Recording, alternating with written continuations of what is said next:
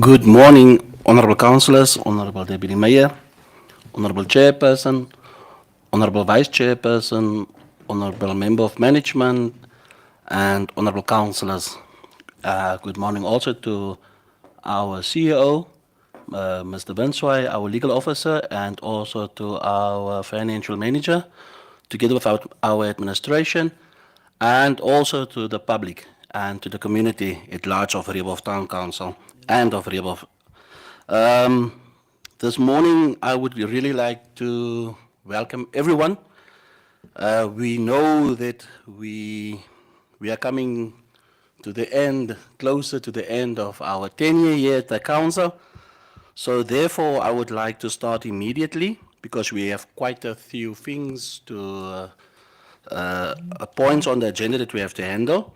And with that said, I will immediately then going over to point number 2 by adopting the agenda of the meeting of the council of our OCM 1st of September 2025. Is there any new additional matters before we adopt the agenda, CEO? Thank you, Worship. I don't think there's any additional matters that we have to, because support did not receive any. If there are any, then we can probably just have the indication from the side of the councillors. If not, then we can proceed, Your Worship. Thank you. Thank you, Mr. Vinswai. Can we then adopt the agenda with a proposement and a secondment?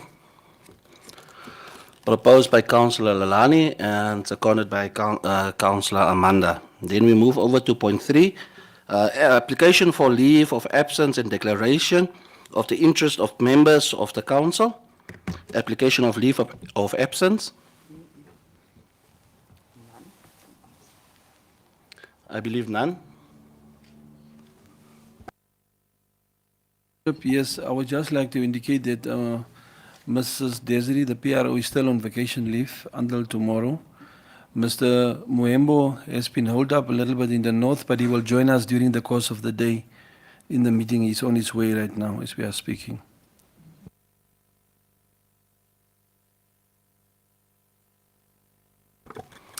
Thank you, CEO. Ms. Daisy is under your office, in your department. I would really like to say that I don't have a problem of people taking leave, but normally I want everyone to be in attendance when it comes to OCA meetings. And therefore we have to schedule the leave so that a person must be in a council meeting, because we are only having one meeting every month, and therefore we can accordingly plan our planning so that staff will not be on leave, especially when it's cases coming to an end and on our time base that we are having on report systems. And she is our face, and she's the one that must give communication to the community. So please look into it further in the future, that we do not do as such. When we do, I'm not saying we must deny them, but what I'm saying is that we have to give information, especially only on the OCMs, which is once a month. Then we move over to number 3.2, declaration of interest by members of the council. None. I believe none. Point 4, confirmation of minutes of the previous meeting of the council.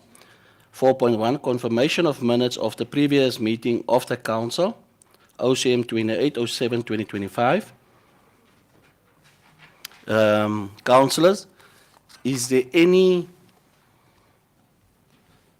amendment or any unclarity of the minutes of the previous council? Is there any point where there must be a correction, a spelling mistake or amendment that we have to do?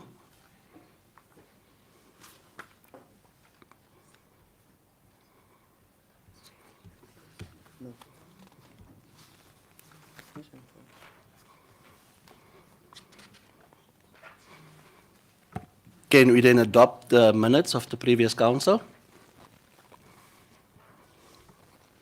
Councillor Joey, you are proposing. Can I have a secondment? Councillor Jackie seconds. Then we move over then to number 5, official announcements, statements and communications. Dear residents of our town. I believe we can see, we have heard and we have saw in the newspapers, and there's quite a big fuss in our town regarding transparency and regarding integrity and regarding information sharing and so forth.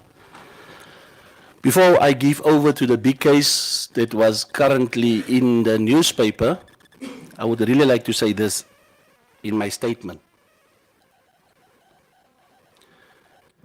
Previously, I have said that as a mayor, I will not engage on social media platforms. And there's a reason why I don't want to engage on the social media platforms. It's because we are a vast community. And answering certain things will just bring out debates on other issues. And that for me is a losing battle. That's why I do not want to engage, but I do read it. And regarding transparency, all the agendas of all the years, especially of this council, is available to the community.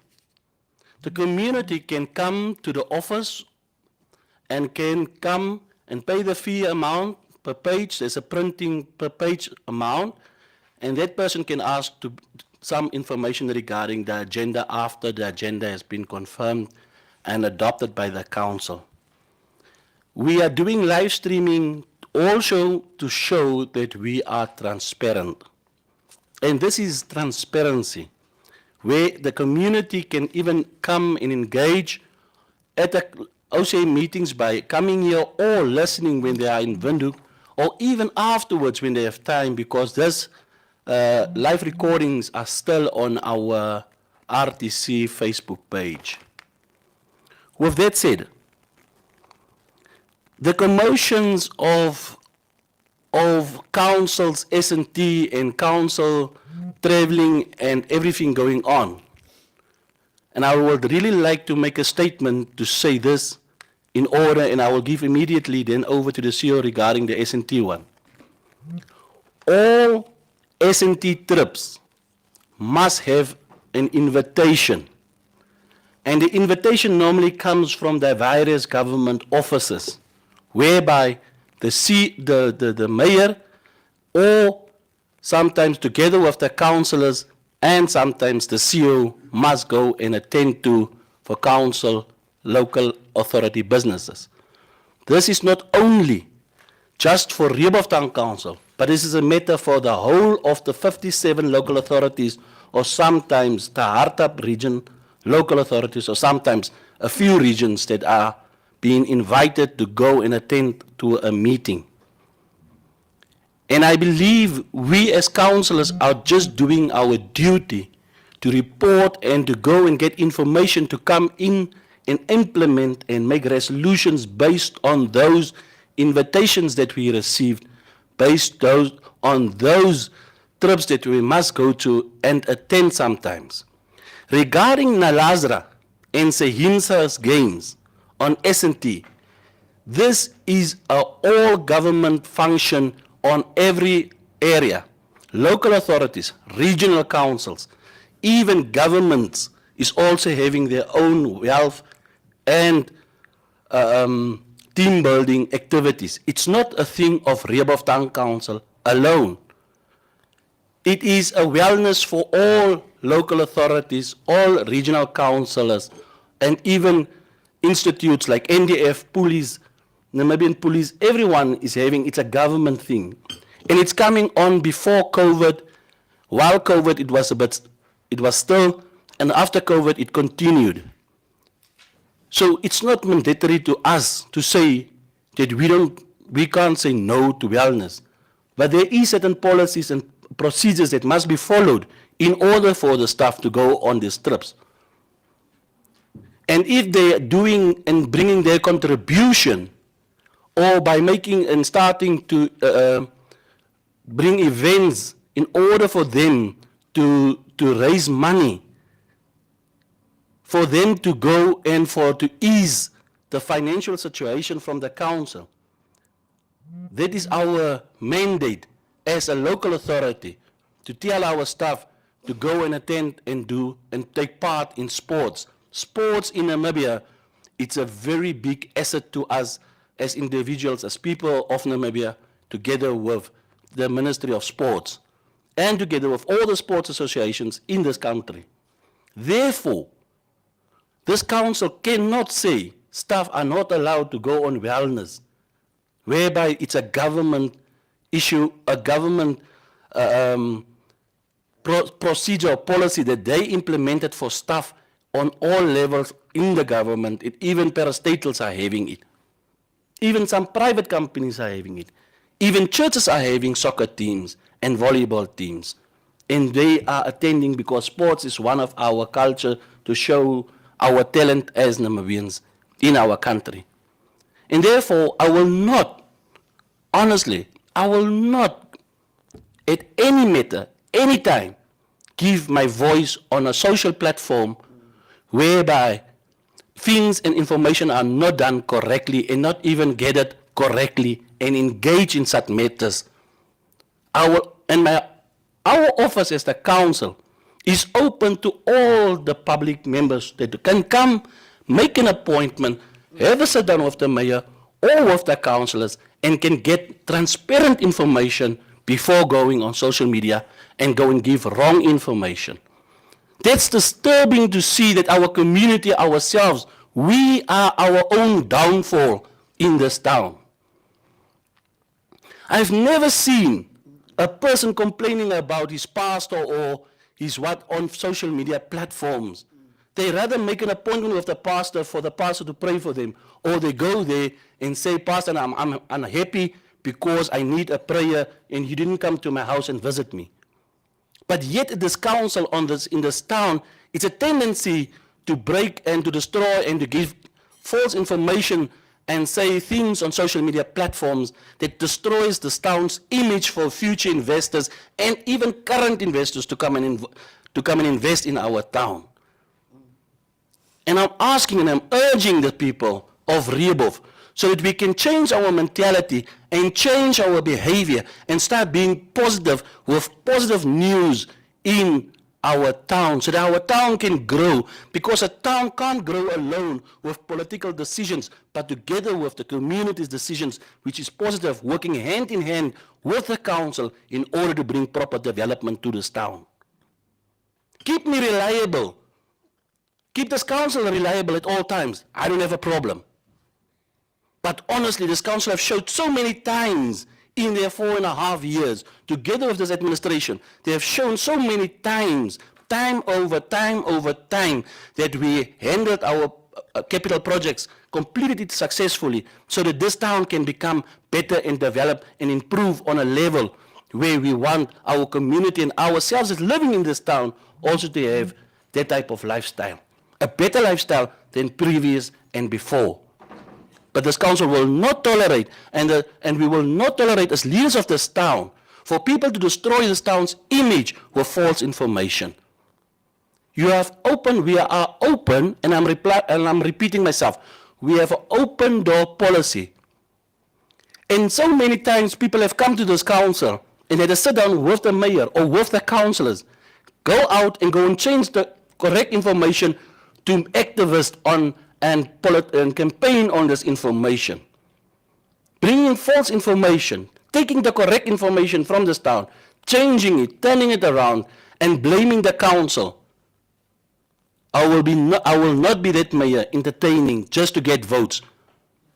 Because if it comes to integrity, we are. If it comes to honesty, we are. If it comes to transparency, we are. That's why there's a live stream. That's why there's an agenda available for the community. We do have challenges. Oh yes, we do. But pray for us so that our challenges can become our victories. With that said, I will immediately give over to the CEO to handle the matter of the day, and then also over to the portfolio councillor of PR function, Councillor Jackie Jackson Karisep, and then to the legal officer, Cassandra Kisting. Thank you. Thank you, Worship. I think the only thing that I can indicate on the issue of expenditure at the council is that when there is budgetary provision made on the budget of the annual budget of the council, and when there is a proper council approval or a delegated approval, then we allow these type of expenditures to take place, especially on subsistence and traveling allowances and so forth. So I think it was very clear what the situation is.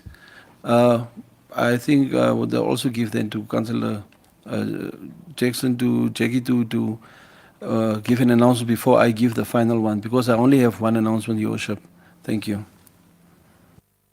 Thank you, His Worship, and the CEO, and a good morning to the general public of Rehoboth. This is just to clarify some of the issues that has been running around in the social media, and also as to explain our functions and duties as councillors, and also to educate our community in terms of what portfolios mean. So this council has different portfolios where each councillor is expected to or assigned a certain portfolios in that, for that matter, so that the councillors can not just sit and come to the meetings, but actually work and report back to the council through the mayor on what on the tasks that were assigned to them. So I am not the public relations officer of the council, but I'm responsible for the public relations office in terms of the council. So I'm not the PRO. I am the councillor responsible for the PR function. So that should be clear.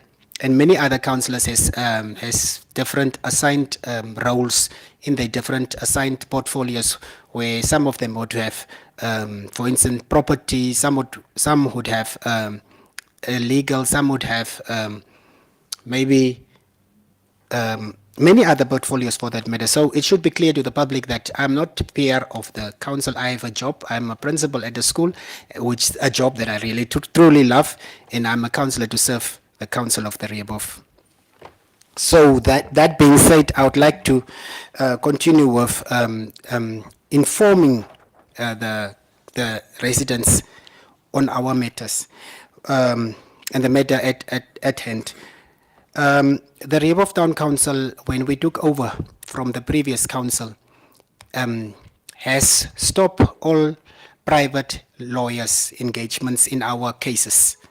We have previously, there was a lot of cases that we were dealing with in terms of labor disputes and in many other disputes that were brought to court, and we were represented by private lawyers. But when this administration or when this council took over, we decided to make use of the Attorney General's office. So all the costs that is incurred was made before our time, or before we made the resolution to stop using private legal practitioners, but rather the Attorney General for assistance in all legal matters that the council is involved. So therefore it should be cleared if there are costs that was that the council incurred during the time of and in terms of legal fees. It was before we took the resolution to align all our legal cases to the Attorney General's office. So we stand by the fact that we don't use private lawyers after the resolution when this council took over, and we are only using the government Attorney General and the in-house legal officer for our legal cases. That should be clear. And then I would also like to also to support the mayor's quest in cost of transparency and accountability. This council stands for accountability. This council stands for transparency. We have a live stream. We have reintroduced a live stream, and we are transparent with all our matters. We also encourage transparency, and we are not angry with the public when they share information on social media, but we are angry because of the fact that it is not accurate and we are not given a chance to give our side. Therefore, we encourage people to engage on the issues of the council because they are the residents of Rehoboth, but we would like that the public shares correct and accurate information. It is a plus for the community members to engage, and it also sees that they are interested in our council or collectively. So our mandate is to inform and keep the residents of Rehoboth informed. So we are not hiding anything, and we are transparent, and we will answer whatever question there is to answer if we are given the platform, and if the questions are coming in the right platform and right ways, we will answer And the mayor has also said that it should be noted that his office is open, and all the councillors, I assume, will also like to open their doors so that you can ask and be given. Also, in terms of national days, there is an outcry. I'm just also adding to national days. We are third-tier government as local authority. That's the national government, then it's the regional government, then we have this local authority government. So on national days, it's a must that we must attend national days. And they, as the mayor already have said, all the others, and also the national days, we are receiving invitations right from the president's office, or through our governor's office, or through the relevant offices of our line ministries and all those things. So therefore, if we are moving out of the town, it's in the best interest and through invitation. Also, there is two health and wellness programs that the council is involved. That is now Lesotho. We are going not to Eswatini, it is to Lesotho, and that is what we call the SAIMSA Games. Now, SAIMSA Games is all local authorities in this country, not exclusively to Rehoboth. All national, all local authorities in the SADC countries are participating in these games. So we looked at our financial situation when we are deciding, as a deciding factor, and then what should be alluded or uploaded for the council workers is that we are making deductions from themselves, from their salaries, so that they'd be able to go. Although we have a minimal budget for that, because it's an annual thing, it should be budgeted, both the SAIMSA and Nalasra Games. And deductions are made from the employees that are going, as well as the conditions were set by the CEO that in order to go, they should supplement through fundraising, and they are doing an exceptional job at raising funds for these games that they would attend. So therefore, there is no way that the council is just wasting money, and I don't want to go into what the mayor has said in terms of health and wellness at any workplace. Besides that, I would like to come to the matter that raised so many concerns throughout the weekend. And I would read from the statement as I promised and was received from our legal officer through the CEO's office. The Rehoboth Town Council had a matter before the Labour Commissioner in relation to a case filed by a previous employee, Berta Trotsky, since 2018. That was way before our time. This matter was adjudicated in favor of the applicant to the value of 1.8 million. The council therefore proceeded to apply for appeal, which was granted under the judgment mentioned above on the 27th of June 2025. Furthermore, the court held that whilst the appeal is granted before the High Court, the order made by the Labour Commissioner must be upheld, and that an award of 1.8 million be paid out to the applicant. The council engaged with Mrs. Trotsky's legal counsel, Dr. Feta, Kauta and Oveka, to pay the award into the trust account of the firm to ensure that the funds remain safe until such time that the appeal is finalized. However, they rejected this proposal, hence the pending auction of the council property. However, the council will find a way to stay the auction by paying a award, and again in requesting that it be left untouched until such time that the appeal is finalized, to ensure that council is not prejudiced by this. The council herewith informs the community that whilst this order is unfavorable for the council, we believe that we have a strong case for appeal. We urge the public to refrain from speculation in this regard and know that the council, with its legal counsel, is trying to its utmost best to have this matter adjudicated in favor of the council. So the council did not refuse to pay the money that was awarded in favor of the applicant. The council is also able to pay that, but the council has a problem with, as I've read from the statement, that we are in a process of appealing, and if we are appealing, will we have the security to get the funds back, seeing if ever we win the case? So the public auction is just to clarify. At the public auction, we have also engaged with the legal team of Ms. Trotsky, and we have other ways how we can handle this case. So, therefore, it is important that the public can refrain from making speculation and also contact the council and get the right information. This statement will also be shared on our media platforms at the right time. So, I submit. Thank you, Councillor Jackie. CEO? Thank you, Worship. The reason why Councillor Jackie had to make the statement is because of, as he already indicated, because of public outcry.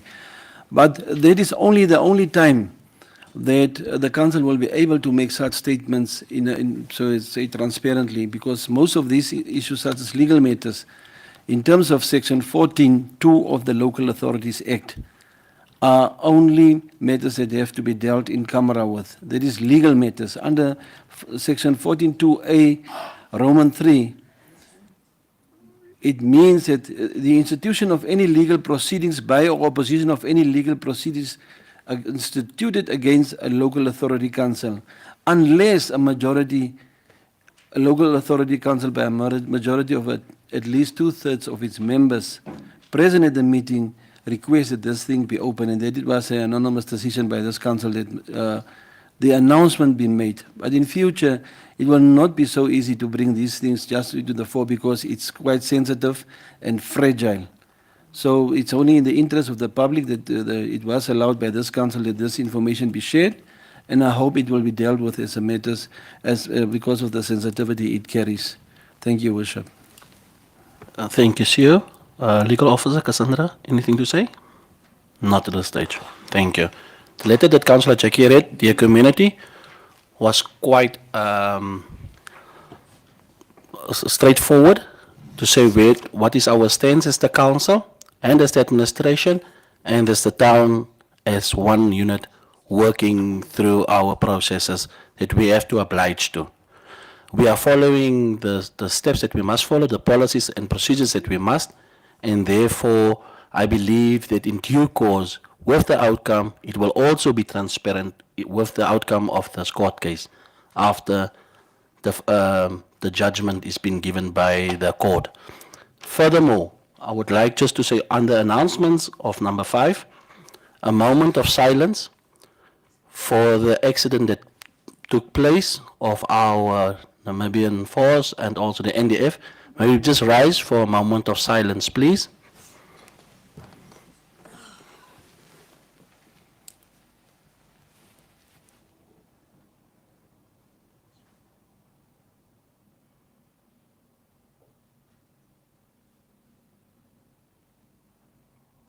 Thank you.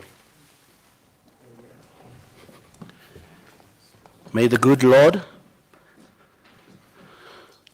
all of the condolence from River of Town Council, may the good Lord bless and be with the families that lost their loved ones, even those that is in the hospital. May God heal them, may God protect them, and may God take the families through this difficult time. We know it's a tragedy in our country also. May the institutions also been strengthened by by the Holy Spirit, and we know that these were friends, fathers, grandfathers, even family members, and it's really sad news to hear about it. And our condolences, River Town Council and the community of River, to these families. Any other official statements and communications, CEO? Thank you, Worship. Yes, there's only one that we have. It's a formal invitation. It was supposed to be on agenda, but unfortunately, it is now only an announcement, an invitation by the office of the Honorable Governor of the Hardap region to all local authority councillors, chief executive officers, regional heads of OMAS, traditional authorities in the Hardap region. There's an invitation to the regional stakeholders and community consultation on the national upstream local content policy workshop on the 5th of September 2025 in Marintal. This is an invitation from the Honorable Governor to extend a cordial invitation to esteemed officers to the upcoming consultative meeting on the National Upstream Local Content Policy Workshop to be held on the 5th of September 2025 in Mariental. It is because of a recent oil discoveries in Namibia, it is anticipated that Namibia will be entering a new era of hydrocarbon exploration and production. It is therefore imperative that as a country, Namibia position itself to ensure that its inhabitants will fully benefit from these oil discoveries. That is one of the reasons why the Office of the Governor have extended this invitation, and it's really important that local authorities also attend in order to be part of the discussions to be made on this important meeting. That will be all, Your Worship. Thank you, CEO. Before I go over to point 6, I would like to say that we will take a short break because there's presentations, and as presentations, we normally go offline for presentations. It will then we will resume shortly after the presentations are done. Thanks for the community that is currently here, but you can just return after our presentations. Then you're more than welcome to come and join again in the discussions of the day furthermore.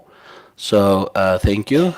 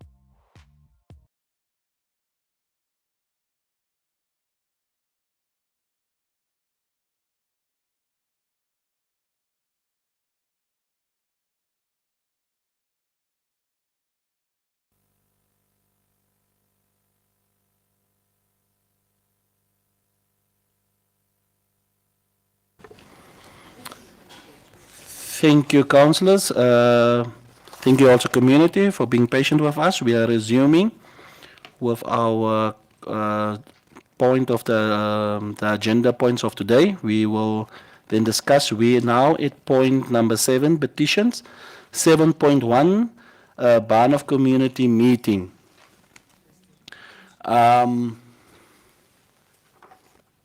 CEO, just share with us the context, or sorry, the chairperson. We had at the meeting, chairperson, Councillor Joey. Just share with the meeting with us the recommendation that you discussed it at MCMET level, and then give over to the council to elaborate more. Thank you, Your Worship. During the Management Committee meeting held on the 20th of August 2025, the following recommendations were made to the Council. And this is the burning issues that were received, was on the petition. Yes. First one, the old post office. The response from management was, the building belongs to Transnamib, the old post office. And the Rebo Town Council does not have any jurisdiction over it. For further information, the committee can directly contact Transnamib. Then number 2, drug illegal shebeens. The chief executive officer informed the station commander, which is Chief Njavera, to look into the matter and informed her about the petition. So at this point, I will ask Mr. CEO, did you receive any feedback? Thank you, Worship. No, not yet, but we have initiated the correspondence to the station commander on some of the issues that was dealt with in the petition regarding policing and so forth. Number 3, unemployment. There are various activities for the youth. They should contact the East Constituency Office for assistance. I just want to add to this. There was a youth program out. And only 187 participated. And the people was very disappointed because it was funded by, I think, by Social Security Commission. So there is various youth programs that I've seen the last couple of days. Our people, our young people, do not apply. So if they don't apply, then what? All right, let me go on. Stock theft, other criminal activities, bail to criminals. Unfortunately, this is a case for the police. Stock theft and bail to criminals, police case. Number 5, water balls. It is a technical issue, and the Department Infrastructure, Town Planning and Technical Services is currently busy to address it. CEO, can you maybe elaborate more on this? Your Worship, if I may quickly go back to the unemployment issue. The unemployment issue is such, yes, we understand clearly what the concerns are out there in terms of creating jobs and so forth and so forth. But this institution is also working according to policies and regulations and so forth. It was on the petition, it only said unemployment activities for youth, consider also ban of community during vacancies, which is fairly described, which is actually good. But we are streamlined in terms of regulations that we need. We are streamlined in terms of what we need to put in our advertisements and so on, where we have to start when we create employment and so on. So it might be only one sentence, but we know what the criteria is in terms of that sentence, why people are saying that, why they say they are frustrated, why and it's quite frankly what the chairperson of the management committee have mentioned. Yes, we look at certain programs. We also look at certain activities that are in town available. But that is unfortunately not enough. The Rieber Town Council, for instance, is not the only source of employment when it comes to employment. There are other businesses and other institutions and so forth. But we also don't know, and we don't interfere how they appoint or how they create employment for themselves. From the part of Rieber Town Council, we look really at, as we said, even in the last standing committee meeting, that we have an internship program. We have a program where we even employ temporary staff members, but we look at the qualifications and the need for it. Sometimes it's so difficult. You can't, it's unfortunate that I have to say it, but you can't employ somebody who has an administration diploma certificate or degree in an accounting division of the council without, just to please, to make sure that everybody is in. We have to look at those other instances, because once people are realizing that we are doing that, we have problems. Once we advertise for positions, it is unfortunate that the requirements are there that people need to apply.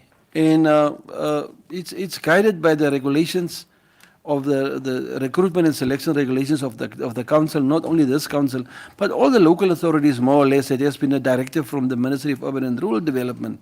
So yes, we are trying in this council, and I have to applaud, this council has been trying the best as far as possible to lean backwards in trying to incorporate students wherever they are, to give them a chance, 3 months, 6 months internship, so that they can learn and go from here. But unemployment will still remain a bone of contention for all of us.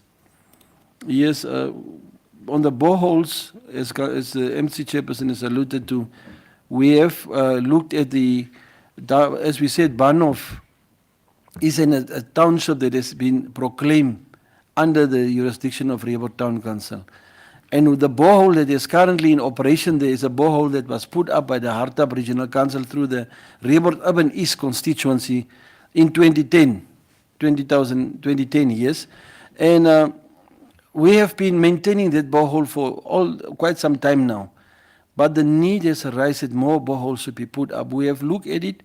The technical department, just to summarize the issue in one, has appointed the consultant in saying that have to look at the cost estimate of services throughout the town on all the extensions. Banov is now some of the main priorities. Banov, and there was one, Banov, Burgershoek and Volstreysvlakte is one of the main priorities that we told the consultant to look into those. It's quite expensive, but we have to do it. The boreholes has been discussed in terms of looking at the cost effectiveness of the boreholes that is there. We have received quotations for boreholes, but it was enormous. It was too much. But then we realized we could scale it off down to 1 or 2 boreholes that can be put up, and then we receive another quotation for a borehole, which is quite more efficient for us. And the technical department has been tasked now to look into it and to see that we start with a borehole of rehabilitation of boreholes in the Banov area. Especially there's also one that has been privately owned. We are looking at trying to privatize those type of boreholes for us so that we can assist the community. But as we are saying, Banov is really receiving a priority as it is. We also said in the petition under public toilets and also the GIZ under the ESET program with the local authority is looking at a sanitation center.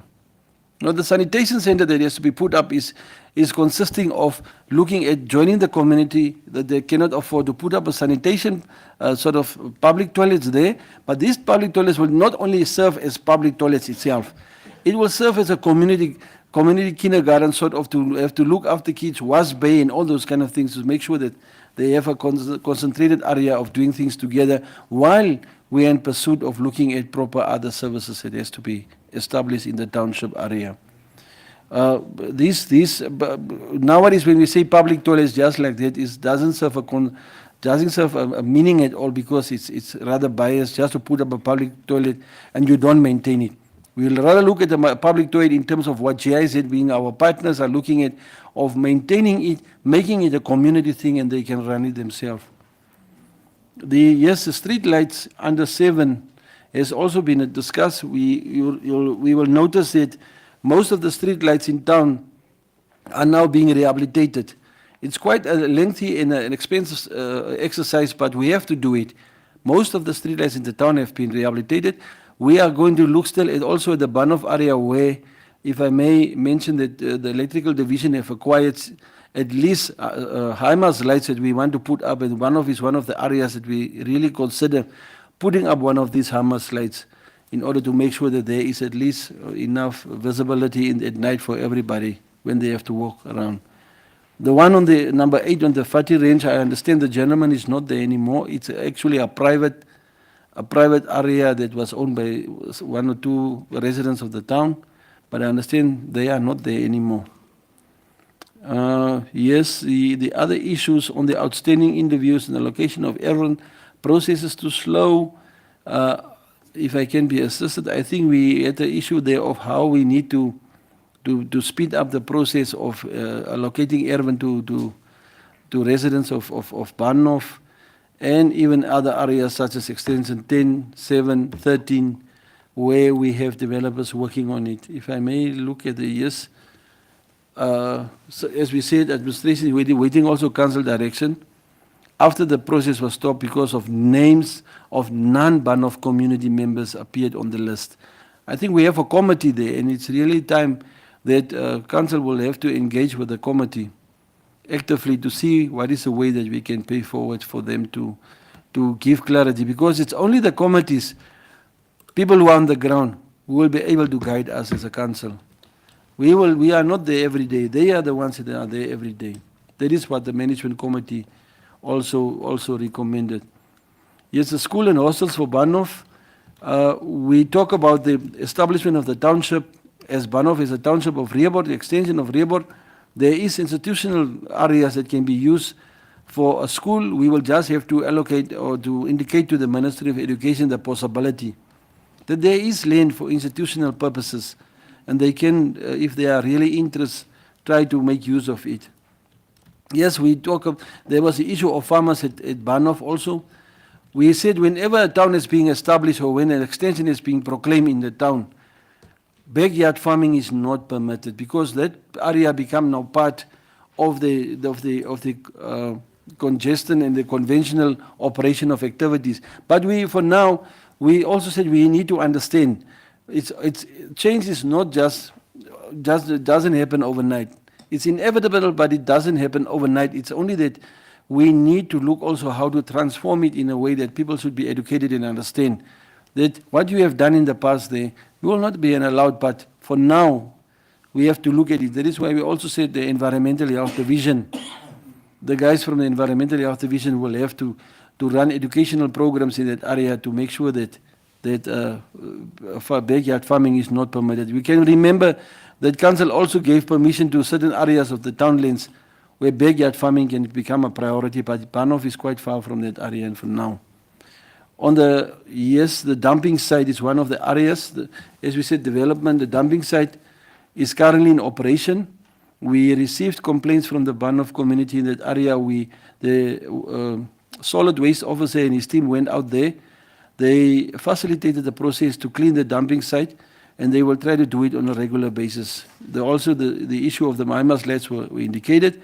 The borehole rehabilitation with standpipes will also then become a priority, where we will not only put up a borehole, but if it's not a yard meter, we will look at a normal standpipe that can be set up so that people can at least buy water from now on, because the maintenance and sustainability of these boreholes is quite expensive.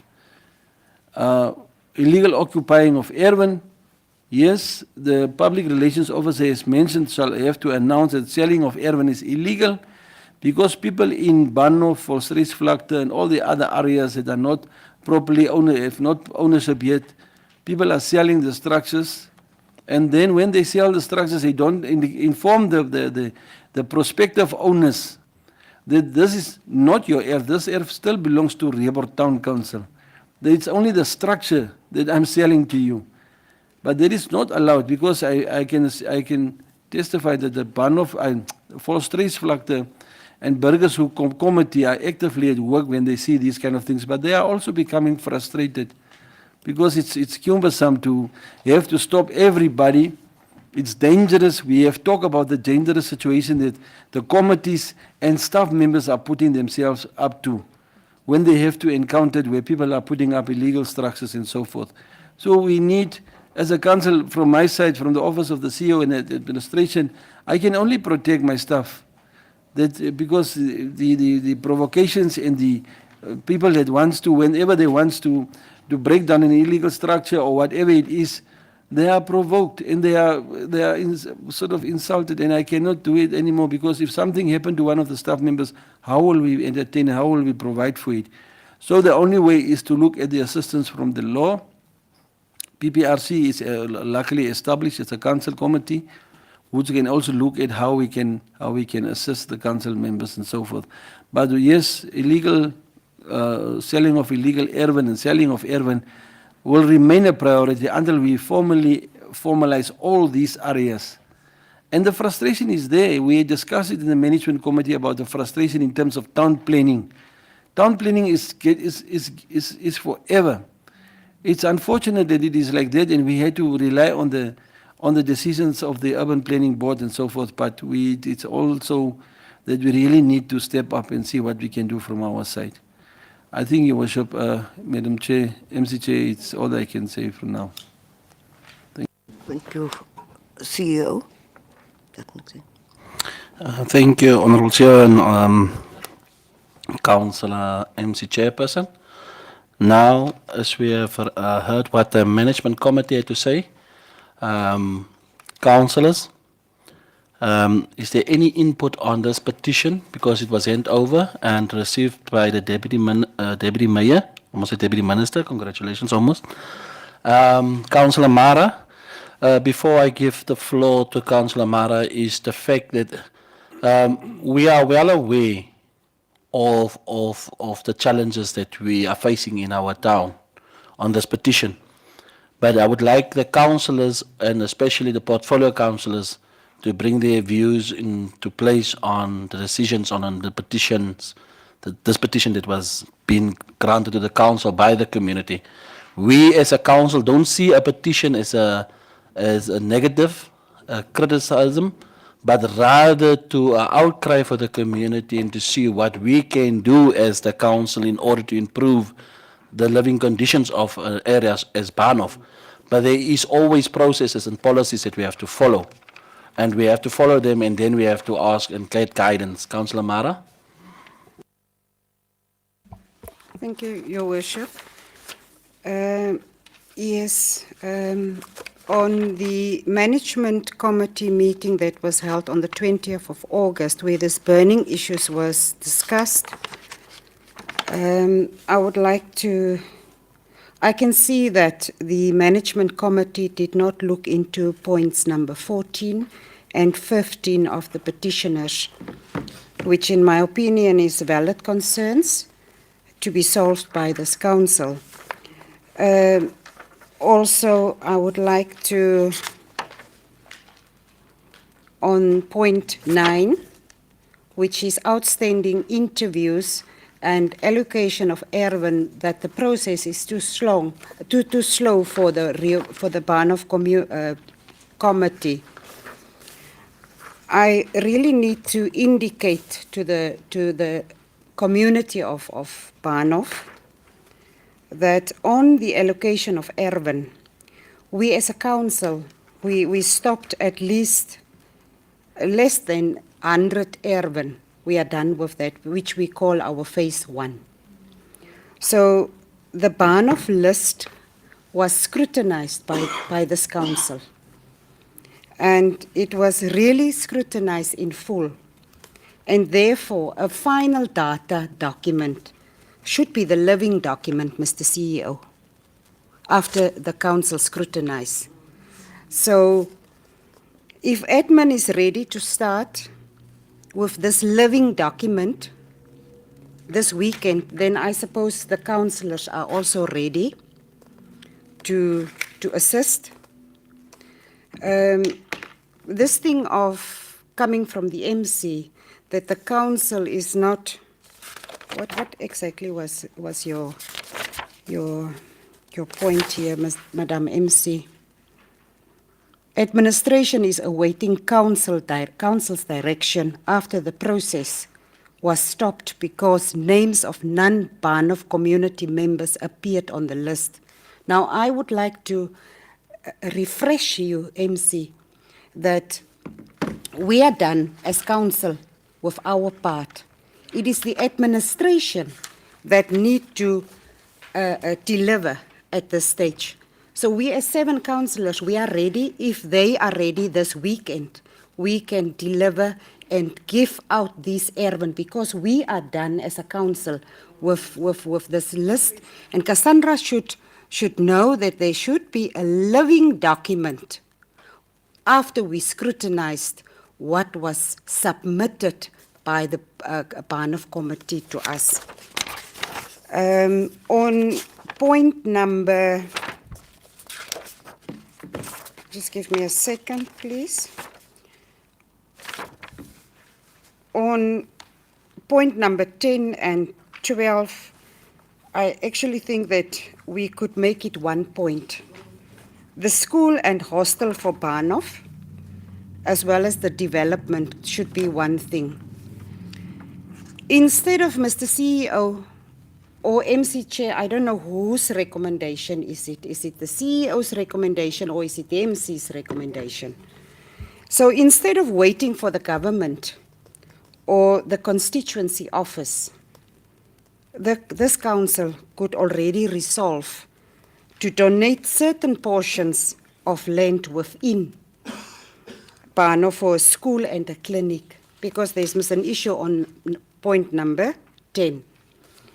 By doing so, this council can communicate from our side on the donation to the Health Ministry and to the Education Ministry via the regional offices, and include the regional constituency office with the good and positive news from our side. So why should we wait for government to approach us while we know that our community in Barnhof is struggling on those two? So reach out to the community and donate these erven so that the regional officers knows that Rehoboth Town Council is willing and they are positive on this type of development. Thank you so much. Thank you, Councillor Mara. Any other councillor? Councillor J? Councillor DM? Any input from your side which was not on the management?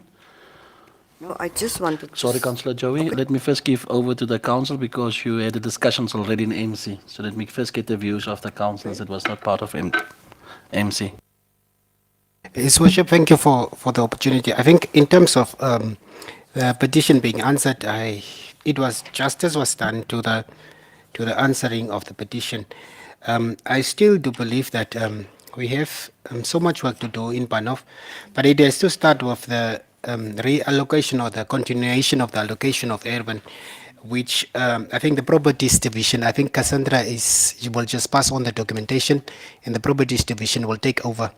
And we will also look at, because there are certain questions that I've asked in the previous meeting, and they are part of, I don't know, maybe questions answered. I was expecting Rudolph to answer those questions.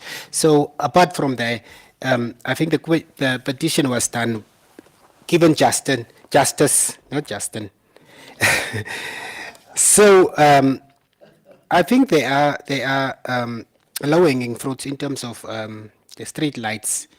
Those things needs to be considered as very urgent. And then we need to look at the high mask, that we need to set dates as to when we will deliver on these things, those that are deliverable. And in terms of institutions that needs to be opened, we have to align with the budgets of the various ministries as well.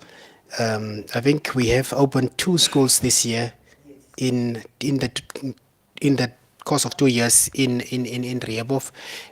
So I think the CEO has indicated that they are institutional urban, as it was declared by the township board. So there are urban available. So as was alluded, we can maybe just again inform the ministries, various ministries, that they can utilize those urbans. So I think what we can deliver, we must set dates to. And we as the council must look at how we can drive the administration to deliver those things. I think for that, high mask, it can be delivered. And all the other things was addressed. We as portfolio councils of land and properties, again, we will have to sit with the technical manager and the properties division to look at when can we proceed with the division of the urban that is still to be delivered, because these people feel left out, because we are delivering in the other parts of the town, but we are not delivering in Banov. So it can also be, we can just add dates to these things, because we don't have a lot of time as in over. So let's just add dates to these things that are deliverable. Thank you. Thank you, Councillor Jackie. Councillors, I know that the establishment of that area was done 2018. Cassandra, is it correct? 2018, the development area, the current one, before we came in to say that to shift a bit within this area. Councillor Jackie, I just want you as the portfolio councillor to see to it if this is really the way to go to reshift the people correctly, or can we adapt it as what we did with Volstruisvlakte and Burgershoek? What is the best route in order for us to start the development? Because it's always, that was actually our first challenge, if you can remember, to reallocate or to shift the people and then bring in services, or accept it as such as they are allocated now and bring in the services. That was our challenges that time. If you can councillor, can you remember, councillors? That was actually our bone of contention that time. So that is the first step that the portfolio councillors have to look into that matter, so that then we can start and then we can get the all the rest in place. So and then Councillor Jackie will bring, and the portfolio councillors will bring in to the council the request so that we can make a decision at our next council meeting. I want this actually to be done so that we can make a council resolution on this. On the basis of what Councillor Mara brought to the table on her side, when she had the opportunity to speak to us, that is also something that the administration have to look into, because we are done with that list. There was quite some challenges as well on that list of people that were allocated Erwin there. There was family members and people who were not even supposed to get but got, and we already rectified that issues. So from the council side, we are very clear on that basis. So with that basis, together with the current decision that we will make as a council, we will come back then with the proper answers at our next council meeting to the Banov community. And then we will have a community meeting after we got the solutions, because council, this is my belief as a chairperson of this council, to go every time to have a community meeting knowing what is the issues there, and just to go and listen again without coming with proper solutions, it's not the way to go. We want to talk facts and come with the proper solutions to an area when we have to have a meeting with the area. So with that said, we will move over. We accept the petition. We will go through the petition, like what the councillor said, and we will come back in next month's OCA meeting with the recommendations and from council side the way forward. Councillor Mara, I believe, and the rest of the councillors, I believe that we have received now this document, and we have also received a way of some ways of the document going forward, so that we will be active, giving administration and require the administration to fulfill the low-hanging fruits, what Councillor Jackie just have mentioned.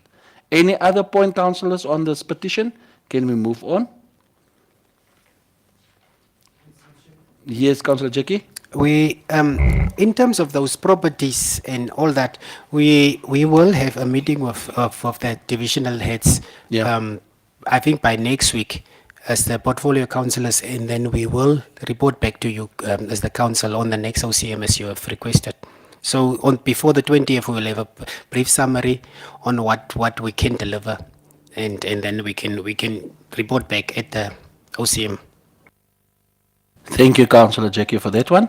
Then, councillors, we move on to our next point on the agenda. Is there a proposal and a secondment for this petition? Is it needed?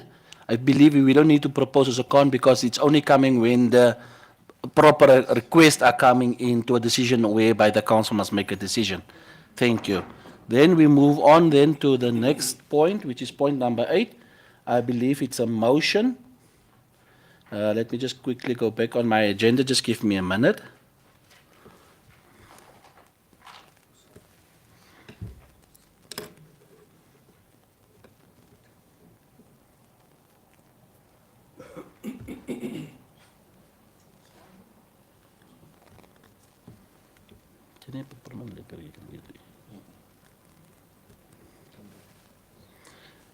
Okay, our next point is number 8.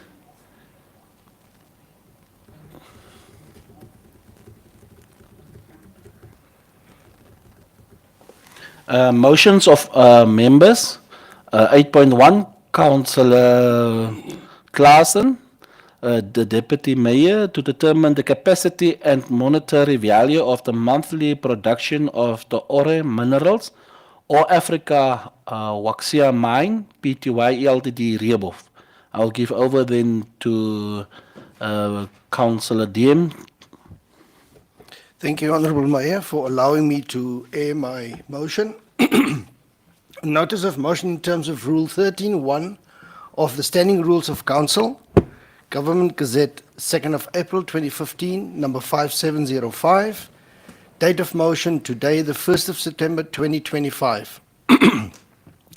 I, Convenus Adrian Claassen, a member of this council, gives notice in advance with the provisions of the Standing Rules for Local Authority Councils, Government Gazette, number 5705 of the 2nd of April 2015, in connection with the following matter. To determine the capacity and monetary value, I repeat, to determine the capacity and monetary value of the monthly production of the ore, which is the minerals of Africa Waxia Mine, Pty Limited, at our Rehoboth town. Recommend to Council that, with the assistance and drive of the Hartip Regional Council represented by the Honourable Governor Riaan McNabb, we, the Rehoboth Town Council, recommends to establish a team with our CEO, legal division and technical management to approach our line Ministry of Urban, Rural and Local Government and Housing, to liaise with the Ministry of Mines and Energy to release the following documentation to the Rehoboth Town Council.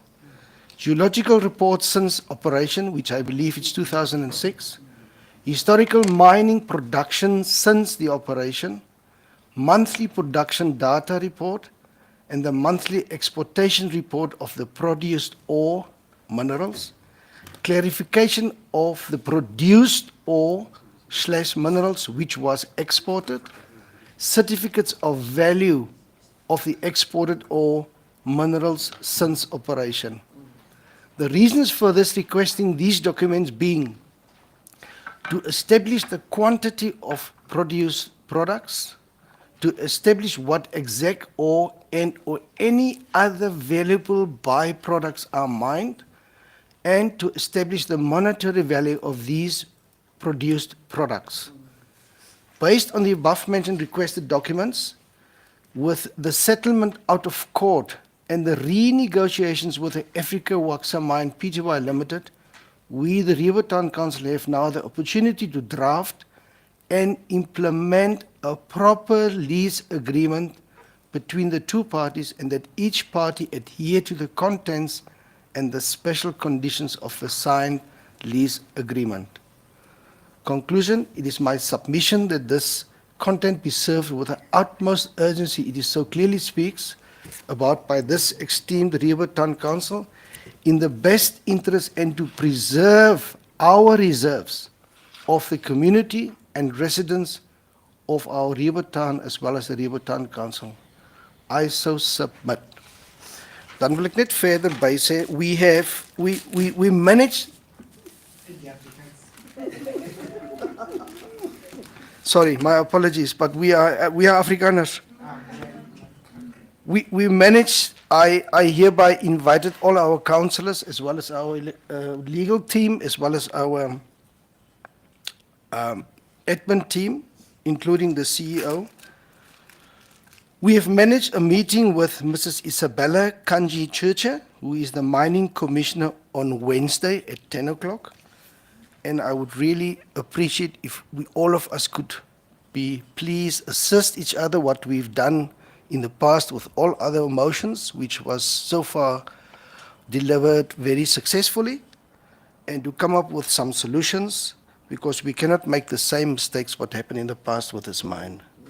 It's our future, it's our kids' future, our third, fourth, fifth, sixth generation who will benefit from this mine and from the town. I thank you very much. Thank you, Deputy Mayor. Any input from council side?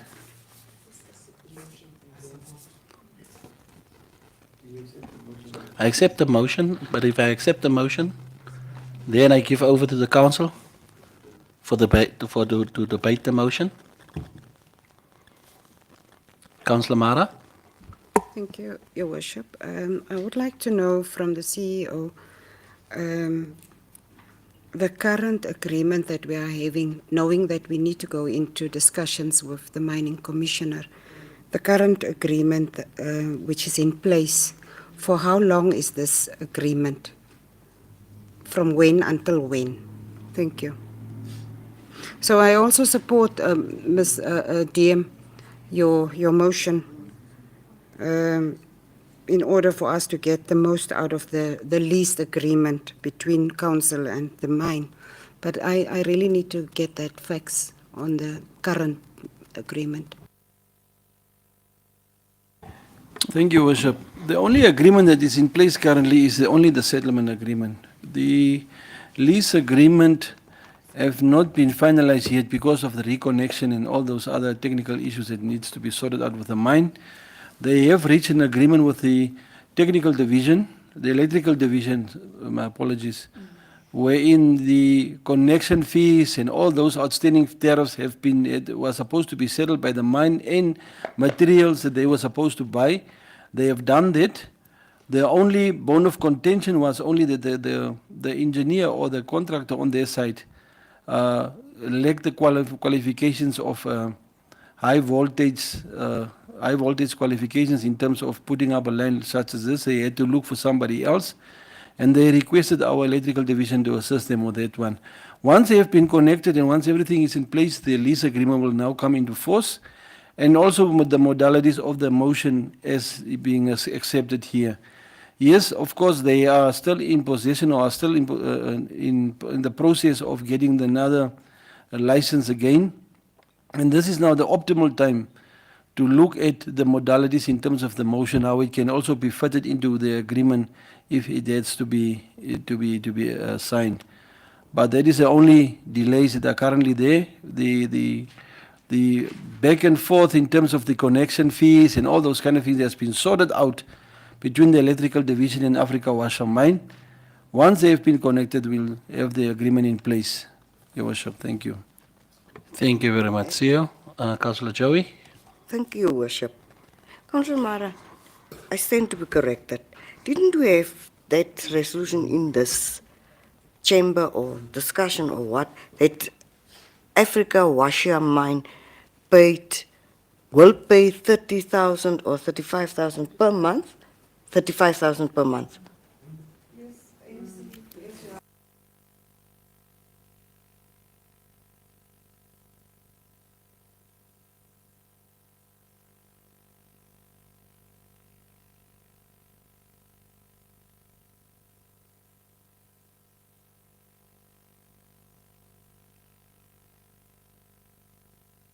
Yes, we have the settlement agreement where the amount has been indicated how much they will pay for the lease, on condition that the mine is connected and production is starting. They are starting with production activities. That was the settlement agreement. While we don't have that in place yet, it's difficult to go on with a lease as it is. But then it's only apparently everybody is saying now, there is you that are being delayed, and then we say they are the ones who delaying the process.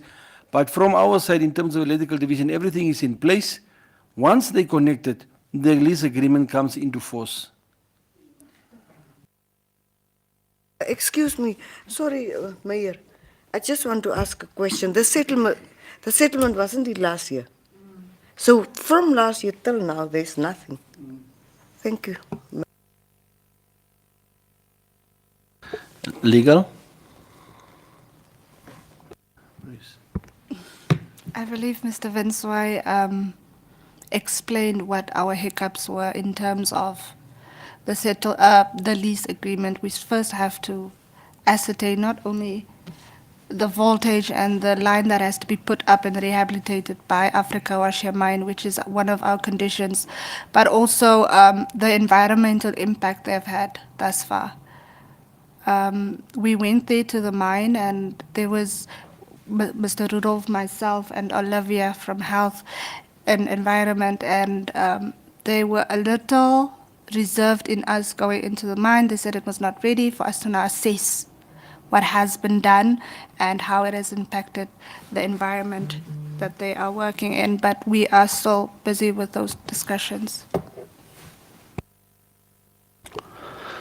Okay. I believe if I can hear from the two party side, from the administration side and from council side, and then also then from some of the community member side, the concerns and the lights that is on, the operations that is there. Councillor Checker, I will notice you now. And the activities taking part, and it's and the lights is on and so forth, for that clarification to the community as well, because if it's solar that they are using, or are they operational, what is the cases? And I think from our side as council side, it is we have to be very clear with the information and get proper information and do due diligence on that area in order for us then to come to the table to discuss, because it's years now for a mine in a town, but a town is not benefiting from this mine. So that is all the type of issues that we have to face, and that we try to bring to the table. We went, this council together with the legal, we went to them, we had our discussions, the lawyers even had the discussions, and at the end of the day we came to an agreement. So that is the basis. So from that agreement, it's now the next steps that must follow in order to close the communication and then the settlement between the Rehoboth Town Council and this mine, in order for us to have a partnership agreement.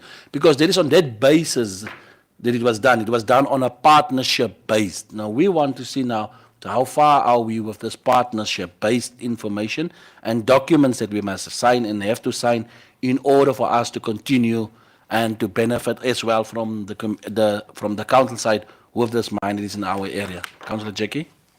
Yes, Worship, I think what is at hand is a very, very good, I should say, pioneering motion in terms of staying together with the legislative aspects and also the environmental aspects when mining operations are done.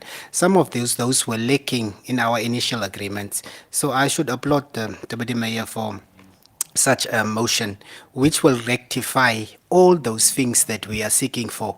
So I think with the acceptance of the motion, we can now have in place all the necessary requirements, as was stated clearly in the outline of why we need to have this.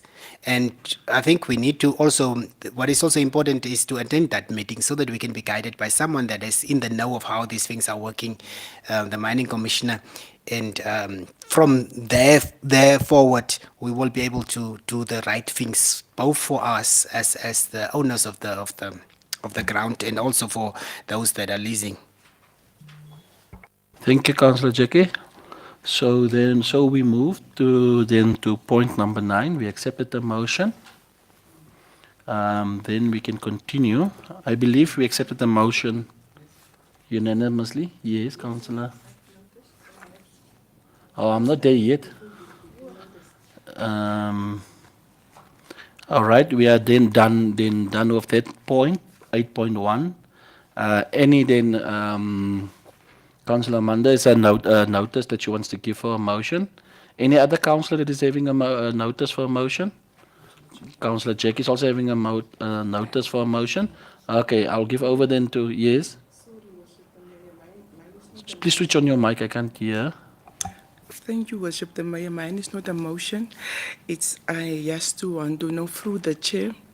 CEO, I understand the Hosea mine.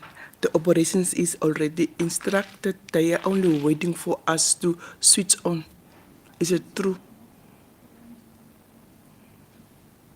Question is directly to the CEO. Thank you, Worship. Yes, no, to switch on is not a priority because they already paid the connection fees and everything, and they've but it's now on the onus is on them to make sure that we are able to switch on. We already established a connection point for them. They have to rehabilitate the line from them to our connection point, which they are currently busy with, but they don't have somebody on high voltage that can do it. That is why they were requesting so that we can wait a little bit, so that they can appoint somebody quickly that can, because it's a requirement from NAMPower. When you work on such a line, you have to have a qualification on high voltage or whatever it is, but they don't have such a person, though they have started last week to ask for or put out an advert to have that person employed just to put up the line for them. That is the only, then we can start with the process. Okay, thank you, CEO. Currently, they are using solar. All right. Councillor Amanda, notice. Thank you, Your Worship. I just want to give a notice for two motions for next week, next month. The first motion, that is together with the LED office, is the chair repairs at Hermanus van Wyk Hall, as well as the purchase of new chairs for all the two council-owned halls to prevent inconvenience, also not to transport that also leads to theft and loss of chairs. That is my first motion.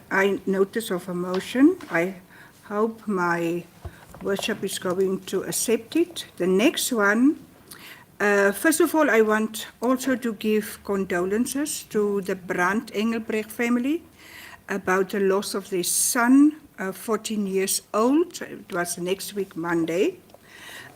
In light of that one, we as a council already received approval for 3 traffic lights.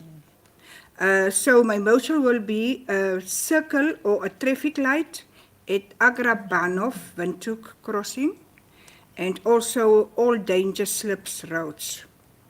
In the meantime, I will do also research which will be the best option to slow down traffic at the B1 road. Thank you, Your Worship.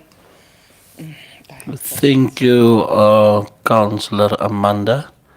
I believe your first motion on the chairs in the halls, I accept.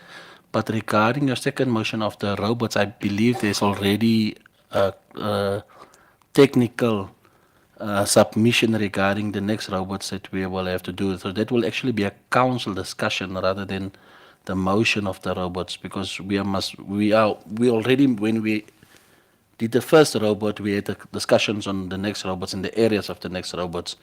So can we first then yes, but that's what I'm saying. We just have to have the discussion then as a council regarding that areas of where the next robots must be.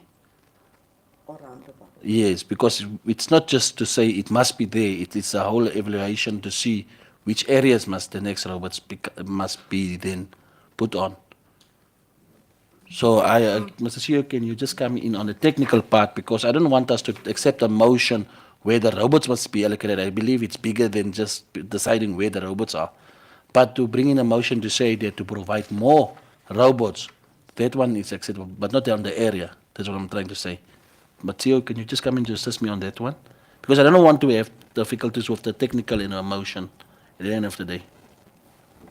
Thank you, Worship. No, we have to make a proper study in terms of putting up more traffic lights and so forth. We look at the congestion of traffic in the areas. We look at where it's difficult, especially for traffic that has to go through or come into Rehoboth, how they will be congested in terms of what we are doing. As we said previously, with our negotiations with the sale of land to Agra Limited, is that at the Banov section, intersection, whatever, was a suggestion that we have to make, there must be a roundabout at least. roundabout to make sure that people are coming. Then we look at what has caused people to come into Church Street when they come from, especially from Windhoek in the afternoon. They use the Church Street because of the congestion at Kaap Agri, because that three-way or the T junction there is really difficult. It's just waiting for accidents to happen. So I think there was an accident before at that area.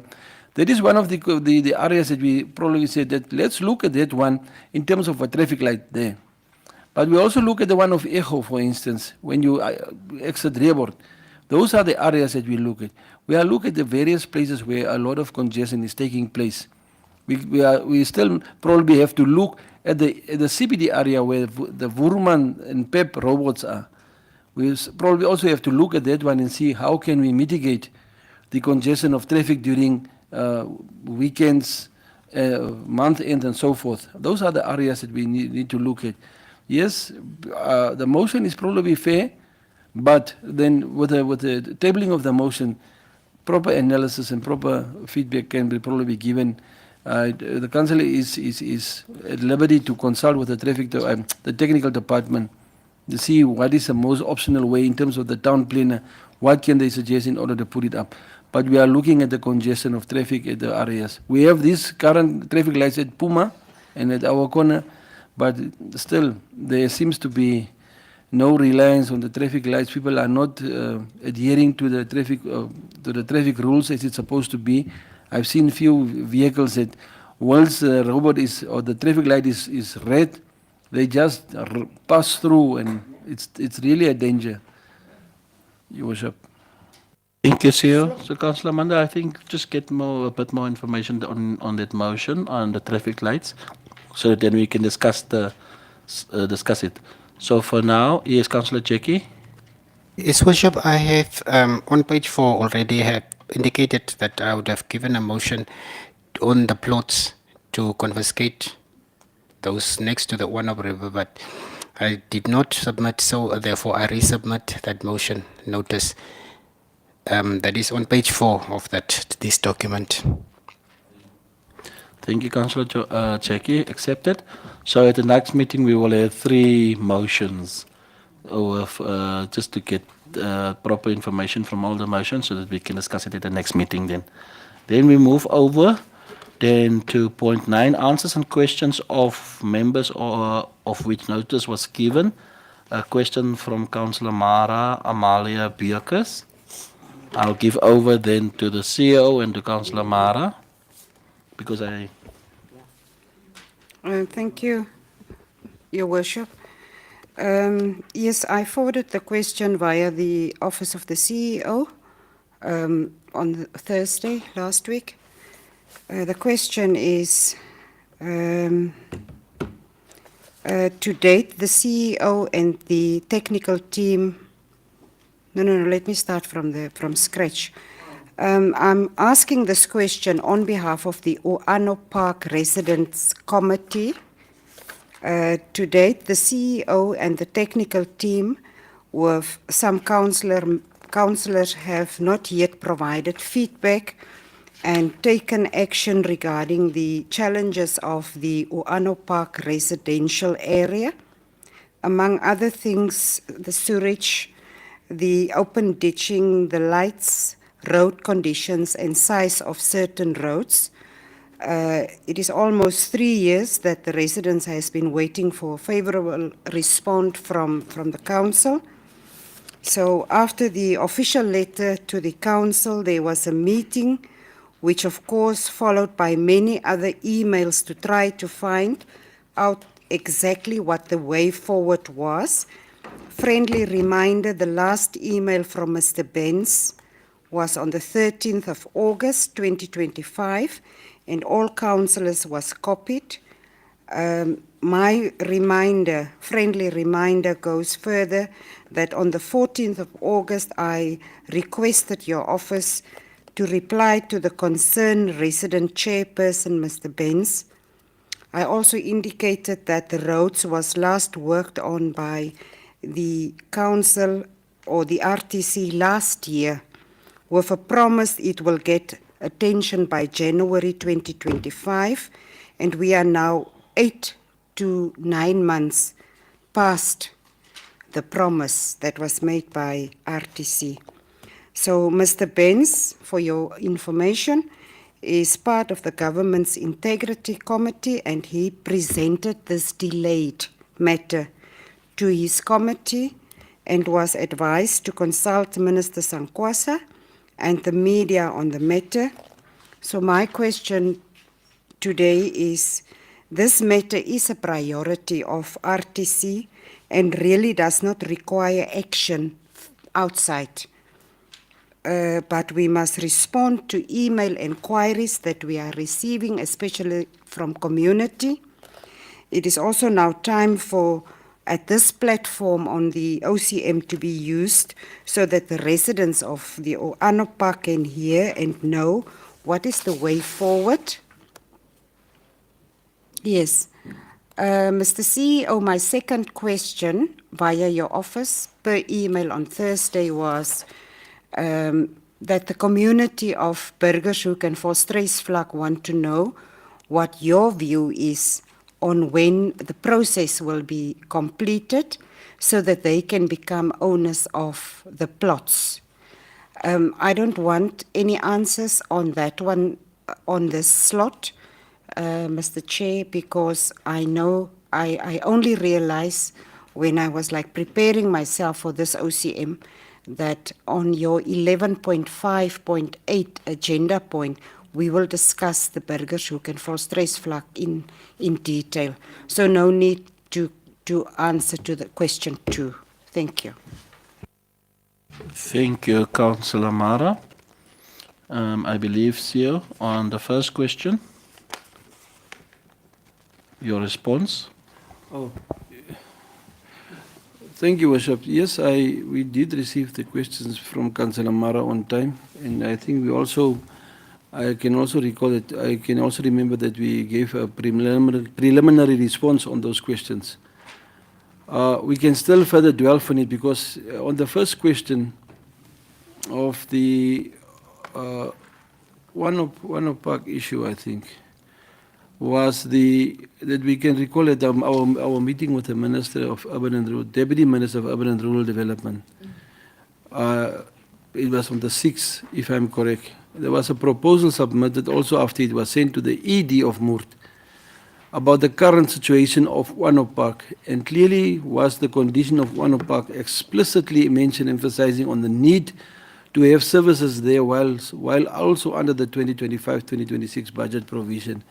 We have submitted at the same day that the proposal, and even before that, and now with the budgetary provision, we are hoping that once we probably receive approval from the budget, it might be part of the budget approval for us to continue and look at other ways, because it is something that we really have to look at in terms of the neglected area, whether it was sold or whatever it was, but we need to look into it. Also on the issue of the roads of Block D that was worked the last time, yes, it was a great initiative. It was really a great initiative, and I can also mention that it was also an initiative coming from councillors as we are sitting here, saying that those roads must be given attention. The technical department, being the user department, went so far as to employ the services of local contractors, where they did an exceptional work, but eventually it was also cancelled due to procurement processes and regulations and all those kind of things. We really wanted to do it in January this year again, but it seems that the motivational aspect of it was not in place at the time. But it was still part of the procurement plan as needs to be, and it can be revived again to make sure that we continue with this exercise. Because it's an internal capital project, capital outlay function that we could have achieved easily, but then the internal communication structures of in the council and the departments was not conducive enough to see how far we can get with this initiative. So we need to make sure that procurement processes take charge this time with the user department. The need is now on the table that we can go again and see whether we can employ the strategy again and see what we can do about it. There is one thing that we really, and then the other response, excuse me? Yeah, the second question, as mentioned, is not needed. Yes. I will notice you now, Councillor Jackie. On that one, Councillor Mara, on your first question on the roads, I don't get it. We take something that is working, we stop it, and we are starting, and then it's not working for 7 months now, 8 months now, and now we have to come back to the drawing board while we had something that was working. So I believe, Mr. CEO, just remember that the rainy season is around the corner. And if the roads are not getting attention, that this council and this administration will give answers to, because even this year we already seated and we told administration to start immediately before the next rainy season is coming. And this I was pleading and pleading at the CEO at your office and also with the technical manager. And when the rainy season is coming, I don't want to hear excuses.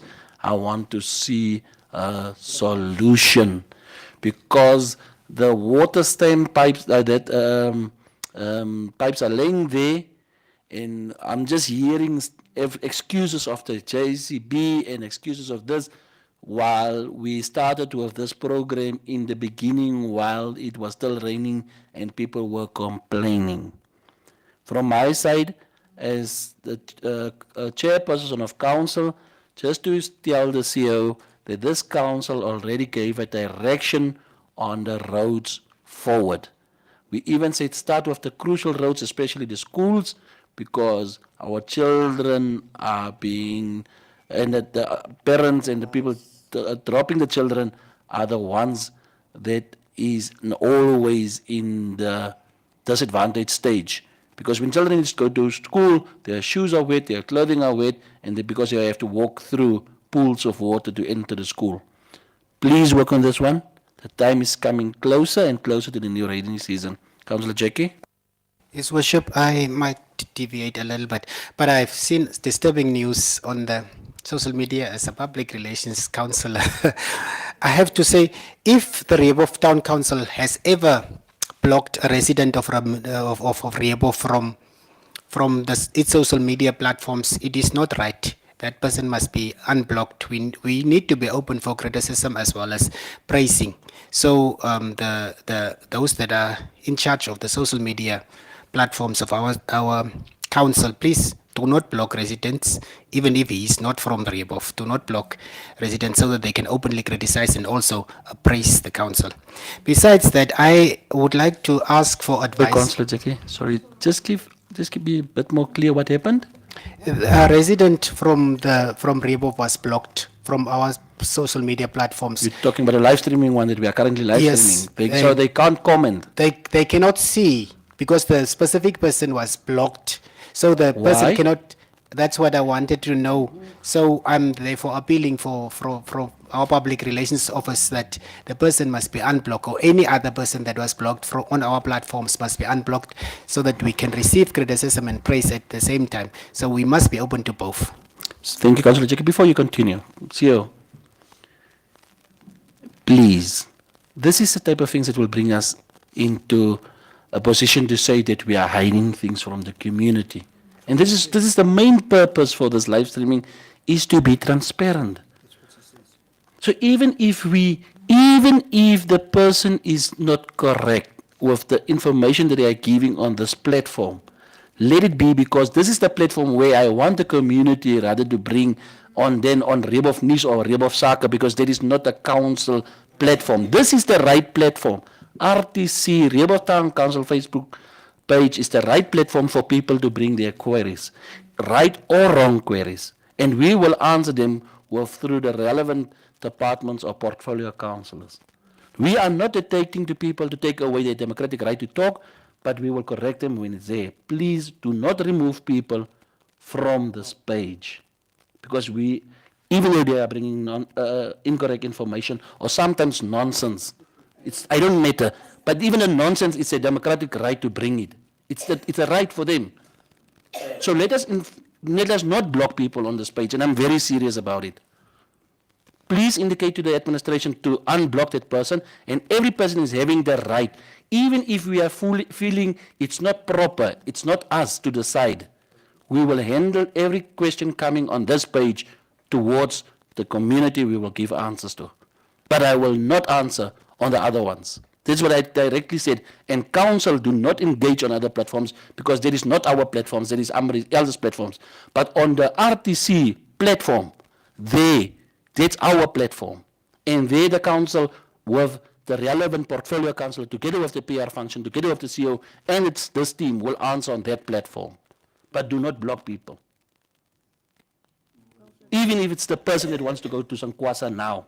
Let it be on Facebook, on that platform, to write a letter to Sankwasa now, to our Honorable Sankwasa. Thank you. Sorry for saying Sankwasa. Honorable Sankwasa, let me correct myself. Honorable Minister Sankwasa, James Sankwasa of our line ministry. Thank you. Yes, you may. No, it's the first time to hear that, Honorable Mayor, that somebody. No. CEO is protected, Councillor Mara. Let the CEO first speak, is saying, and then we can dispute if it's not the first time. But let the CEO first speak his mind, and then you can come off yours. Please, Councillor Mara. Honorable Mayor, it's the first time that I heard that somebody has been blocked now, and I have never given instructions that anybody must be blocked on the Facebook social page of Rieber Town Council. So I really don't know why a person has been blocked. That is all I wanted to say. Thank you, Councillor. Councillor. Thank you, CEO. Councillor Mara.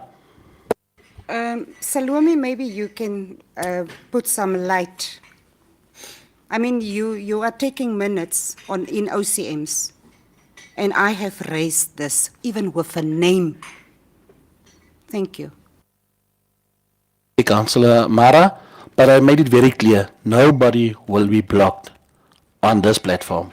Because we can't say people must not talk on the other platforms, they must come and do their queries on this platform, then we block people on this platform. That's not justice, that's not democracy. And I don't want us to deviate from our own constitution and our own acts on this matter. Councillor Jackie, you may continue. Thank you. Yes, Worship, I have the same issue of Block G, Extension 3, that doesn't have sewage, and the people have to pump the drains themselves and pay for that one. So I'm also, while we are looking at Wano Park, can we also, because it was budgeted for, I think 2 years ago already, so can we also look at, I'm not sure if it is extension 2 or 3, but those people are still also pumping their drains. So can you also look at that one? I remember it being budgeted because I asked the question and then a year ago I was told to be budgeted. I was also needing... So, Councillor Jackie, who's the portfolio councillor on that one? I'm not sure. Just make sure and just communicate to the sewage, the councillor that is on the portfolio for sewage. It's a technical department. The portfolio council, just bring that attention there because I don't want to go into Councillor Mara's question because hers is independent on their own. Yeah.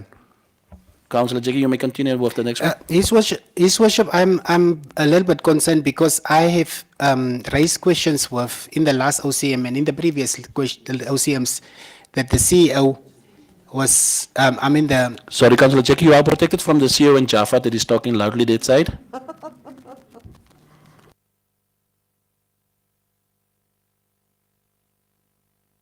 Councillor Jackie, you may continue. Councillors, please let us be respectful when a person is speaking. Due to the recording purposes, then the person will not be recorded correctly and then the recordings cannot be minuted also correctly. So let us just wait when we are talking with each other. First, when the person is there, please let us respect it. Due to this recording the person. Thank you. His Worship, I had many questions that I've posed in the previous OCMs continuously, and the technical manager was supposed to provide answers for them. It's also mandated in the minutes of the previous meeting. I would, if given the opportunity, also just like to repeat those questions to the CEO so that he can pass it on to the technical manager. I've also set up a meeting with the technical manager on those issues but I would like them to be recorded again so that it can be answered formally, if you allow me. Councillor Jackie, to be honest, if I allow you now to answer, get at questions, we are opening the door that we said to Councillor Mara to answer questions 3 days before, so that's system based. So if we allow it now, we have to allow it every single time. Isn't it possible to write first to the CEO on paper, and then we have a response at the next council meeting? No, His Worship, because these questions were asked in the last OCM, in the previous one, and the people are awaiting the answers. Did you send a mail to the CEO on the previous It meeting? was in, yes, it Or was in in the- the within? meeting, OCM itself. Okay. It's the same questions, the beneficiaries of the block H 368. It's a repetition. It has been a year that I'm asking those questions. There's no, I allow Councillor Jackie, is it that, if it's those questions that you asked previously? yes, Thank it's you. only those questions that I've asked previously. So is, the CEO, please, those 368 beneficiaries of block H, nothing has been said. People are requesting us to, as to what will happen to them. And then also, the plots in Wanop, I've said I'll give a motion again. For 3 years, I'm still waiting for the market in next to Wanop. The plans have been drawn up. The money has been budgeted every year. When are we commencing with the building of the market itself? Those are my questions. The stadium that we have donated to the Ministry of Education, Innovation, Sports, Arts and Culture, those things, when are we communicating to the ministry? Because we have to make a courtesy call to the ministry in order to hand over the donation and the previous donations that we have made to the ministry. So those questions would like to be minuted without being answered, so that I can have a meeting with the technical manager and get them answered together with the finance manager.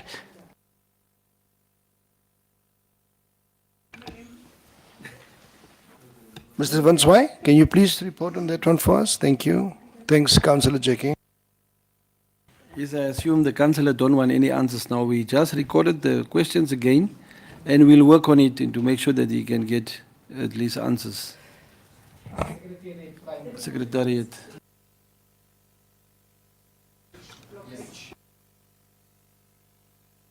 Extension 3 and 4, initially it was the extensions that they were supposed to have. That is the first question. The second one is the market in Block A. Then the other one is the plots, the stadium, or that we donated to the Ministry of Education. Or it is in the Agenge. All right. Thank you. Those are all the questions, but I don't really need answers now. Just to be minuted. Only Councillor, we will allow Councillor, our MC, and then we had a break for lunch. Thank you very much. Thank you, DM. I want to check with Councillor Amanda. There was one person in Block G, extension 3 or 2, that pumped out his sewage in the street. And she reported it to Mr. Petro. So maybe, Mr. Vanswai, we can take up that question again, if possible. He pumped the sewage or what he's drained in the street. We had photos for that also. Thank you. I'm done. Amaslag, Mr. CEO, any comment on that? I think that matter was already handled while it was reported, it was sent through to the technical department to look into it.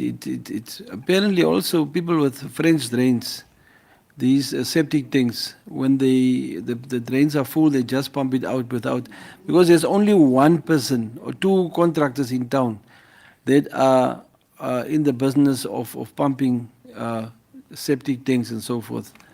But that has been resolved. I think we need. Is it still at point number 9? Yeah, we are finished. We are finished on point number 9. Councillors, just to get back to Councillor Mara's question on the first question, on the case of it's been budgeted for, It's currently on the budget, just to get a clarity on it. It's been budgeted for, and we are just awaiting for the budget to continue with the service of the sewage. On the side of the roads, see you? Not now. Not now. Procurement is sitting with all the town's infrastructure on the roads. It was not explicitly said what roads, but I was giving an explanation on the Block D roads, what happened, where it has been budgeted and that the user department gets it. The only current roads that because it's also a thing of funding. Once we have the funding, we can do that, but those roads, definitely cost-effective budgeting was done in the past with those roads. The only roads that we are looking at now is the one that is funded by Road Fund Administration, and that is currently the Church Street Road that has already been given over to the contractor. No objection has already been received from the Roads Authority to continue. So Church Street, as the same with Extension 1 and 2, where sewerage, the upgrading of the sewerage line are they busy with, will become a sort of a disturbance. Only residents will be allowed in those areas, and people will have to realize that two contractors will be now busy in the area. We have just a matter of concern, for instance. On Friday, the current contractor on the sewage was busy working in Church Street with trenches. They put up danger tapes so that people cannot move into those areas. But once we got there, we found that the resident people allow the children or whoever to break down the danger tape, and they are playing in the trenches. And I had to stop, even myself had to stop and chase them away. But if something happened, they will automatically blame this Rehoboth Town Council. But there has been provision made that people have been warned that while the contractor is busy, danger tape indicates that they must not move or they must not play in that surrounding area. The same will happen now with the construction of Church Street, where from RPS up to the Barnhof Street. There will be delay in traffic, there will be resistance, there will be only residents that can enter. But please, residents should be cautious, because the contractor is making sure that all safety measures are in place. But during nightly hours, it's unfortunate that if the signs are there that you must not move there, don't move, don't drive in the area, don't do anything that will definitely endanger your life or the life of the other people. Thank you, sir. I believe it is so. When there's development in a town, there's always also inconvenience. And we as the residents must just be patient. Please be patient when we see there is development taking part. And please assist with the children so that we don't have any cases or court cases regarding when we want to do development. It's together, the council, together with the community, that we can make the development successful. But we need everyone to help us on that one, especially on the children. Because when we start the development, we ask every resident in that area to please let the children not go and play in the street or to go and play nearby these areas. Then we will move over then to the next point number 10, report and the management committee referred to, it's none. Then point 11, before we go to the break, recommendation of the management committee, office of the mayor. I really want to read this before we go to the break on our lunch break. Directive on the opening and management of the Rio Spa recreation facility. Number 11. This is to be very clear on the process.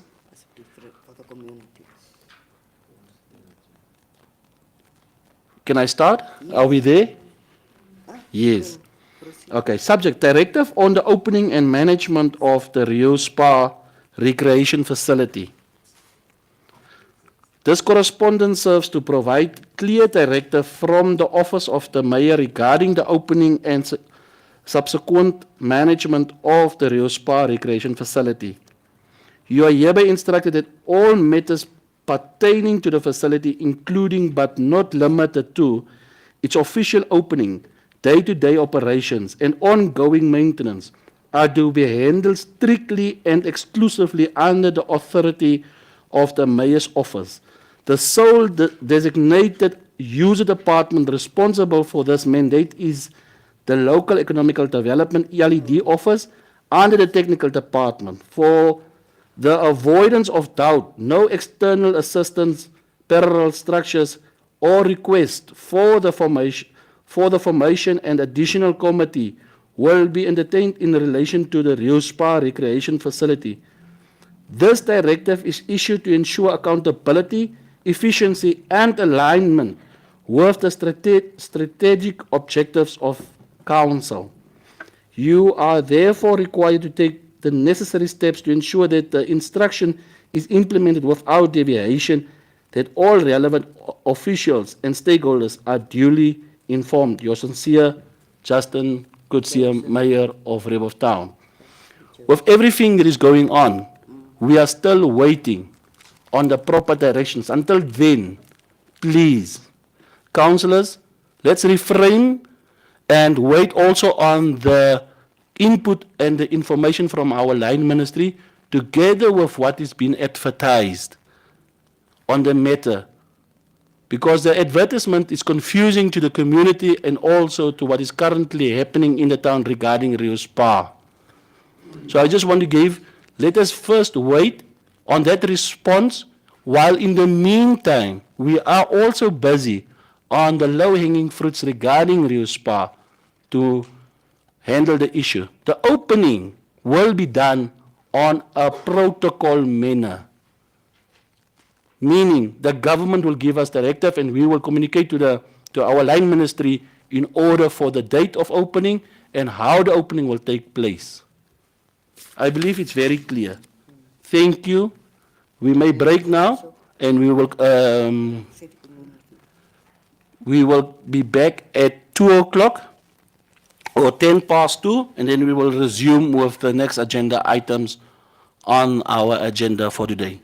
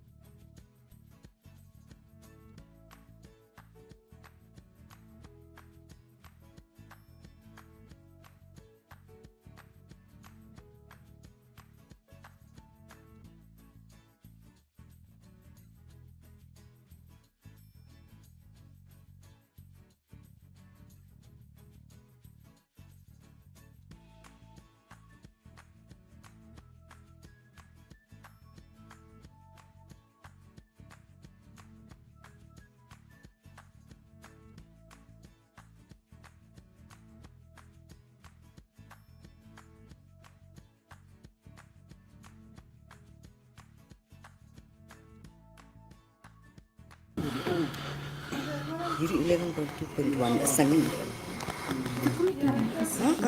Report on customer care. Dis dan nou hierdie disclaimer wat hier is.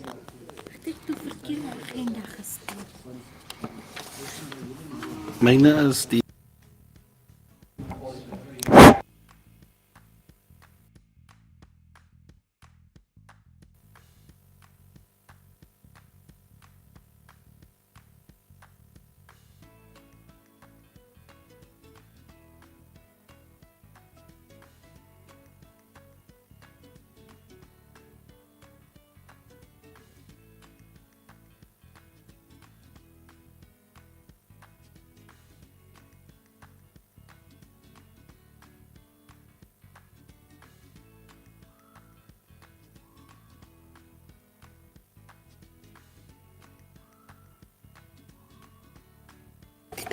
Kyk op hier.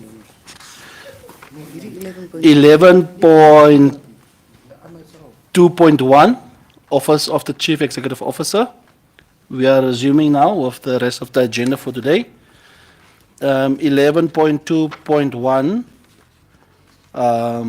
report of customer care, but I believe it will be the report of the National Assembly, the establishment. I will give directly over now to the. Actually, this is not something to do with management. It's just the report of the standing committee that was held here, where all councillors were present. And I will give it then immediately over then to the CEO, this report. Thank you, Worship. No, the initial idea was that the standing committee, one of the provisions made by the standing committee in the findings was that the audit queries for 2020-2021, that was the audit queries that we were handling the last time. So those queries or those questions that were asked at the meeting of 14 July during the hearing and were again emphasized in the last stakeholder engagement is the questions and the answers that this council must at least resolute on to pave the way forth. Now the pave the way forth is that we also said from our side there is a submission that is attached to the agenda that we take the questions, the council take a resolution on the questions that it has to be dealt with point by point going forth still, but we also said that the submission that we forwarded was for the establishment of an internal audit committee. The internal audit committee will then be consisted out of the CEO, the heads, HODs, the accountants, the procurement head, and at least 2 management council or MC councillors, management chairman, management committee meeting councillors. That should be part of the committee. I'm trying to find the correct document, but necessarily I would like to refer the councillors to the submission that was put up for the establishment of such a committee. This committee is to be established to deal primarily with the findings of the audit reports and future audit reports or other audit reports that were not dealt with before. And then once this committee has been established, they will have to sit 2 weekly at least, or bi-weekly. And then they will have to discuss all those discrepancies on the audit, report it to council, for council also to make a decision before it can be forwarded. And then also to make sure that you must remember 30th of September is around the corner for the next financial statements to be submitted. So I think at the last stakeholder engagement meeting, we exhausted most of these points and all of them were exhausted. But the aim is for the establishment of this committee is to make sure that these points are now be acted upon by means of whatever we do. We try to rectify, get those records, get all those other documents outstanding and try to submit it as it's supposed to be. And then also the terms of reference for this committee is to keep the deadline of submitting statements and making sure that our financial statements are on par. Whether we have to submit all the documents, correct or incorrect, at least make sure that all these documents in the antecedent financial year is submitted on time. And that is one of the reasons why we said we will not leave everything as it is, we will not put it on a shelf, we'll bring all the queries, everything to this council so that council can give us a direction with a resolution, and we understanding the audit, the audit, internal audit committee report must be a standing point on management and council meetings going forth. Thank you, Worship. Thank you, CEO. Councillor Jackie. Now that the floor is open for discussions on this committee document. Yes, Worship, I did not attend the meeting, so it's the questions are foreign to me. So there are some clarifications that I seek when it comes to certain questions. So am I allowed to discuss that? Because there are certain things that I was not part of that meeting. And that is one. The second one is, it's because of management's inaction that we are here where we are. So I think if the management committee is also included, there should be one of the ordinary councillors that must, because we will have to face as a 7 councillors this thing. So I would suggest on the proposed constitution of the committee that Councillor Mara myself, because I'm on many things, to understand to give the big vision, the input of the ordinary councillors. That will be my proposition in terms. So I don't know whether we are allowed to discuss the questions point by point, or are we only going to discuss the committee constitution? Councillor Jackie, just to give an overall before I give back to the councillors, and Councillor Mara also raised a hand. The main topic was due to our disclaimer in 2020-2021, whereby the disclaimer is actually information that was not submitted, which was required by the Auditor General's office.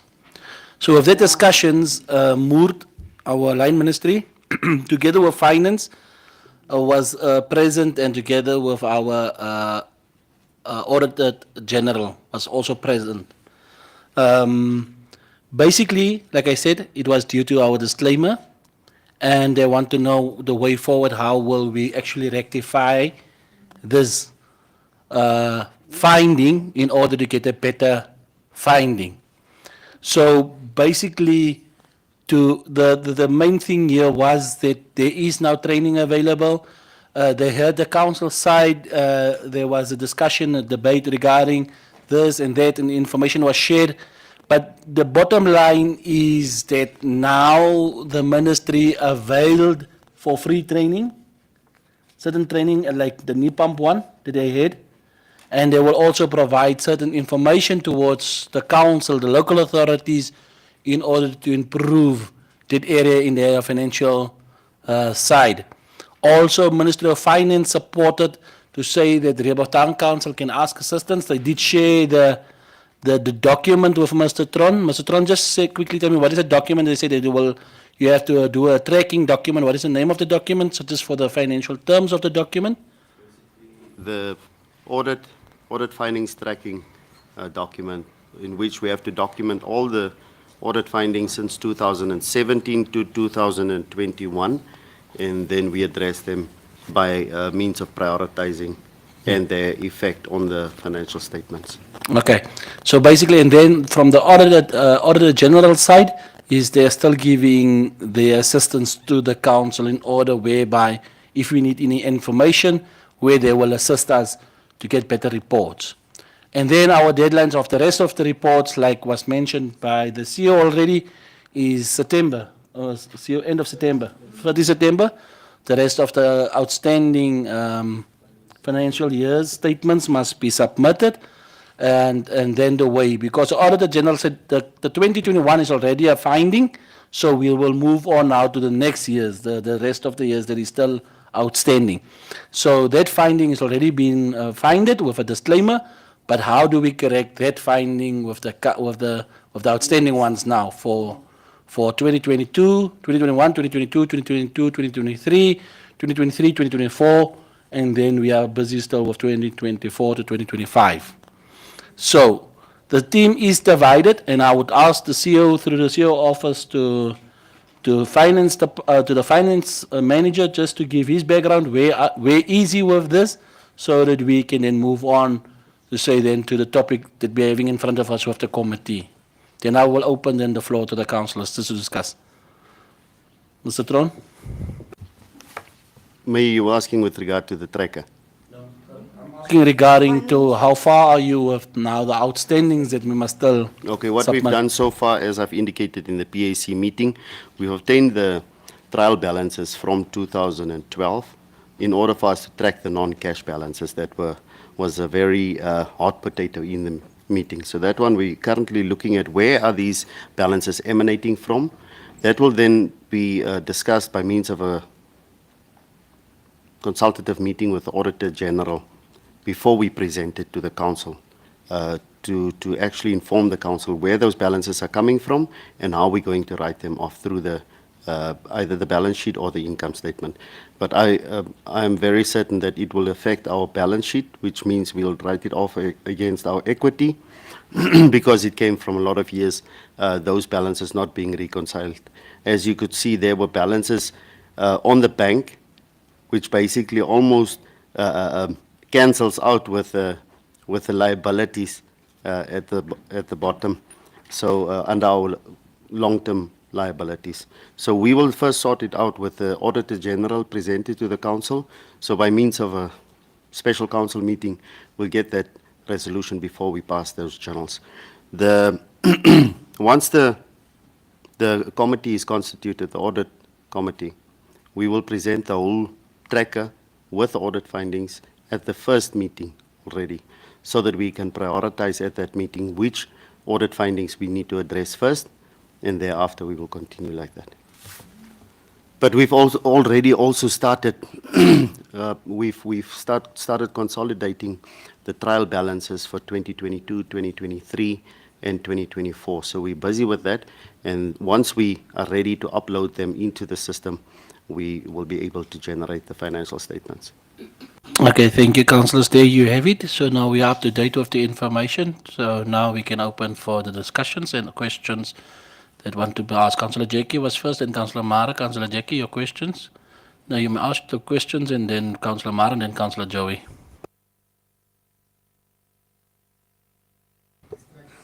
No problem, Councillor Mara then.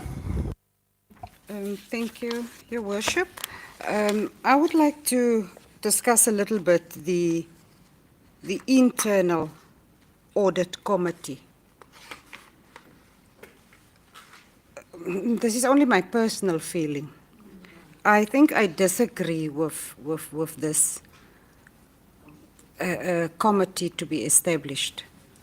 Because what I think, especially if you look at the 2022 until 2025 period, I would rather prefer an external audit, a serious one. Yes. And then this establishment of the internal audit committee, yes, we can resolute on it, but on top of that, we need to have a team coming in to look at when we were part of this assignment. Is everything okay? Because we are going to hand over to a new council, and then we don't want to see a disclaimer while we are somewhere out there with the current or the incoming councillors. So therefore, I would like to go from this council on a clean page, if it is possible, and it's only an external audit that can provide that. Thank you, Councillor Mara. Okay, Councillor Joey. Thank you, Your Worship. That question is posed to the financial manager. You said if you open 2012, from 2012, you will subtract the trial balances and reconcile that. Am I correct? Okay. So, are you certain that that balance that is coming forward on a yearly basis, where you cannot balance, if you write off that balance, that balances of balance that is giving the problems now, will we be able to have then clean financials?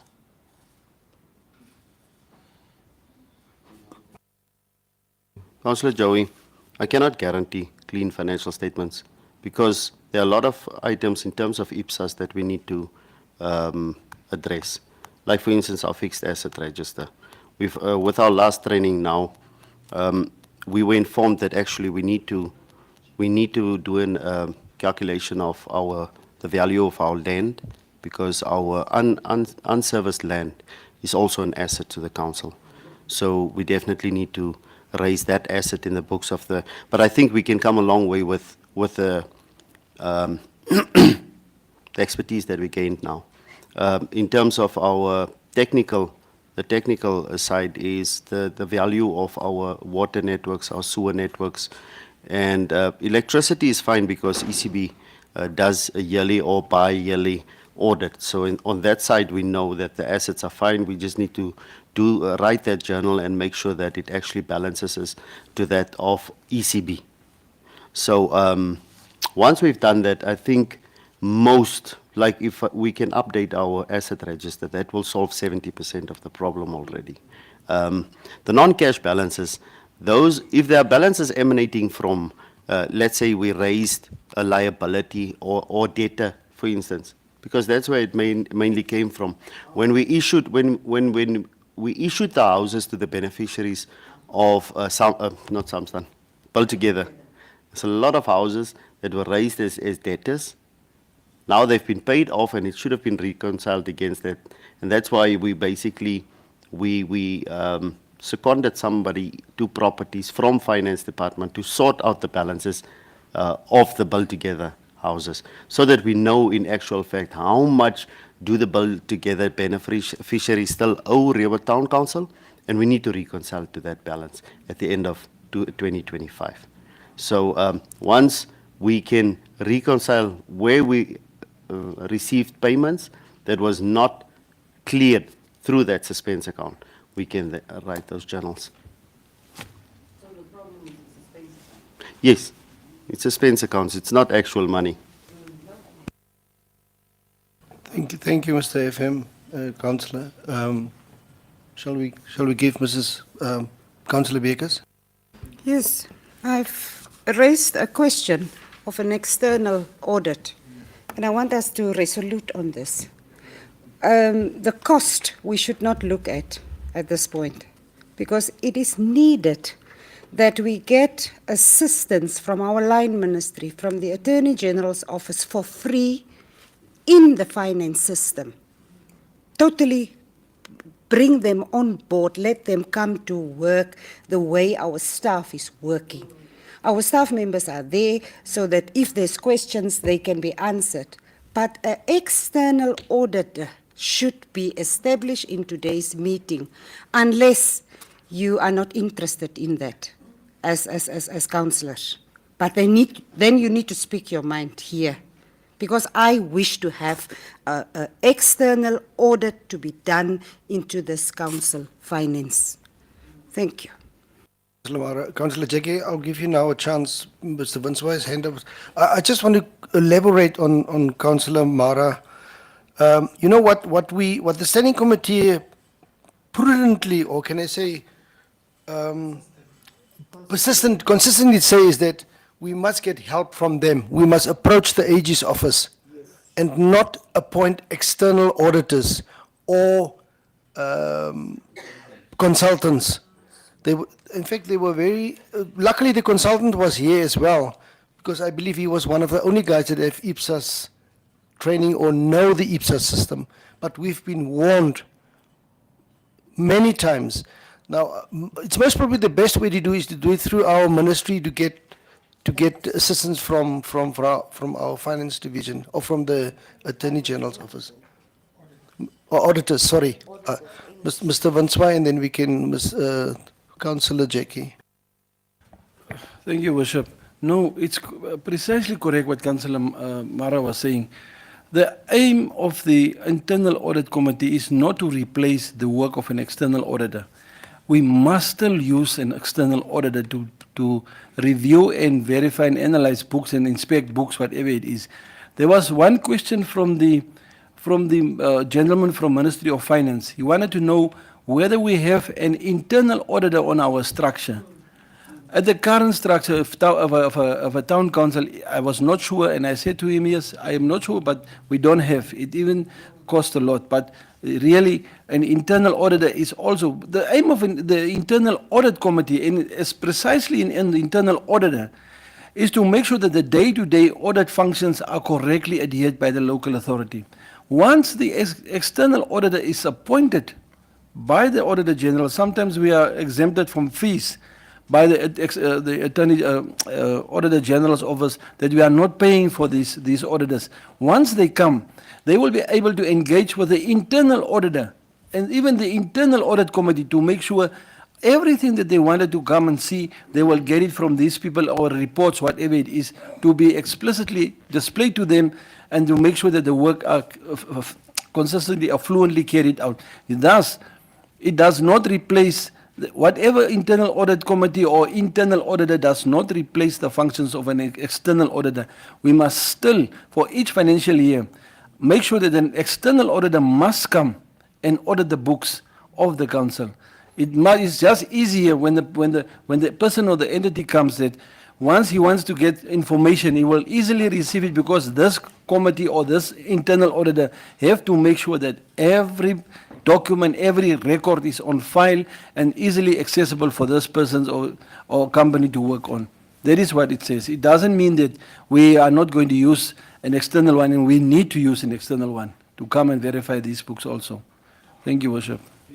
Right, Councillor Jackie. Yes, Worship, it is external auditing is a statutory obligation of any state or parastatal. So external auditing is supposed to be done yearly. But as was explained by the CEO, internally it's just bookkeeping and reconciliation. The internal auditing committee's function is just to reconcile the books yearly so that the external audit cannot struggle. So just to also check, it's just for checks and balances in terms of the organization itself inside. But mandatory, we have to have an external audit, and every year, every financial year, and then after that and I think by now even with schools you'd get to we were actually using other auditors, but now at schools there also the government is now giving its own auditors to come and audit, because sometimes you would collide with with the other auditors, the external auditors that you take, but now the government will give you auditors to audit. So the function of Auditor General stays, and it will audit externally, but internally it's just for bookkeeping and reconciliation on a day-to-day basis. I think that should be the understanding. So if the committee is in place, I don't know why it was not in place for such a big organization in the first place. It's just to prepare the books for external auditing, which is coming from the government itself. So the government will still do the auditing as if there was no internal auditor, but it will not take anything that the internal auditors or the finance manager give it on its face value. It will externally or intensively audit the books of the council. So that's why we need these audit reports yearly, so that we know where we are standing financially.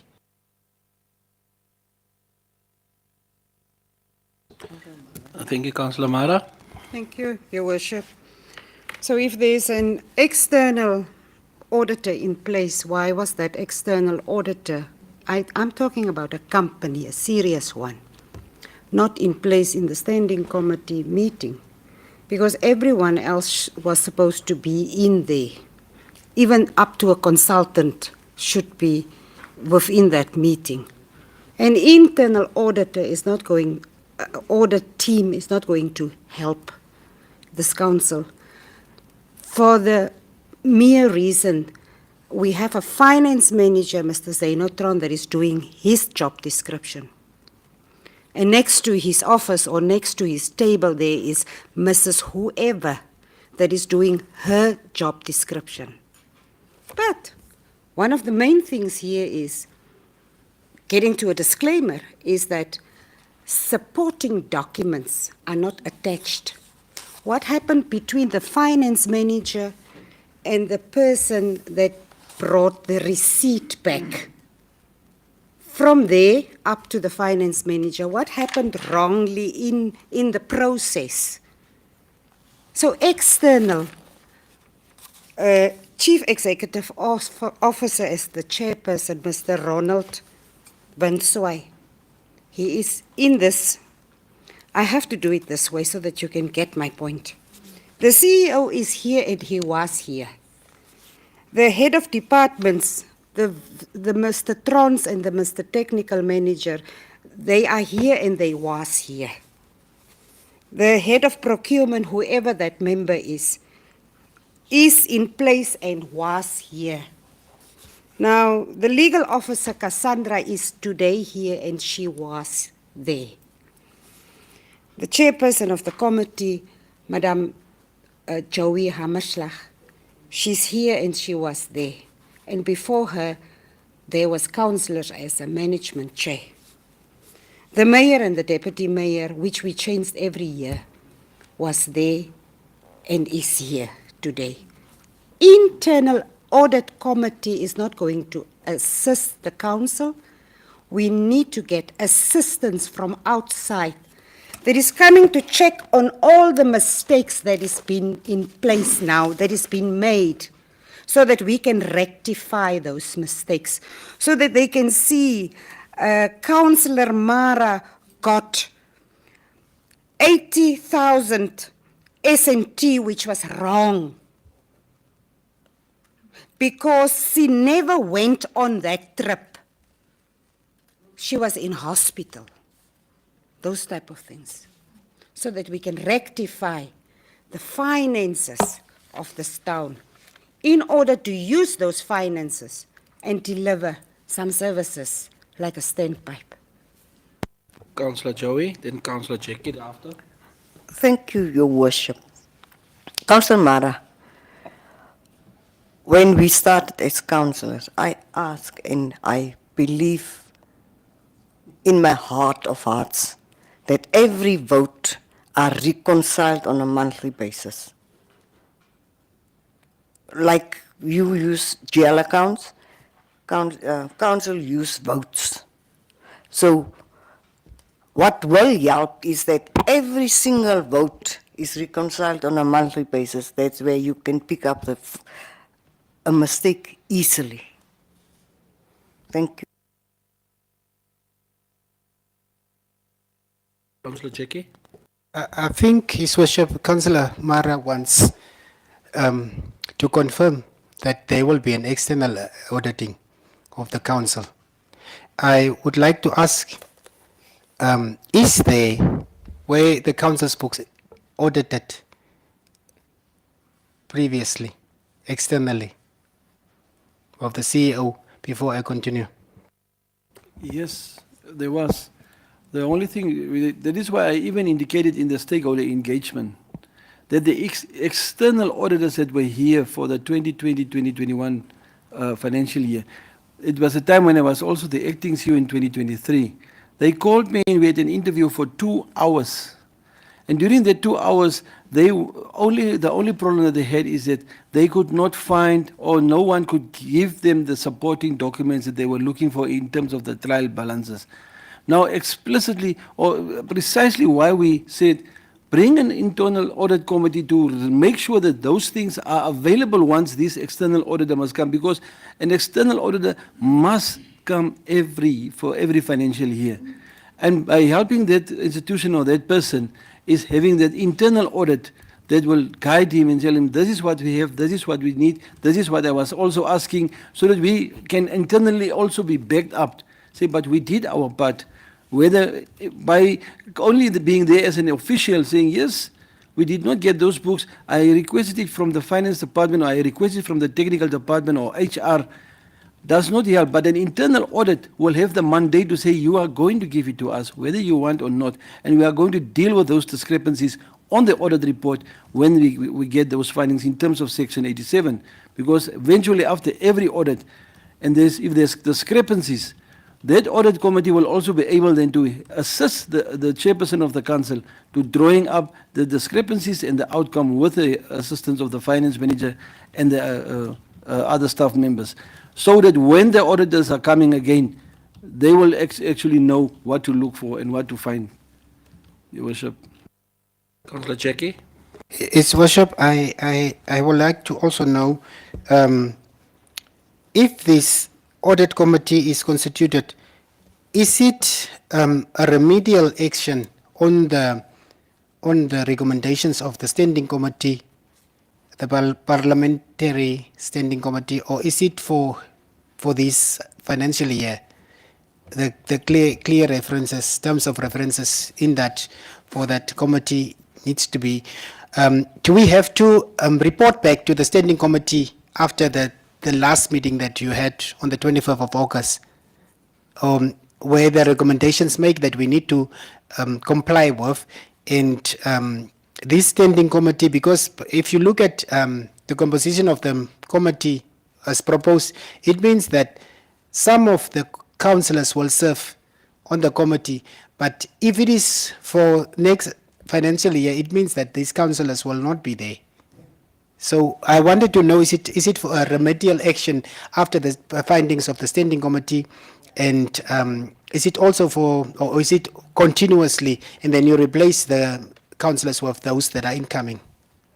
That is directed to the CEO, His Worship. Thank you. CEO?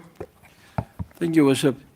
It's actually a remedial response on those questions we asked, but it will also serve as consistently to keep this committee for other financial years or other financial statements that has to be conducted, because the main aim is, the main question from during the stakeholder engagement, the main question from the committee, the standing committee, was, do you have an internal auditor, person that you pay?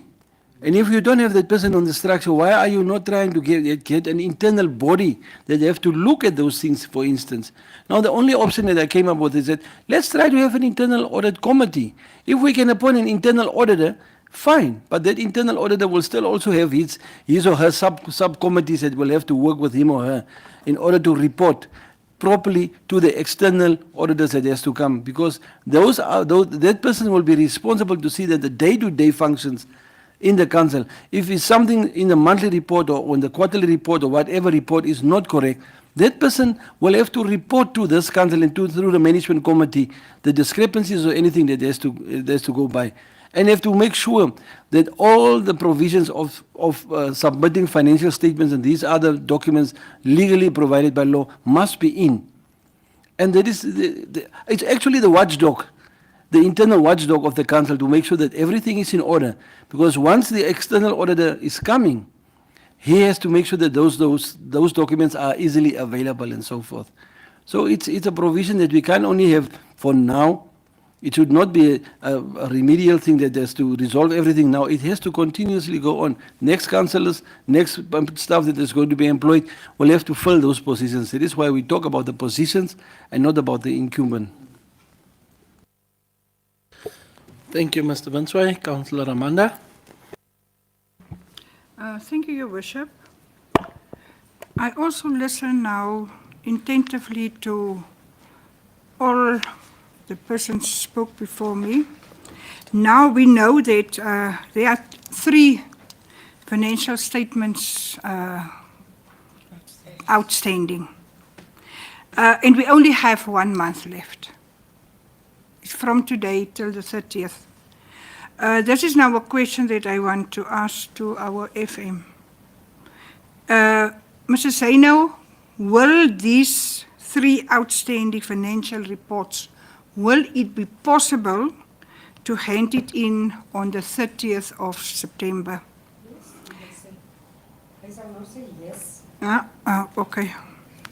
And what the standing committee also told us, that we must have, as soon as possible, they also asked on the day when they have that meeting, on that day we must have a council meeting, so that we can have a council resolution on what is now going on, what will be the way forward. So I think today we are coming here to have a council resolution on what will happen from today till the 30th of September and forward also. So, Mr. Saino, and yes, they also ask us, do you need help? And they are willing to give us help from the finance, Ministry of Finance, from the AG's office. Come again? And the answer was yes. We said yes.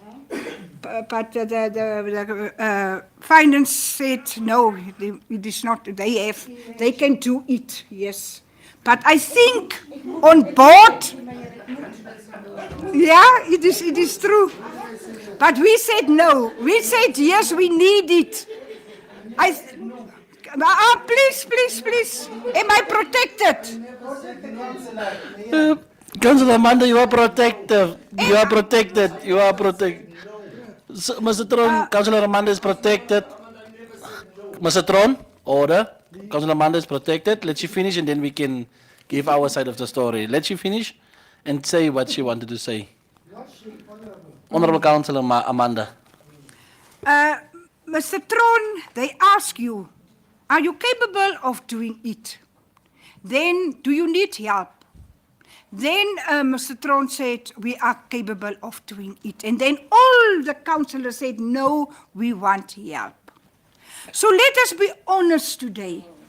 Are we going to finish this before, at the end of this September?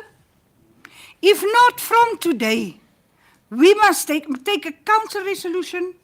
That council resolution must also include the help that we need from today. So I don't think we must sleep now from today till the 30th. So that at least we can also, that outstanding financial reports, we can hand it in without a disclaimer this time. So that is just coming from my side. Thank you, Honorable Councillor Amanda. Mr. CEO. Yes, may I maybe correct Councillor Amanda quickly. Mr. Tron was asked, are you capable of doing...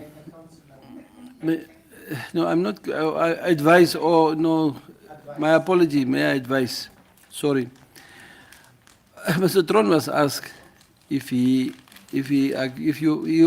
you guys capable to rectify or to work on this?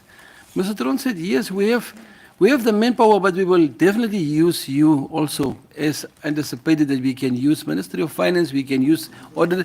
He said, we can use all of you. We have the capacity to do the job, but we also need you to help us. And that is what he said, in order for the other stakeholders to come in. The one thing of stakeholders availing their assistance is not that they will be here every 24 hours a day. They might come in for 2 days or 1 day, help you, send you details what you have to do, and then it's done. Then you still have to do all the donkey work here on your own. But they come in and give the advice, the assistance, the forms, as the Ministry of Finance has said, we will provide you with the forms, we will provide you with everything. If you need us to come down, we can even come down. Even the Ministry, the Ministry of Urban and Rural Development said, yes, we can, but we all know how understaffed the Ministry is because they are dealing with 57 towns. But if Rehoboth need them, they said they will come and we will assist you. So it doesn't mean that it will be a internal thing in limbo or exclusively only here. The committee might say, or internal auditor might say, this time around we need to invite the Auditor General, 1 or 2 people, so that they can just give us a quick rundown on how we have to process this without any cost, because we are looking without any cost. Costs are already waived by the Auditor General's office in terms of external auditing fees. These are already waived sometimes, and those, that is where Mr. Tron said, if the auditor is waiving fees, we can use those fees to solicit other employment or stakeholders to come and assist us. But the donkey work will still have to be done inside here. And that is how it's supposed to be. But okay, we all have our own opinions on how the committee handle everything, Your Worship. Thank you, Mr. CEO. Before I give over to Councillor Maro, we have to come now to wrap up this point. So I need a direction as chairperson for the council for the way forward. What are we going to do about it? There's quite a lot of information that has been shared. Can we now come to the end and make a decision regarding this committee and the way forward? Councillor Mara, Councillor Jackie thereafter. You know, I was proposing to the House the external audit to be done for the only reason that the finance manager within the standing committee meeting did not want any, I was not in that meeting. Oh, sorry, I thought it's on. I was not in that meeting, but I proposed an external audit to come in for the only reason because you said, according to my fellow councillors here, you said that you don't want any assistance from outside. Now that is a question mark to me, and I'm saying it to you straight, that from my side to you, it is a question mark why you don't need or want any external assistance, because then there's something happening within your books. So now that it is clear, Mr. Tron, that that is not what you said, I need to withdraw. In this meeting, I need to withdraw that there should be external auditing, because that external auditing, I was just bringing it for you, based on the fact that you apparently said in that meeting that you don't want to be assisted by anybody. Working with so much money, you don't want to be assisted, then there should be something, you know? Okay, thank you. Councillor Jackie, and then I'll give Mr. Tron. His Worship, I think the question that Councillor Amanda posed in terms of are we going to be able to give, hand in the reports or the statements at the 30th of September needs to be answered with an affirmation rather, so that we know that what will we do if it is not the case. And then even if Councillor Mara withdraw the external auditing, it's statutory and it should be done. It's obligatory. As this is a parastatal of residents. So those are the two questions that I want us to answer.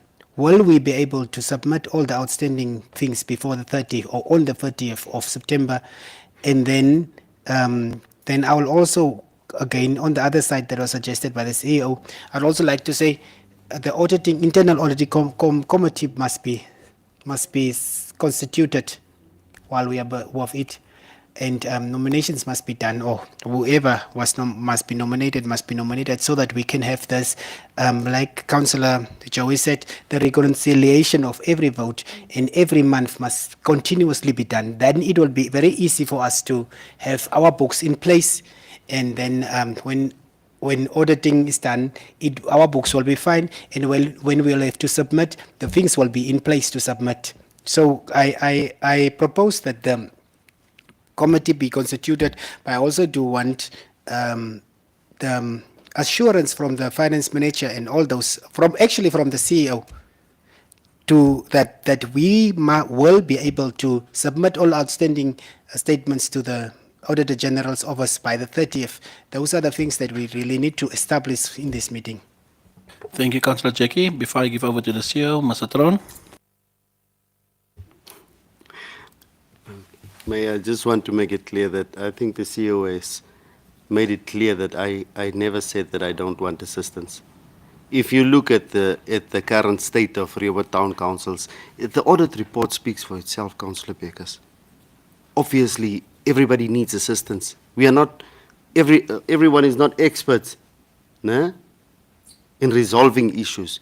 And having more people on the team just makes the work much more bearable.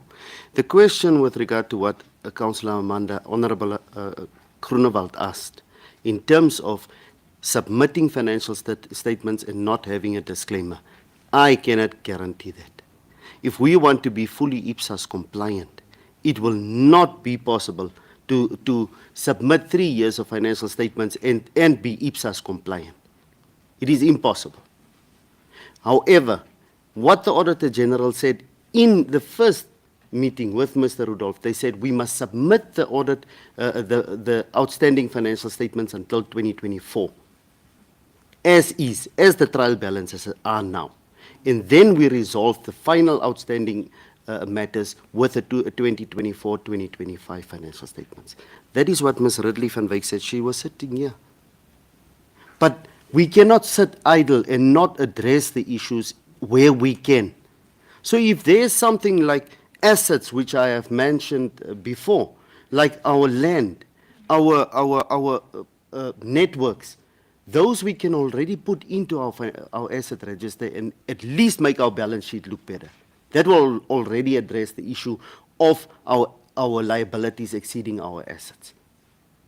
Our debtors aging, that should be brought in, because no way in 2021 that 100 and how much million is reflecting.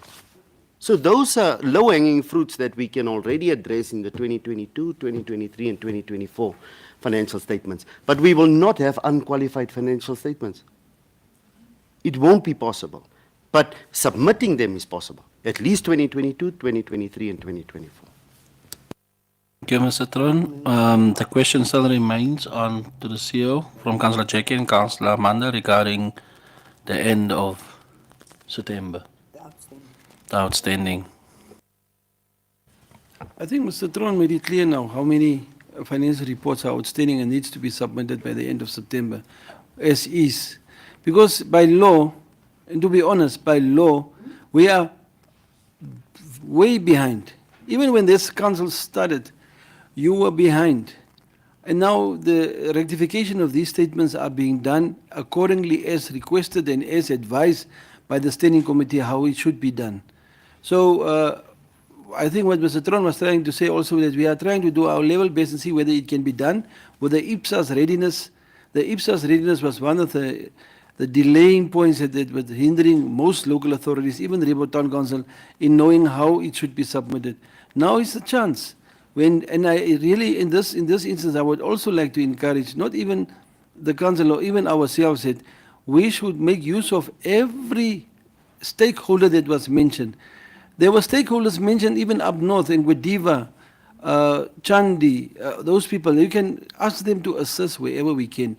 But to meet the deadline in such for 30th of September, it will be a challenge. But we need to submit. My office need to sign off financial statements before the time so that council can approve them, because financial statements need to be approved by this council through management committee in order before it can go to the Auditor General's office. Financial statements need to be approved by this council with a council resolution before it can go to the Auditor General's office.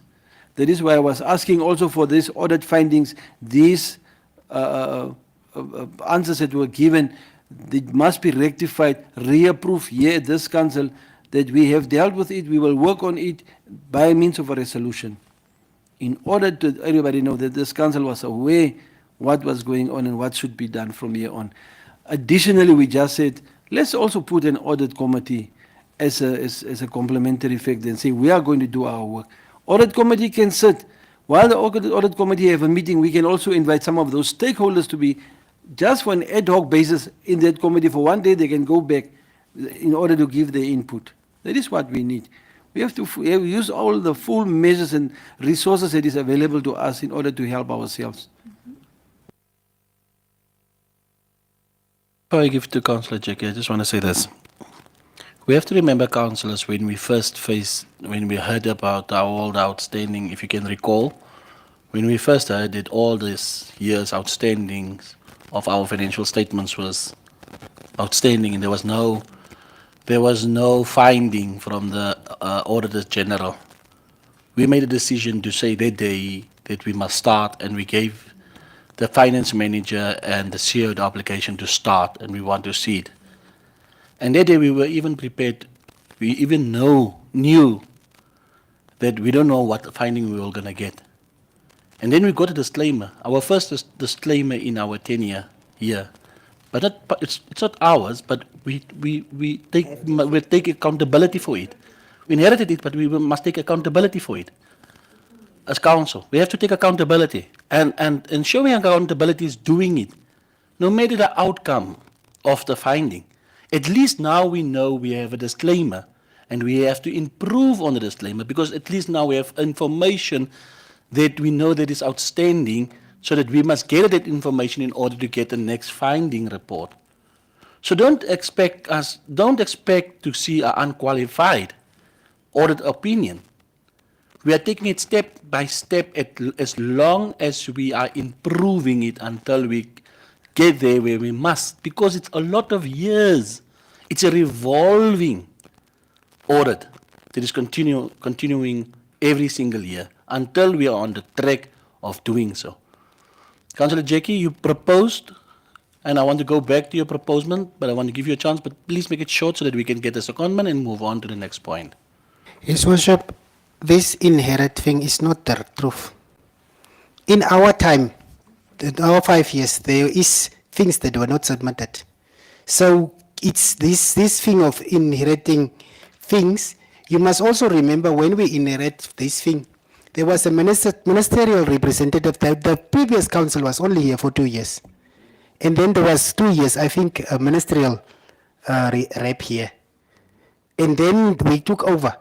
So when we took over, we also did not have submit things. And I remember meetings that we were having here where we were asking questions, where the statement submitted, and we were told it was submitted, or I was the only one hearing that. We were told it was submitted by the administration, which was a blatant lie until the standing committee arrived and told us it was not submitted at all. So this thing of pushing this thing to we inherit, it is not true. We in the 5 years that we have, up till today, we did not submit anything. We did not. So we must also take our blame and say we did not submit. Let's leave the other people. Let's talk about us. Did we submit? We did not submit. And that thing must be corrected. That information must be corrected. We, as this special council, that is always going to inherit, it is not true. We did not submit things. And we are asking, and I want to come back to the CEO. CEO, it's a mandatory thing that we must send our statements on the 30th of September. There is no excuse. All of the municipalities and local authorities are expected to do that. So we are not on the 1st of September going to sit here and hear that there is an excuse. No, we might not. We must. It's obligatory. It's what is expected from us. So if we have to work over weekends, if you want the committee, let the committee be there, but we must submit. And if it is unqualified, or if it a disclaimer, let it come back to us. But we must submit, and we must stay with the obligations of the ministry. Because if we are now preparing to fail already, we have 30 days, 29 days from now. Let's work over the weekends if we have to. Let's work in the evenings, but let's submit because it's obligatory. So with that, I submit my proposal that I've said previously. Thank you, Councillor Jackie. Mr. CEO, do you have anything to respond on that one? So it's true that it was never submitted, although the administration said it was submitted. Worship, I don't know what to say, but if you look at the report from the Auditor General's office, I think since 2012 up to now, the River Town Council only received disclaimers. So it means the information that was submitted with the statements were not fully corrected. And one thing that came out within the standing committee meeting was, although as it was said it was submitted, no council resolution was taken.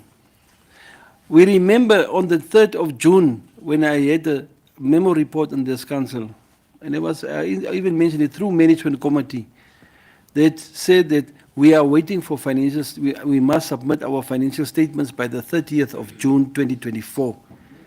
It was in that extent when I came back from wherever I was told we must extend, because there's always the financial statements are not done or are not fully completed.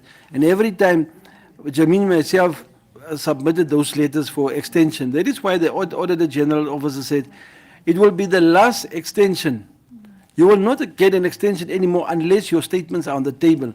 And I can remember the 2020-2021 statements was signed off by the previous mayor and myself. And that was submitted. It's based on that we also got the disclaimer, because in that statements, general and internal balance, the supporting documents was not available at the time. That is the only thing. That is why they came down and said, it's the only thing we can give you, the disclaimer. From 2017 up to 2019, there was discrepancies in the previous reports. They wanted to know whether it was dealt with. So if we found that from 2017 up to 2019, the previous financial statements of the audit reports was discrepancies, but it was not dealt with by this council, because it was not put forth by anybody to this council to deal with it. That is the unfortunate thing. Then 2020-2021 was submitted as signed off by the two of us, but it is a disclaimer because there were some documents not available, but there were also discrepancies, and the discrepancies were not dealt with by this council at the time. Even if it was submitted last year, we were supposed to go and extract those audit reports on the Auditors General's website and look at the disclaimer and look at what discrepancies that were there, and we dealt with it in terms of the law, and then answer to the minister it was supposed to be. We did not. That's an unfortunate thing. So we are trying to rectify and do the right thing, what is supposed to be done, and that is where we are. Mr. CEO, the question is not answered. Is 2021, 2022, 2022, 2023, 2023, 2024 submitted, yes or no? It's not been submitted. Submit before the end of September. Okay. Councillor Joey? No, we can step off or take the resolution. I just want to say that, Mr. Vanswai, this council never asked for extension. Just a correction there. We never asked for extension for submitting Fs to the Auditor General. Thank you. Councillor Joey, who asked to extend then, if council did not ask to extend? For the annual financial statements, we never, none of you asked for extension. Isn't it, Councillor Mara? No. All annual financial statements are submitted with a council resolution. So we never asked for extension because we were said that the Fs were submitted.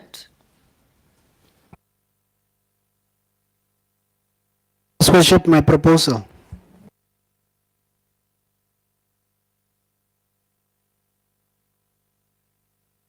There's a proposal. Councillor Chiki proposed.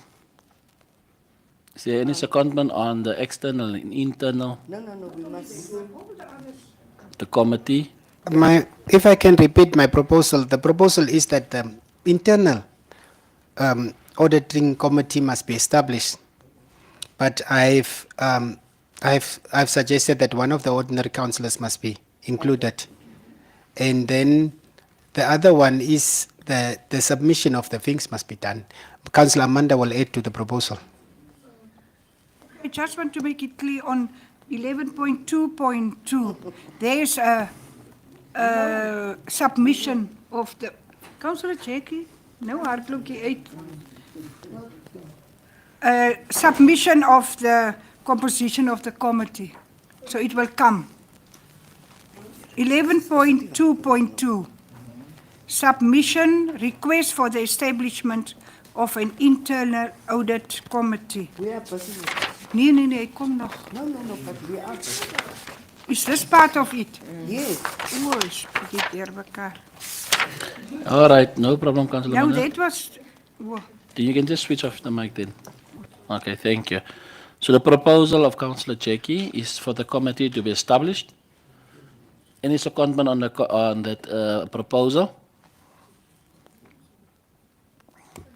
Oh, Councillor Joey seconds Councillor Jackie's proposal on the establishment of the request being done by the administration with the scrutinizing and on the amendments continuing forward. With the amendment, with the adding of, With the amendment. yeah.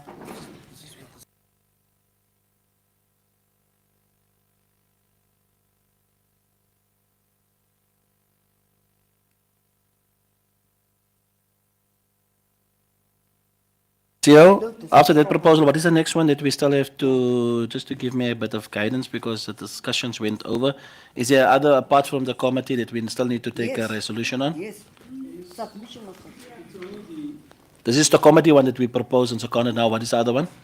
Only the reply on the standing committee's points and answers that we given should be going, should be Sorry, adopted. quickly, Mr. Vinswai. Councillors, I always warn you, when the person is speaking, please do not speak, Councillor Joey, please do not speak, councillors, because it's interfering with the recording. Please. Let the person whose mic is on speak alone and wait until the person is finished. Thank you. And you are still continuing. You must see you are protected, you may continue. Yes, Your Worship, the reason, it's only that it's administrative error. The reason why I put up this point and why I put in the standing committee questions and the answers was to support the submission of the internal audit.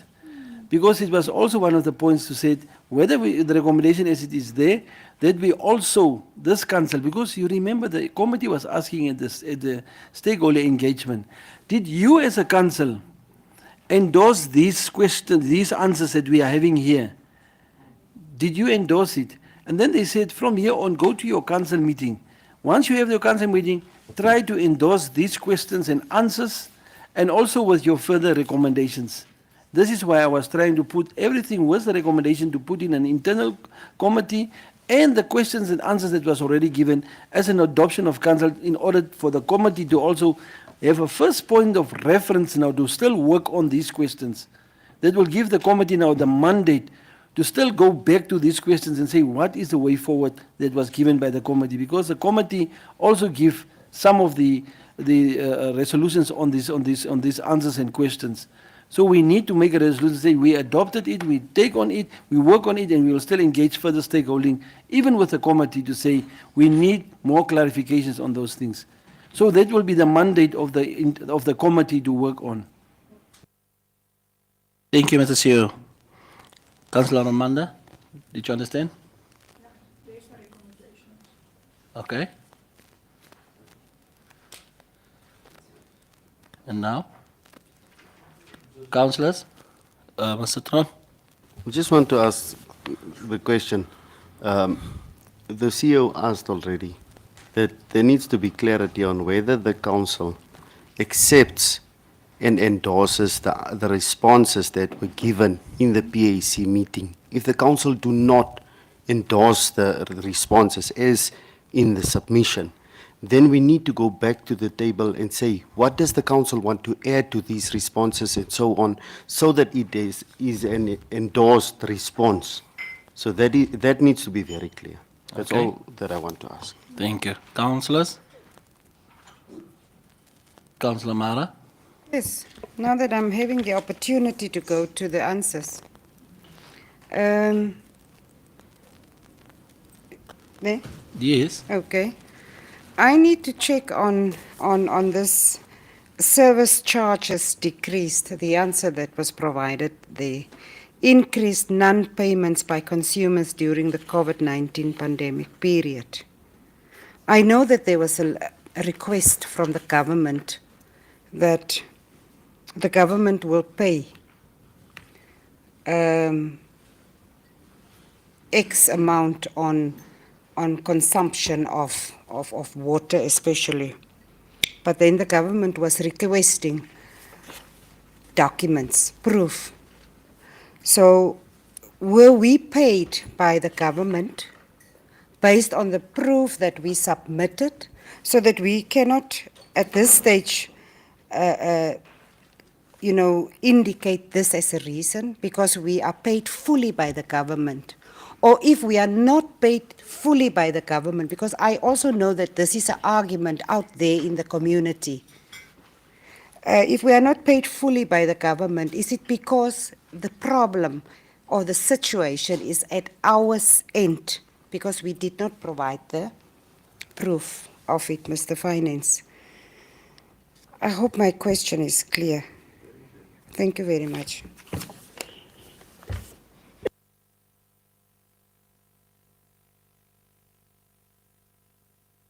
Jackie? His Worship, I'm not comfortable with endorsing these questions and then the responses, because I think this when we I don't know if the other councillors are, because this is supposed to be presented to the council, and then we are supposed to engage on each question and then give a reply that I can own to as a Rehoboth Town Council response. So I really suggest that these questions stand over, so that we can be given a session whereby we discuss these questions or these things emanating from the visit of the standing committee, so that we can engage as the council with the administration and then be advised and also ask our questions that is sensitive now to ask as we are on live stream, so that we can engage with these questions, and then afterwards we can still take a special meeting, special council meeting. So I therefore propose that committee be adopted and with its terms of references, but the question I want the FM and the CEO to have an engagement session with the council, and we give a response as a collective. That would be my proposal. And then if need be, we take it over to a special council meeting where we can take a decision and adopt this as our response to the standing committee. Thank you, Councillor Jackie. Councillors, there is a proposal to say that we must arrange a special council meeting in order for the questions to first discuss and then give our own, together with administration, our own answers, in order for the community to hear our side. Is there a secondment? Councillor Amanda seconded the proposal. So we will not adopt this. We will not adopt the questions that was the answers of these questions. Afterwards, we will until after we had our special council meeting with the discussions that will take place. It might change the answers, or it might just be amended, or it might not change normally. So that is what we are saying. We're not giving a definite answer now, but we want to make a decision at a special council meeting after discussions and engagement. Okay, then we move on. 11.5.1, the 70-hectare lease.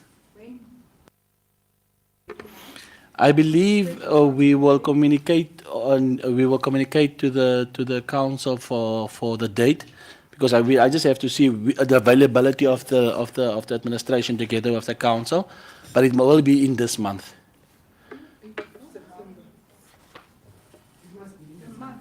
What month? September, It must be in this month, Councillor. not this week. We are, councillors, you are having engagements this week, and yet you wanted to do it this week. Say again, Councillor Jackie. CEO, just give direction. Thank you, Mayor. No, I would just like to urge councillors, because this will be the third session. The first session was before the 4th of August, when the standing committee was here on the 14th of July. Council were given a chance to look at those questions. We had a consultative meeting where we called councillors. Only the mayor and the deputy mayor arrived at that meeting. Then we were not able to conclude. let's just get a definite date to make sure that everybody is here so that we can go through them and that Mr. Tron and team get the chance again to explain, and then we rectify and send it. By that time alone, we might also be lucky enough to get the recommendations or some of the minutes from the standing committee with us that will also help us to deal with these questions properly. And then council can have a special council meeting thereon and resolute on it. Thank you, Worship. Okay, councillors, can you give me a date? If possible, within this week, because I know from next week onwards. But we are open on Thursday and Friday. Marintal. Thursday? Friday is Marintal. Thursday morning, we can do it Thursday morning. No, yeah. Nee, Marintal's only Friday. No, you can't take a special council meeting in another town. You must be within your jurisdiction. The 8th of the next Monday. Yeah, the coming Monday. Yeah, we can do it on the 8th of the coming Monday. Will not be present. No, I'm asking of councillors who's not present. Councillor Amanda, will you not be here? But unfortunately, in the majority, that will be a must. They can continue. Okay, thank you. Yeah, you can just give your input because you know most of the questions. You have the agenda to go through the questions and then we can give input on that. Okay, on the 8th of September, Dora, 2025. Okay, then we move over on to the next point. The engagement. It's also a special council meeting. It's a special council meeting. Yes.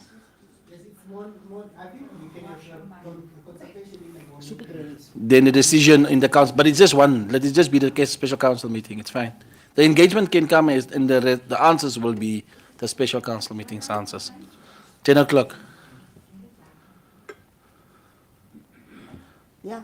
So that gives enough time, Mr. Tron, for you to prepare and then come to councillors. It's fine. Can we then move over then to the next point, agenda point, please, which is 11.5.1, the 70. Yeah, we had it all. No.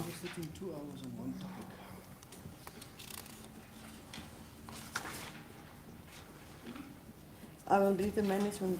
Oh, we had a presentation. Should I read our recommendation? 11.5 points, whatever. 1.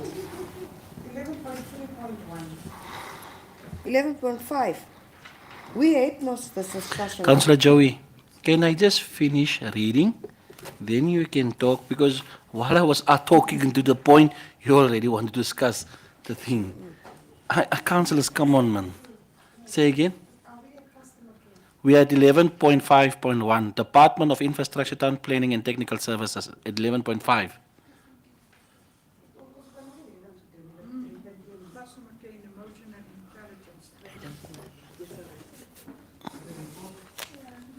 It's just a report. We will go over to the customer care report, the reports, because it's a report. Then we can do it with the reports. Oh, it's a report. It's a report on the customer care. So we will just handle it under reports. It's a report. So we will handle it under reports. That's normally. We can discuss it under reports, and then at the reports we normally make also must resolution, propose or so kind or give certain direction to the administration. Then we can just put it and do the reporting.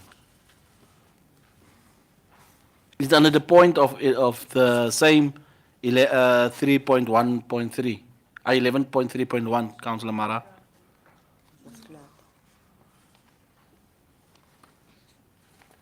Can I continue? Okay. 11.5.1, Councillor Joey, 70-hectare lease, co-op regional electricity distributor. Management Committee recommended that Council approves the lease of 70 hectares of land to Co-op Regional Electricity Distributor for 30 years to construct a 20 megawatt solar plant only and with an option to purchase. The lease amount shall be 35,875 Namibian dollar per month, subject to adjustment based on the gazetted rates. The rentals be subject to the advertisement for objection, the rental be subject to attaining ministerial approval. The applicant should fence off the area before commencing with the development. The rental will be charged 90 calendar days after the ministerial approval has been granted. Should the applicant fail to develop the land within a time frame of 6 months, they will forfeit all allocation rights. Applicants should conduct an environmental impact assessment at their own cost and share the report and environmental management plan with the Health Division. On expiration of the contract, the applicant should remove all movable properties and restore the land to its natural state. The applicant will be responsible for all town planning processes, including subdivision and rezoning at own cost. Refer to council. Thank you, Councillor Joey. Councillors, any input on the recommendation, on the request recommended by the management? Where is this? Is it here?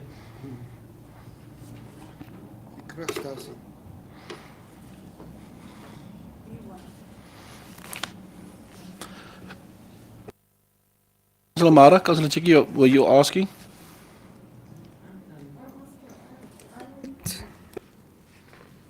To ask the following.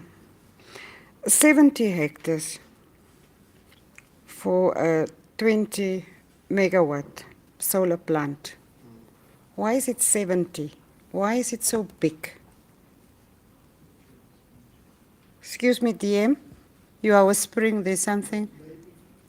Councillor, maybe for future expansions, because I think they're only going to do a trial now with the 20.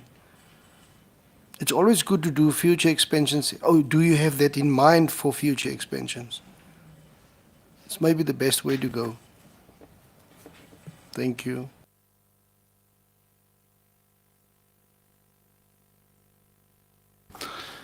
Councillors, actually, my view, if I must give my view on an advisory, I would say that we have quite a lot of solar plants coming to us, applications coming to us. And I think we must sit down and also just look at not to do the mushrooming of solar, but also look into a method to say, okay, this is what we're going to allow in order also to bring sustainability to the land, to the townlands. To say that we are open for solar, we know it's the way to go, but we also just need to be working on the merits and monitoring and managing it properly in order for these companies that will pay us monthly income and agreements, and because it's lease, they're not buying it, they're leasing it. So once it's a lease agreement, it's easier to manage. But we have to be cognizant of the fact of that we have to manage these areas, in order for it not to mushroom in our markets. To say a lot of companies then come in and then some wants to distribute and purchase, and then we must purchase from them. Who will we purchase it from? We just have to be very open-minded regarding all the solar applications coming to our way. Councillor Jackie? His Worship, I don't know. Some of the people, I don't know, it's the same LED problem that I'm having. LED, we don't know when some of the presentations are getting opportunity. We had the same issue with the previous incumbent of the LED office. Because there are this one is coming in July. But I for sure know that there are some that already came in presentations. They don't get to be invited to the presentation. But that is a matter of on its own. Do you understand what I'm meaning? There are proposals that were already there that were presented even, but were not discussed and a submission was not made to make a resolution. That's one. Then another one is there are presentations already in place that never got the chance to present. So I don't understand how, on what merits do you get one, on the same day that you present, you get a submission already. In others, you present and then you wait for how many months to get an answer. So that in itself is wrong for me. But I would like to also see what you are saying, because we have Alensi for that matter. We have other applicants for that matter on solar. Can we not streamline these things? Can we not look at where are we with those presentations and just get a direction from the administration to say, okay, this is where this presentation is. This is where this LMC is. So so that we can get a meeting and just resolute or resolve on some of the things in the next meeting, because I'm not comfortable. These people presented now and they are now already they are in the agenda, while others presented months ago and they are not even getting a chance to be discussed. I don't know, I'm not sure what I'm saying, but I just don't feel easy with this. Councillor Mara, you appointing Councillor Joey? No, Councillor Joey said this application was already at management. That's all it Yeah, should. but you know, Chairperson, what I don't understand, if it is already at the MC, actually I'm talking to Mr. Rudolph. Mr. Rudolph, as the administrative management, you signed this. I don't understand it. We received a request on the 7th of July from the presenter. And on the 28th of August, the CEO responded that a presentation will be held today, which was here. Now, how is it possible that on the day of the hearing, the presentation, there's already a submission in this agenda of today? It's just like something does not add up. I don't get it. Mara, before Mr. Rudolph come in, just remember that co-op is the SORED. It's just the name that changed. So SORED is actually coming a long way. But This it's is not this going is to for change it, yeah. It's Mayor. it's still a not going to SORED. change my argument. No, I'm not trying to So change your rate and argument. Y rate and whatever rate. Yes. No, I want to know the procedure. I asked the presenter this morning about the mining, which our administration is actually the mining company, because the main aim here of this power plant is for a mining company that is currently facing power supply issues. That is the background which I, as an ordinary councillor, is receiving from the admin and from the MC. But the presenter this morning was a little bit puzzled when I talked about the mining issue. Did you see that he was a little bit puzzled here, Mr. August?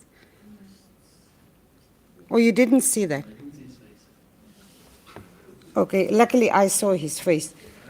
So I don't understand how is it dealt with the fact that July is there, August is there, today is his presentation, but it's already in a agenda which I received on Friday.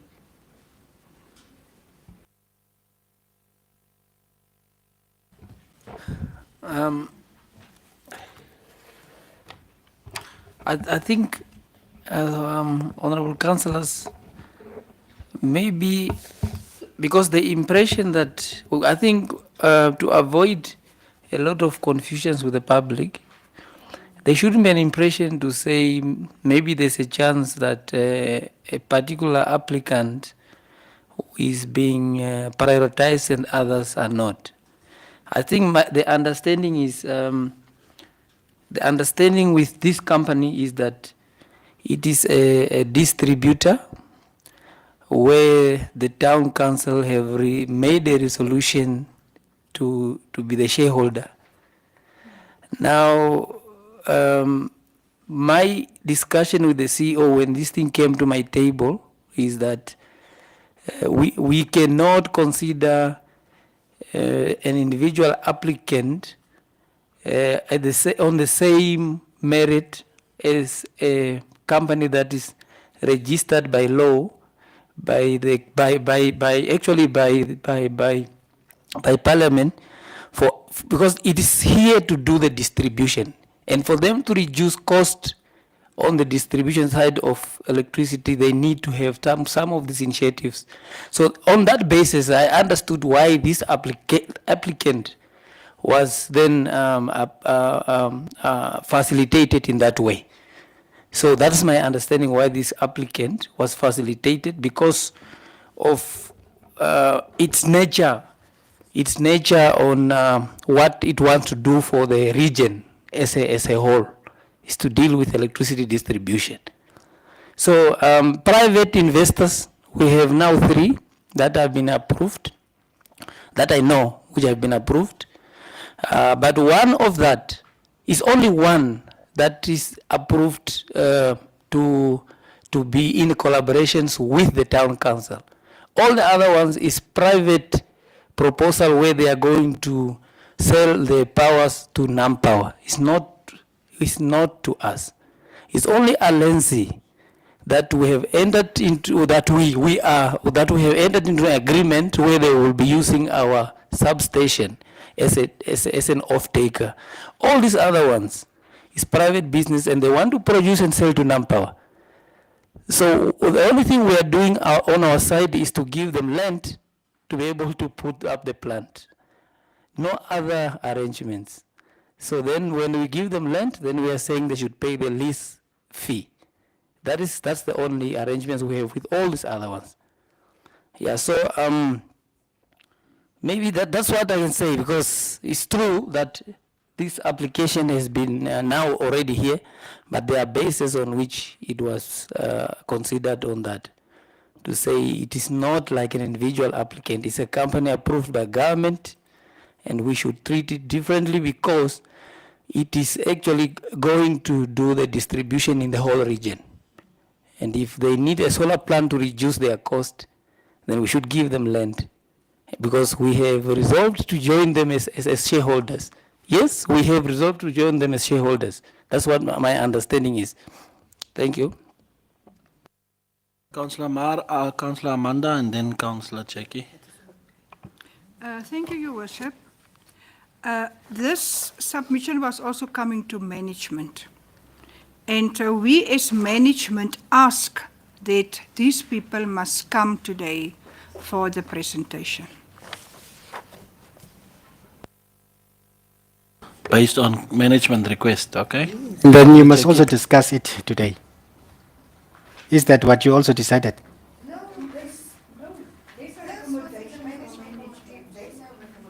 No, I understand what Rudolph, I think Rudolph explained it more clearly.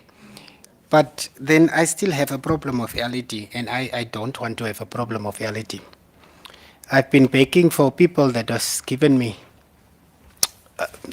inquire about presentations that they need to do, but they did not get the time.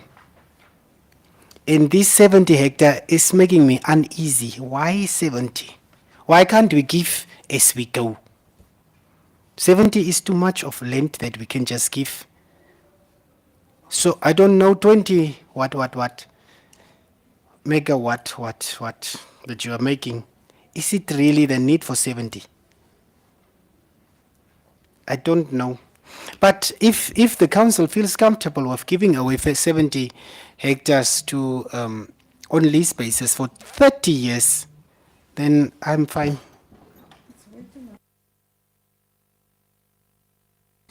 Yes, TM. Thank you, Your Honor. I hear what Councillor Jackie says, you know, you feel a bit unease, as well as Councillor Mara, 70 hectares for 30 years. You know, for the past 30 years, we battle with townlands and the owners who do the grazing. We're sitting with 13 million in debts, which, yeah, if it's not more, I hope that figure is correct. Mr. Finance can maybe... There's so many illegal, that people owe us. There's so many illegal, I've got the document here somewhere, occupants that don't pay a single cent. That even at houses there, structures, let me put it that way, structures. You know, why are we we're living so far from God every month, try to get money in, while we can get money from these people who are very serious with business. I don't say we must kick the people out, but if they don't pay, I mean, we must run the town council as a business, not family charity. So 70 hectares is, and to look in, we all know the future is solar. That's one thing. Solar and windmills. They most probably come in with windmills as well. You never know. That's my opinion. I think. Councillor JK? His Worship, I'm just concerned about the expansion of the town, and it's practically inside the town. In 30 years' time, we will have to look at where do we make a new suburb. Those are the things that I'm looking at. If it is just on the Banov Road, opposite the Banov Road, it's inside the town, and those are the immediate expansion of the town when we have to build new suburbs, new whatevers. That when for 30 years we cannot use that land, which is immediately available, because I'm looking at where do we expand the town to. To Banov, it's uneconomical. That's the planning that is going that side. But you tell someone that no, we are actually moving towards Banov, and people will not want to take and occupy plots that side. The people would rather want to occupy plots on the northern side so that we can move towards Windhoek. But so I'm just concerned that for 30 years we cannot use that land, and it's practically inside the town. And if we have to expand just next to the solar plant. And is it environmentally safe for? Those are the concerns that I'm having, because it is so in the middle of the town. Or is it outside the town? 20 kilo outlets. No, I think then it's fine for me. But if we get the money. But 20 kilometers outside of.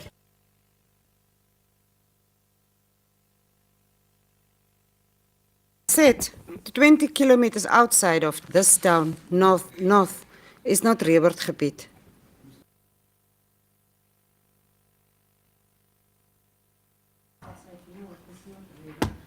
Sorry, maybe just to clarify, we had the substation of Nampower, which is almost kilos. This actually, if you look at the map, the last page of the map there is next to that, because they need a substations to be able to take off the energy.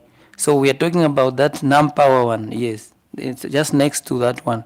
The other one that we approved, Ano, is also indicated there. It's also next to the same power station. Yes. So because you see, if you look at Alensi, because the way we see that this hectare makes sense for the size is that if you look at Alensi, we gave them 15 hectares, and they are proposing to produce 4.2 megawatt, which is almost now in this case they need almost 60 hectares. That's what they need for a 20 megawatt. Because for a 15 megawatt, 15 hectares is almost like 4 to 5 megawatt. So it's not, maybe if more, it's maybe 10 hectare more that we are talking about, if they have to fully develop the whole land. Yeah. So That's the other thing. Also, there are roads and then inside. also the battery systems and things, it must also come in office. Can I maybe answer Councillor Jake on the issue of LED?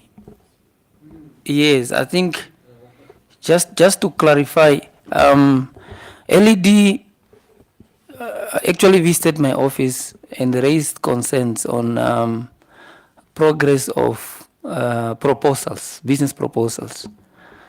And I said, okay, because what we did is we said there's procedures in which we assess these documents.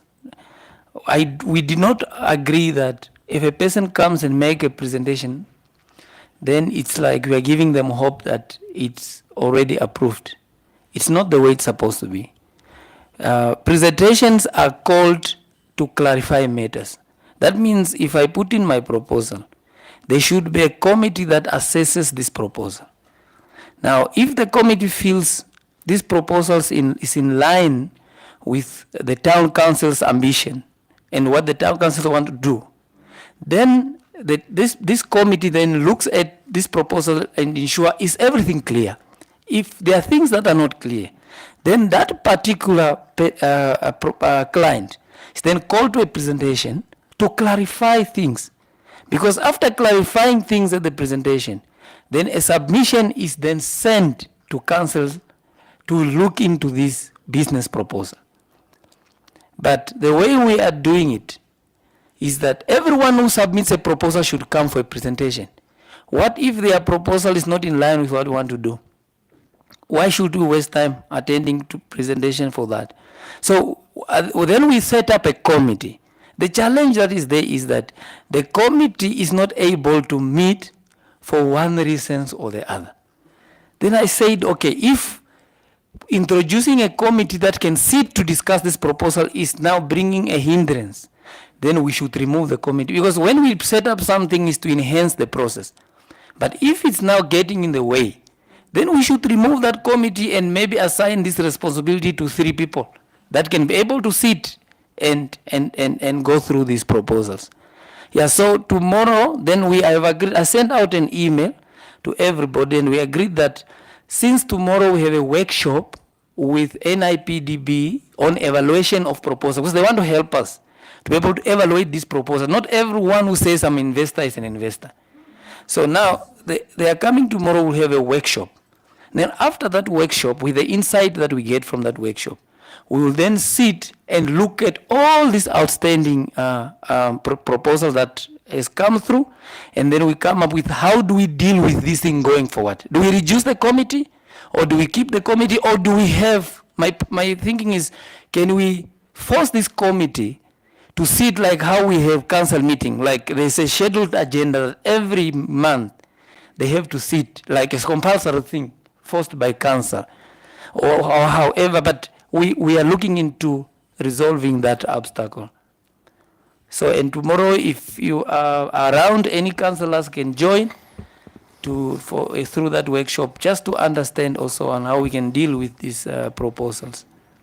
Thank you, Mr. Rudolph. Councillor Jackie, before you go, before I give over to you, can we please now come to go into the conclusion of the submission, please? We can't drag every question so long out, that long. Let we curb on our questions and debates a bit shorter, please. Especially after lunch. Worship, Yes, Councillor. I would like to request to the technical manager, if the proposal is not of any value, please let the applicant know through writing in a reasonable time, so that the applicant cannot wait 5 months just to be told, no, you don't conform to our plans. So that is what I would like to appeal. And I propose that the our regional electricity distribution must be given.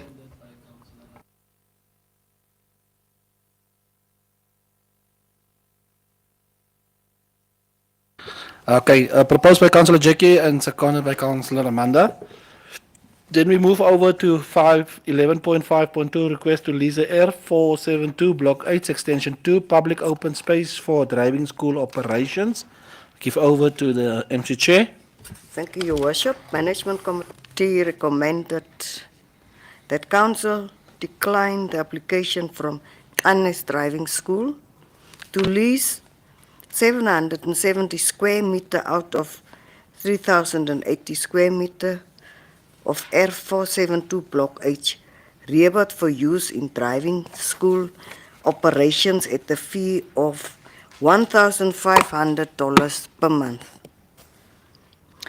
That Council approved the allocation of the entire public space measuring 3,080 square meters for use in driving schools operations by all driving schools and for the benefit of the community.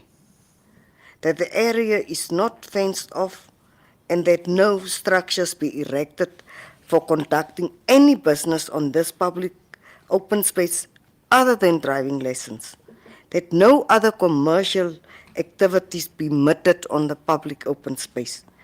That in the event of non-compliance, Council reserves the right to terminate the services. That Rehoboth Town Council ensure that the area is user-friendly, that a driving school committee be established to oversee the maintenance of the area and ensure that all driving schools and the community have access, that Annes Driving Academy be informed accordingly. Refer to council. Jackie?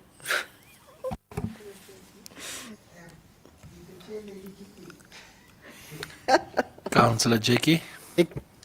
His Worship, I think Thereafter. the intention is fine, that it should be declared for the whole public, but then we are delaying the application of this applicant, because this applicant saw the need to apply. So why can we give the person the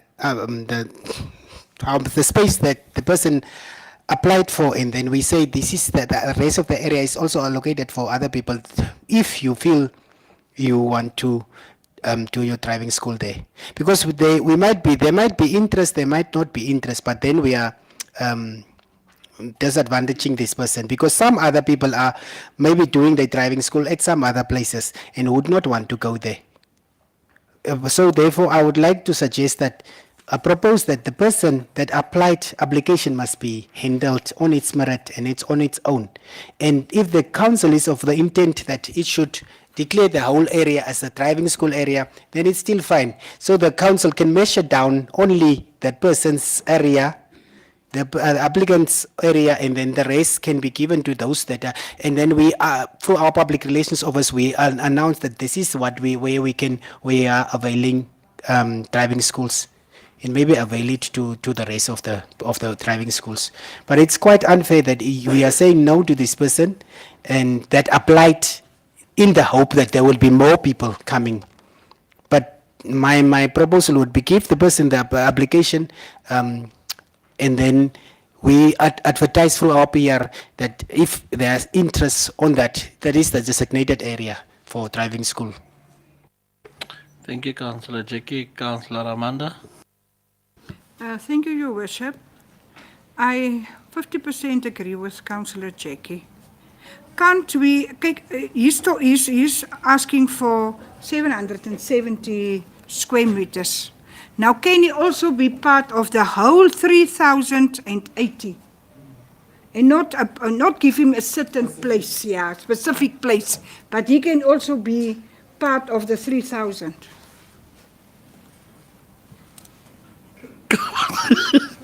Councillor Joey. Yeah, that's what he's done. Mr. Rudolph, most probably you can assist me, but we felt that behind the graveyard, people are practicing there. Some of the driving schools, where there is no.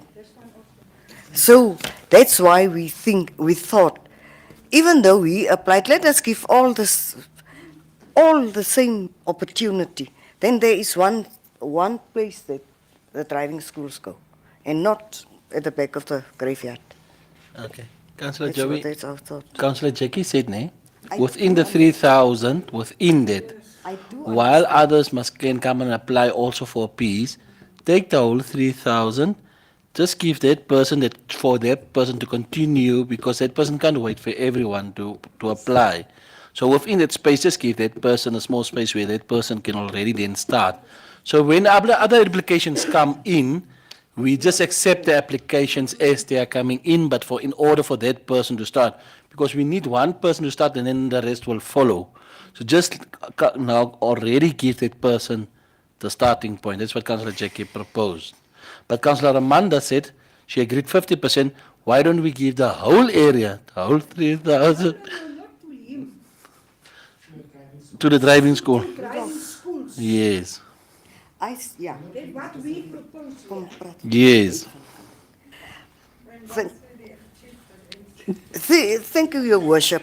It's like, hey, it's like, Councillor Jackie, it's the same with the bus and taxi associations.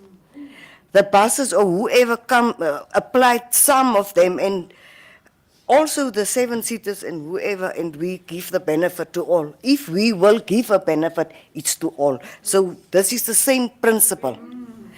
Let us give all driving schools the same benefit. Mr. Rudolph, you can assist. Thank you. It's exactly, before Mr. Roloff come in, you and Councillor Jackie is on par, Councillor Joey. No one is against you. All that he's saying is just give because you declined. You declined the person. Don't decline the person. Make the whole area for everyone. But just give that person as long time to start We already. cannot give him separate 770. No, not separate. It's within the 3,000. I do understand. No, you don't. I- If you understood, then you would have agreed with what he said because he said, all that he's saying is within your area that you want to give to everyone. Just give that person a piece just to start. Yeah, not 770. Not 700, but just a You can piece. start He from the didn't whole- mention a size. He never mentioned the size, my dear. What Never. I'm saying is let us declare 3,080 square meters this driving school with the resolution today, and everyone can go there. That's Yeah. my reason. Yeah. Conclude then, Mr. Rudolph, and then we can take up a resolution, please.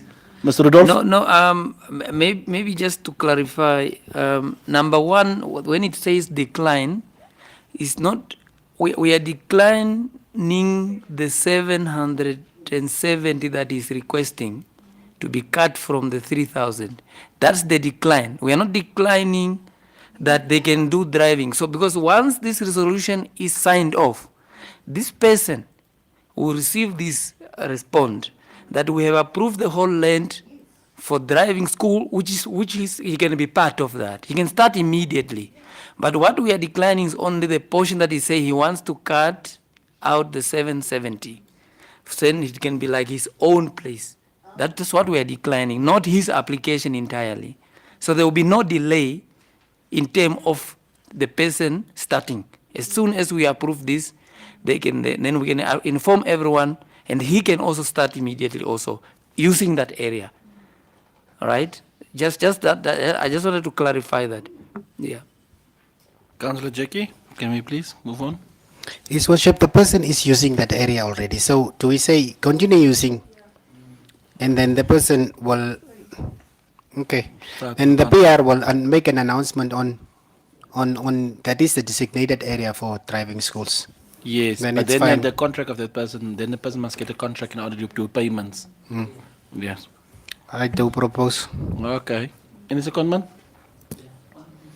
All right. Councillor Mara, the portfolio, are you okay? Transport. I can't propose or say anything now, yeah? But are you okay? You are my transport portfolio councillor. Okay.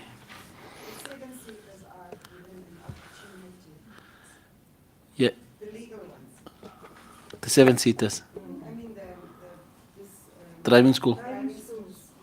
Yes, the legal ones. Okay.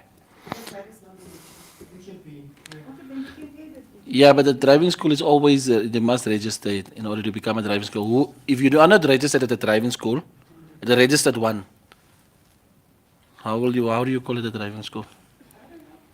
Okay. But it's okay. Yeah. Registered, yes. Yes. I didn't know you're getting an, you're not registered driving school, do you? Okay.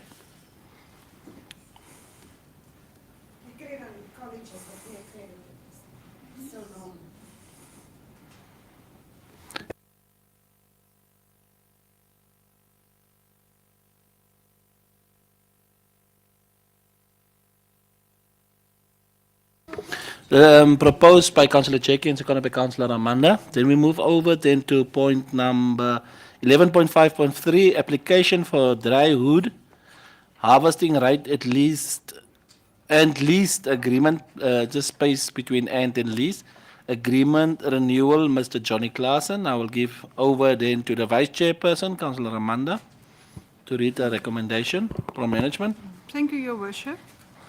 Management Committee recommended number one, that the application of Mr. Johnny Claassen not to be considered as he is not in good standing with the council.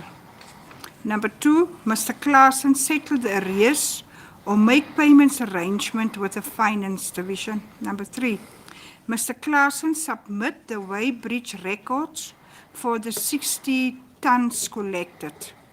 Number 4, that Mr. Claassen proposal to renew his contract, which expired already on the 19th of July 2025, be declined, and that all wood collection operations cease. Refer to council.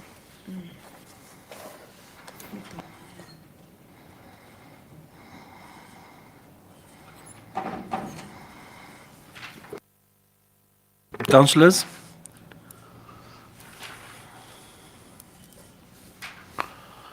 Honourable councillors, your views on this one?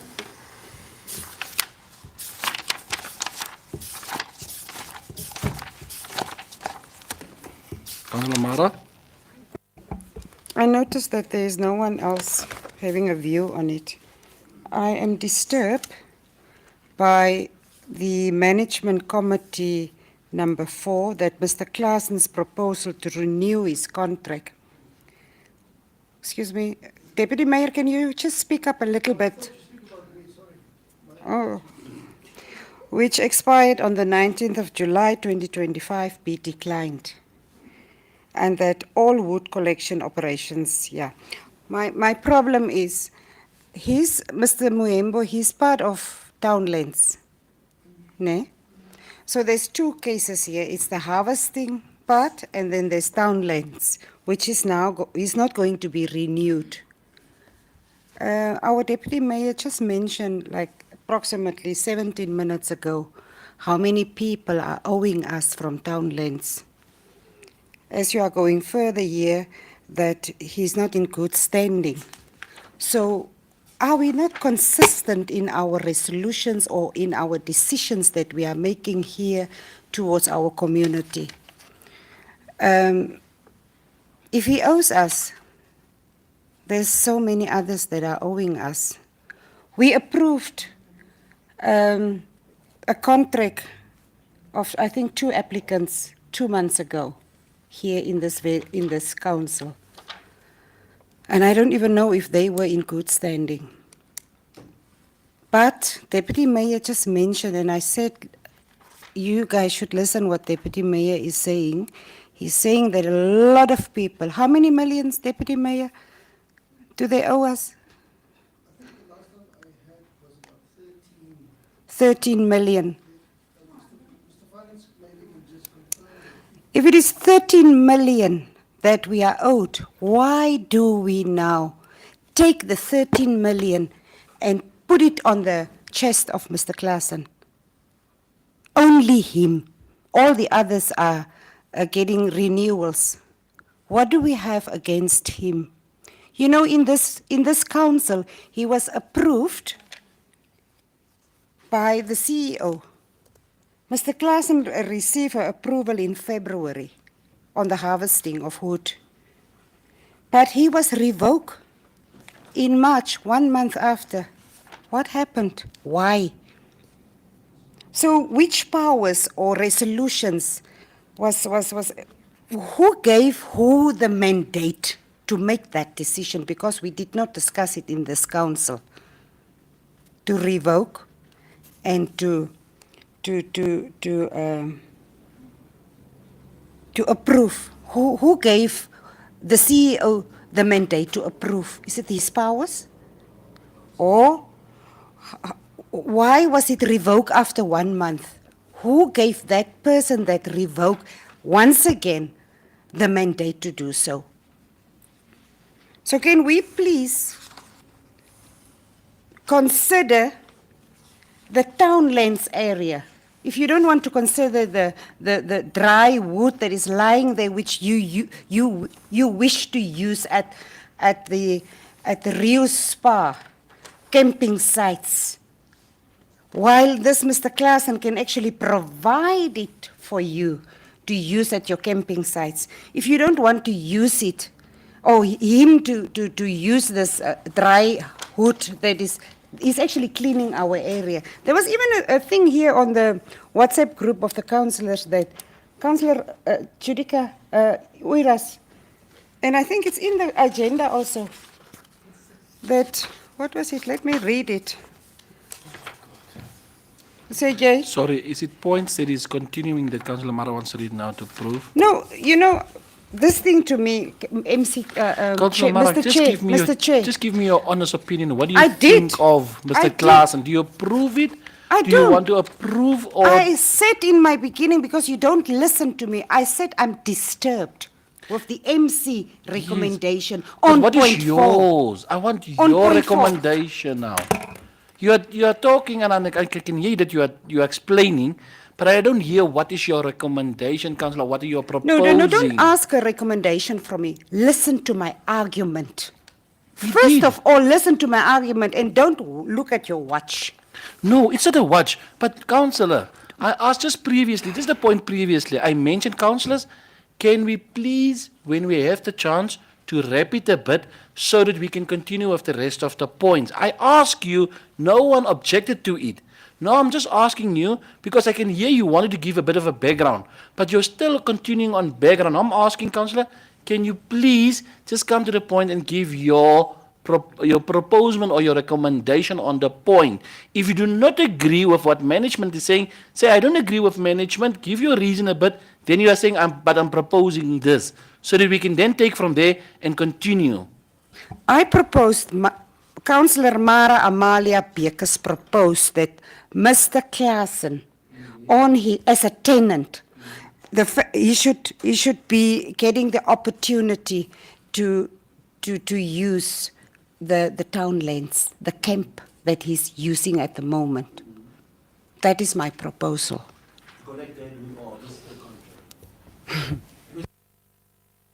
In my argument, don't get confused with two issues, which is the harvesting of wood and him as a tenant. Those are the two things. And then I proposed on the number 4 here, you need to listen to me very carefully when I talk. You need to renew his contract. Consistently, the way you are renewing contracts of all the others that are owing us 13 million.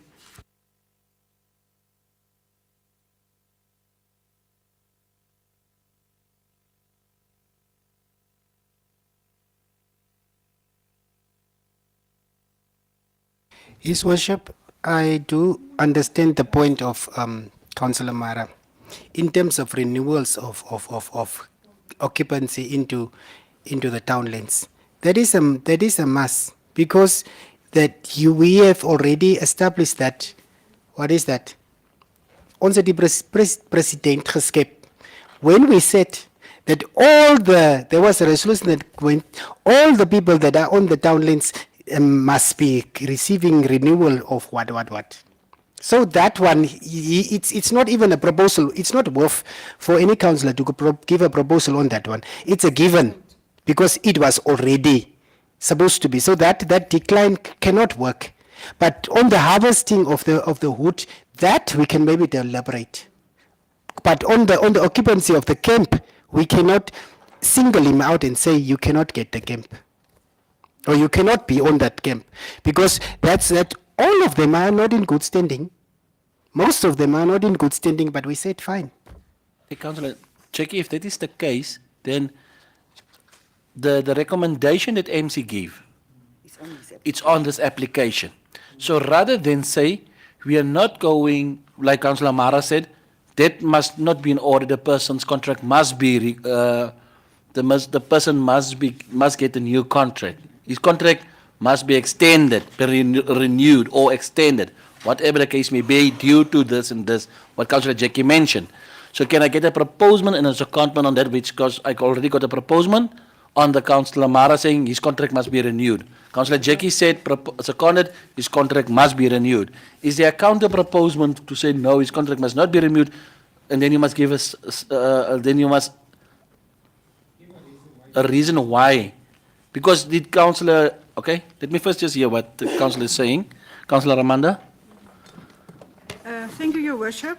I'm going with the Management Committee recommendation. The reason, So you are countering yeah, a counter proposal yes, to remain at your to decision, remain, yes. I'm give a reason why. okay? if we are going to look here at the statement of Mr. Claassen, the amount that he owe council is 545,873.28.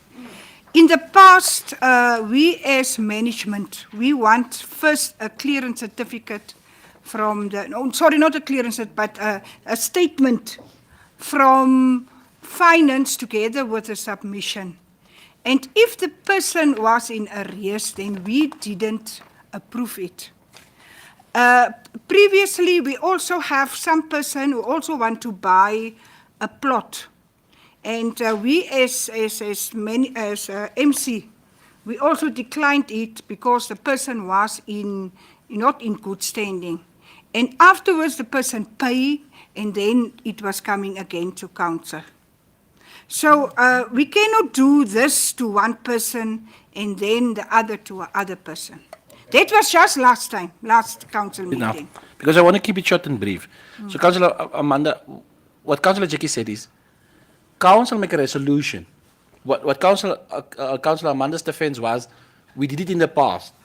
But after that, there came a resolution to say everyone's must be renewed. Even the ones who's not having contracts, which is sitting there, they must get contracts. That is they are based on that evidence. So that they are giving is the last resolution. So now there's contradiction in the two laws that you are applying from management side. He's having a contract, he wants to renew it. There's a standing resolution to say that everyone must get a contract.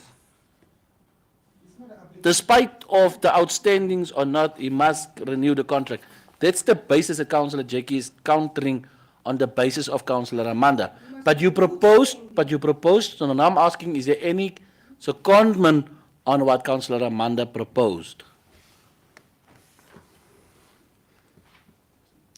Seconded.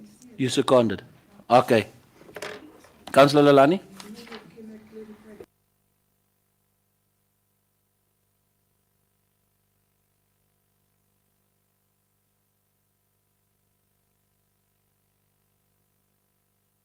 Application. He's not applying to go onto the land, he is there. And then there's an extension. Like all of them that expired. All the townland people's expired. And that's why we said all of them must get a new contract. Okay, let's get order currently. Let's get order.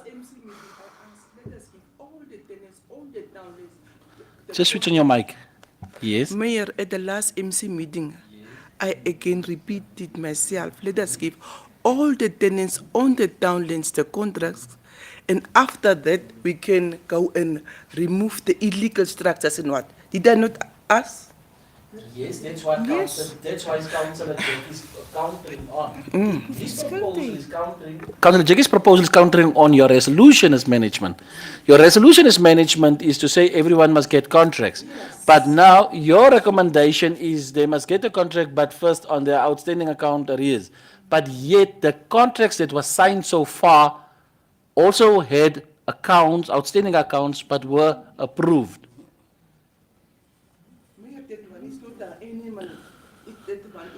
Councillor Amanda, listen quickly. They were outstanding. You know why? You know why? They were seated there without contracts, owing. So the moment you signed the person who was already illegally there, you gave him a contract, that person had an outstanding because for the time period he was there, he didn't pay as the others who paid. Because we didn't have a contract. Exactly. Most of them. This one have a contract. Even the ones of contracts got renewed their contracts.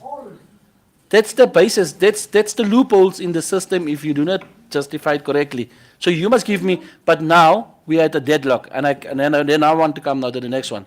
Because I don't want us to go that way, but now it seems to go that way. There's a proposal to renew his contract. There's a counter to say not to renew. Can we then move over?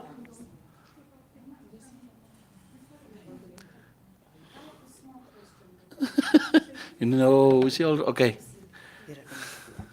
Please, Councillor. Honorable Amanda Groenewald, I want you, as the MC member, to look at point 3. Mr. Claassen submit the weight breach record for the 60 tons collected. Is this you want him to submit it, eh? Yeah, so that you can rectify this invoice. Am I right, Mr. Zaino? The MC wants him to submit the weight breach records, for the 2 tons. Is that maybe so that that proof can now come to this invoice, so that this council can rectify this 500,000 that he owes? Or why are we asking for the weight breach proof to be submitted? Actually, I don't want you to answer. I want her to answer because she put it in the recommendation. Madam Amanda, Honorable Amanda, you are asking for that proof to be submitted. Why? For what reason? Okay, the reason is because Councillor Lelani said this 545,000 is not for lease of the camp, but it's for that wood that he harvest. So we just want to make sure if this 545,000, for what is it, Mr. Zaino? Is it for the wood he harvest and didn't pay? Or is it for his camp that he didn't pay for the 30 years? Okay, let's go to then, Mr. Rudolph. 15 years. Mr. Rudolph, can you just, because it's under your department, can you just give shed some light there for us? Because we really need to close now. Just want to get to that way, yeah. No, you see, there's a dispute in term of, actually, it's in term of the 437. It's one of the attachment, I think the second last attachment. It's not the 500, but the 437, 400. There's a dispute to say, when you get a permit from Minister of Environment, they will indicate the ton that they allow you. But those tons is not necessarily what you have harvested. Now, the ministry do not, there's no system where after you harvest, you come and say how much you have harvested out of what was approved. Now, we said, okay, we need to verify this. Because now there's a dispute between how we calculated this and what he's saying. Now we said, okay, maybe the best way, since these trucks, if it's for export, they have to go through a weigh bridge. So the records are there. And he is the client who have gone there. Can he just collect those records? Because those records will show exactly how many ton that they recorded, which he has exported, so that we can then resolve the dispute on the amount. That is why that statement is there. Sorry, Mr. Rudolph. So what I can hear from you, you are talking about a harvest, not on the lease agreement. You're talking about the outstanding amount is the harvest amount. So No, there's no, no. separately. It's not his sorry, account, outstanding account. What is his arrears on his standing account and what is his harvest account? Because with the current resolution is made on the new contract, not on the harvest, but on his lease agreement, where he currently is. No. Mr. Rudolph? I will come now to the councillors, Mr. Rudolph. Yeah, you see, my view or my understanding on this matter is we are dealing with a situation where things are not being done properly. Things are not being done properly. Now, my view is if this particular client or this particular tenant, there are issues on how things are being done. Because remember, a person being on the townland, they then have an opportunity to do the harvesting, né? Based on the fact that because you cannot just commercial, because the way it is now is most of the people that are doing that is people who have a lease agreement. Now, my thinking of the MC is that since we have these issues with this particular person, maybe at this point, it is not a good idea to renew his contract.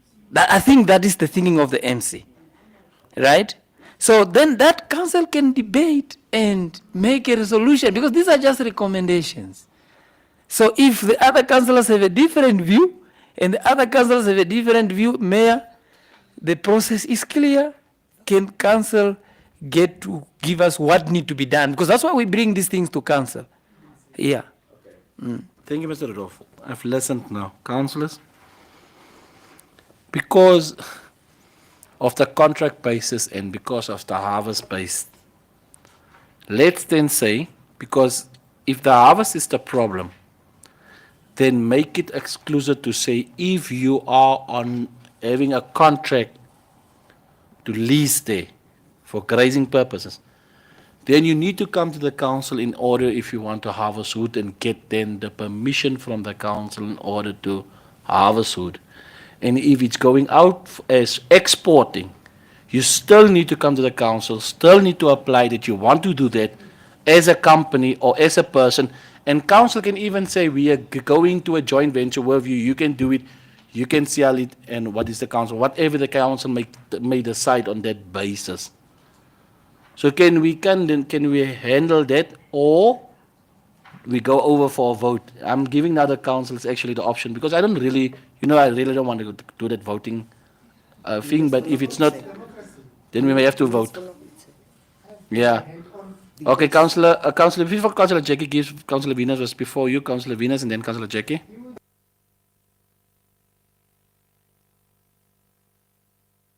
Thank you so much. Yes, Mos. People, we must also know there is a thing in law that is the onus of the, if you have to, the burden of proof lies on the accuser. We are accusing him of things. We must prove those things. It's the burden that we are carrying. If we are saying someone is doing something, then we must prove that the person is doing. But this is not the first time that we are discussing this issue. We had an exclusive consultative meeting where we have resoluted on certain things and then agreed on certain things in these chambers already with Mr. Klassen in presence. These applications, if you look at it, there are two different things. The application that is under review, I think it's on the extension of the plot, extension of the camp. So let's focus on that one. And the council in its resolution can say clearly, do not harvest, because we are having a dispute on that. So if we are saying extension, we cannot argue there, because we have make a universal decision on that one. But we can say on the harvesting, we can say no. While we can extend, like we give you the extension, like we give everyone on the townlands, we are going to say exclusively, you are not going to harvest unless this and this and this documents are in place. We even said in that consultative meeting that we will put in place our measures how to guard the harvesting and how many times he's going out with the export. That's what we said in the consultative meeting. We said we are relying on the records from agriculture, but it is not true or reflecting the truth. So that we had a consultative meeting where we took decisions. We are just dealing with the land issue. And on the land issue, we can say, yes, we give you the authority to stay there, but this is our conditions. If you harvest, the moment you harvest and we see you, then we can let you.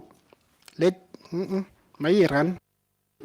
Thank you, Councillor Jackie. You saved me the other day. Otherwise, that guy was busy trying to pull me apart physically with his fists. How sure are we that guy have animals on that plot? Who can prove that to us? No one. We are the accusers. The burden lies with us to prove. No one. That guy, he used the animals for smoke screen. I can assure you that. And I will prove this in court. Two goats. One is blind, the other one is crippled. But honestly, we're making a joke out of it. That guy is stealing our wood. Honestly. Anyway, but thank you very much. We cannot prove. Councillors, okay. I'm not going to retract my statements. It's true. Okay. Councillor Venus. No, it's true. Councillor Venus, we have to prove what we are saying as councillors because we are professionals, we are councillors, and we are leaders. We do not say things on stoop stories, but on facts. Please. So once we make once we are discussing things here in this council, we have to make it very, because this area, this place that we are sitting in, it's not a place to make accuse and accusing people. But we here have to have facts if we want to say something. If we don't have the facts, please let us retract our words. We must not become personal in this place because this is the decisions that we are making for the town's development and growth and economical boost. Decisions for the community and the whole of the community is our responsibility here. So please, Mr. DM, Councillor DM, I ask you to retract the words. Otherwise, if you don't and something happens, it comes to you. Please retract the words until you have proof in order to say, because we are leaders here. Please, DM. Mayor, I'm taking fully responsibility what I'm saying. We've got proof on our cell phones that wood was carving, it was not dry wood, it was honest, fresh trees that was exported from our camps, from our acacia wood. How long was we suffering from this gentleman? And it's not him, there's many others as well. Unluckily, we just caught him red-handed the other time. And that's why we call in the Ministry of Forestry to go and have a look themselves. Okay. Thank you. For the harvesting, I will retract from now because I believe there is currently a case, pending case, and I don't want to go into that. Mr. DM, I asked the DM to retract because there's a current court case.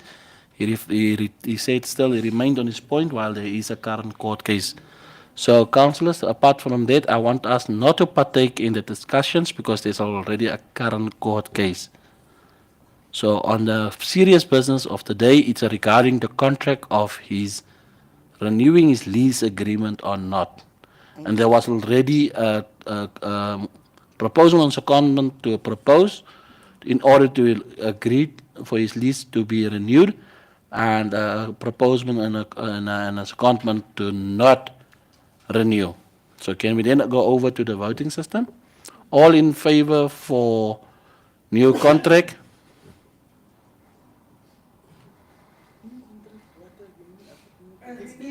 The renewal. Okay. All in favor for not renewing the contract?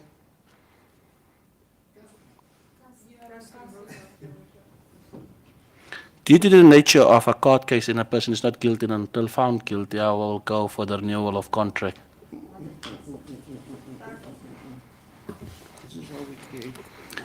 It's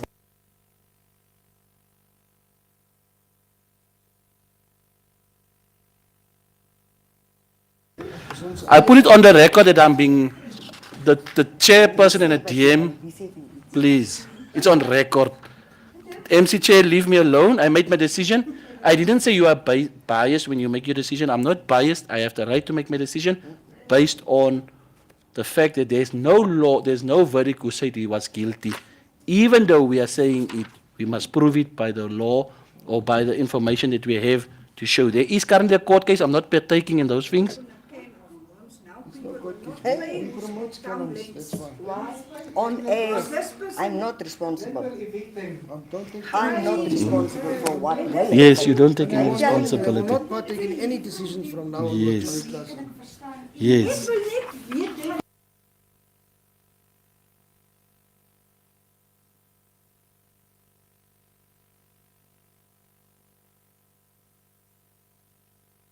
Then we move over then to the next point, 11.5.4.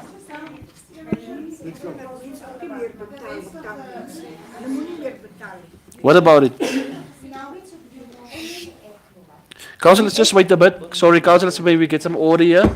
What was, sorry, Cassandra, councillors, Councillor Joey, just wait a bit. Councillor Mara, councillors, Councillor Cassandra. Your Worship, the council has now only decided on number 4. What about the rest of the recommendations? Do they stand as such? Is there a proposal and a secondment for those? How do we go about this? Number 4 is already combined. Propose Just wait. from 2 to 5. Yes. Also, Mr. Claassen settle the arrears and to make payment arrangement with the finance division he must make arrangements for his outstanding Yeah, accounts, even though he's getting a new contract. He must make and settle his outstanding account. Yes. That Mr. Klaas, number 3, that Mr. Klaas submit the weight breach records for the 6 tons collected. Yes, he must. That's not debated by the council. Yeah. Okay. The only problem here was to renew or not to renew his application, but the rest he must comply with.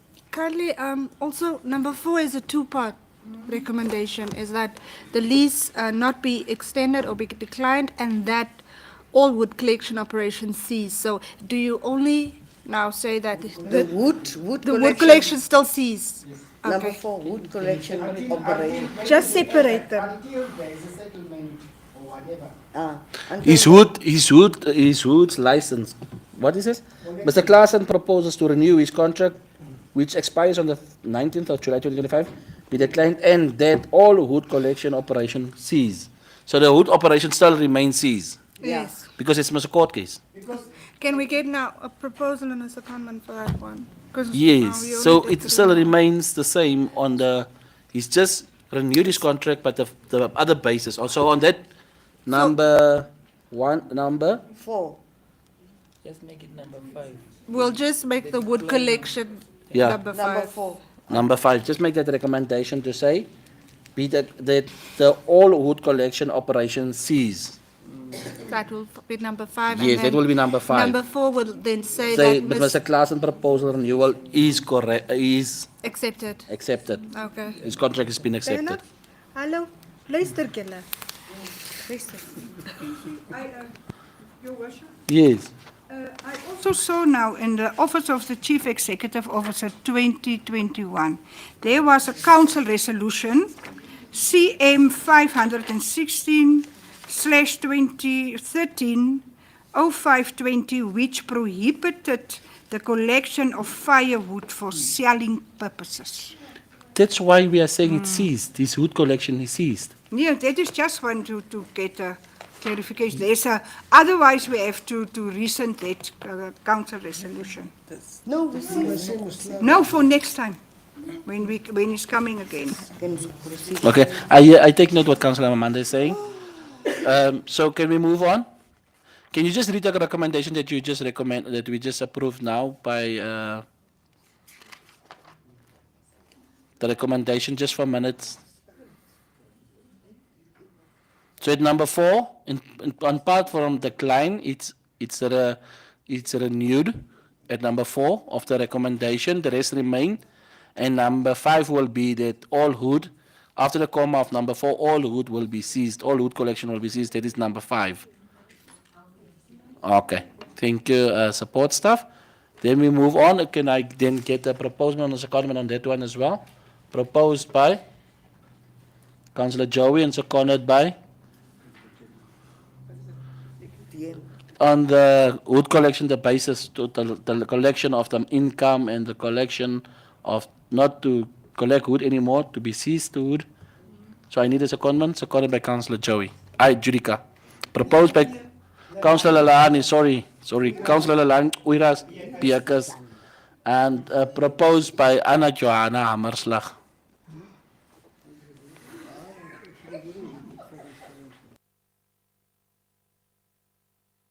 Then we move on then to the next one.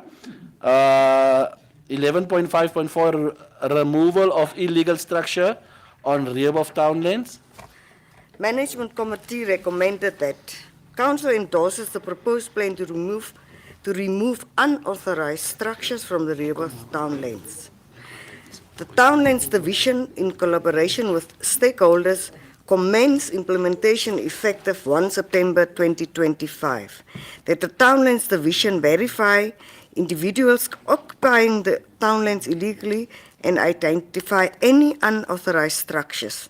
That a court order be obtained for the removal of illegal structures within the Rehoboth jurisdiction area. That the court appoint a sheriff of the court to oversee the removal of illegal structures and ensure the protection of Rehoboth Townlands Council staff members. As per the contract, permanent structures shall not be removed after the expiry of the lease agreement. Oh, remove unauthorized structures. Okay. Should any structure be removed, the tenant will be held liable, and council reserves the right to impose a penalty for such removal. Refer to council. That is now unauthorized structures, illegal. Councillor Jackie, any comments? Yes, Worship. I don't know. Can I be given a brief background as to is it up those that doesn't have contracts and put up structures on the town lanes, not the permanent structures? Okay, then I'm fine with it. Then I'm also wondering what will happen to those people that are operating on the town council businesses on the town lanes, businesses such as entertainment places and such.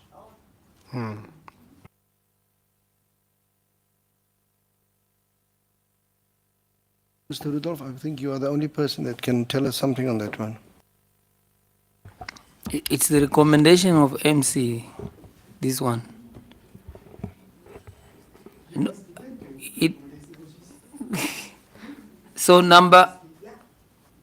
maybe just to help, number 4, I think it says the,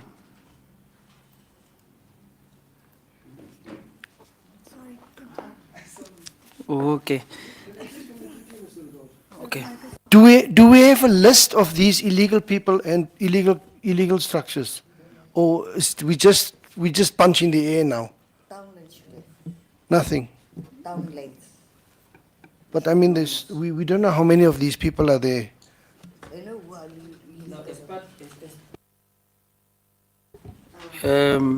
Yeah, as part of the project that will be determined because, yeah, but we know we have some of these records just to verify them. Yes, but I think number 4 says that a court order be obtained for the removal of illegal structure within the Rehoboth jurisdiction area. That extends the mandate to also within the town area. So it's not only town lanes. So if it's illegal, you can have a contract, but because within the contract it says if you want to construct a structure, you need to get approval. So you can have a contract, but you have constructed a structure without approval, so it's an illegal structure. Yes, so that's what we are looking at. Yeah.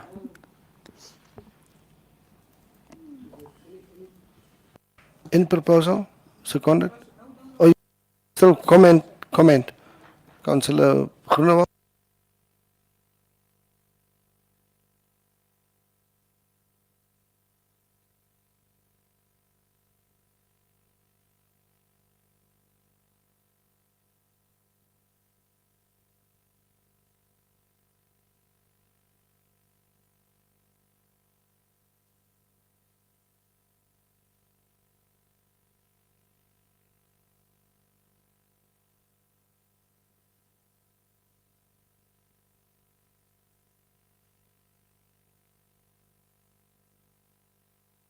Okay, can I explain? In our contracts, especially for town lands, yeah, in our contracts, in town land contracts, for a permanent structure, it's clear we are saying at the end of that lease agreement, it stays. And that's exactly what we are saying there, that it will not be removed after the expiry of the lease agreement. So what will happen is, let's say it's a permanent structure and you build it illegal. There are penalties that will be given, and that structure will not be removed after your lease agreement is elapsed. Yeah. Satisfied? Anybody else? Any councillor? Councillor Jackie, Councillor Mara? Councillor Judica, Lelani? Councillor Hammerslag propose, any secondant? Councillor Groenewald?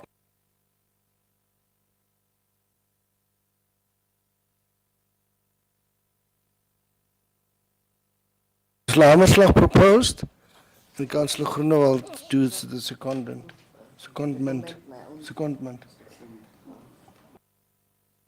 I think 11.5.5, compensation of land to Mr. Johannes Lucas van Wyk. I think we have the background. Mr. Johannes Lucas van Wyk was here. I will. You have it 72 hours before the time? No, I will read the recommendation. Management Committee recommended that Mr. Johannes Lucas van Wyk transfer Erwin 1366-1371, RAM 474 and RAM 475 Block G to the Rehoboth Town Council.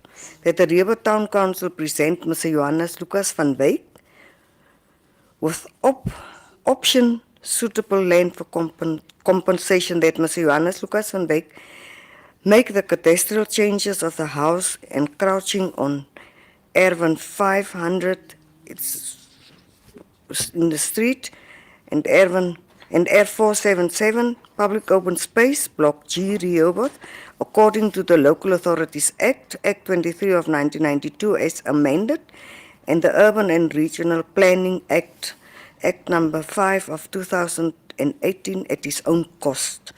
That the Rehoboth Town Council through the Council Land Surveyor compile a preliminary diagram to assess and obtain the land coverage of the yard of the house encroaching on Erwin 500, which is in the street, and Erwin 477, public open space, Block G, Rehoboth.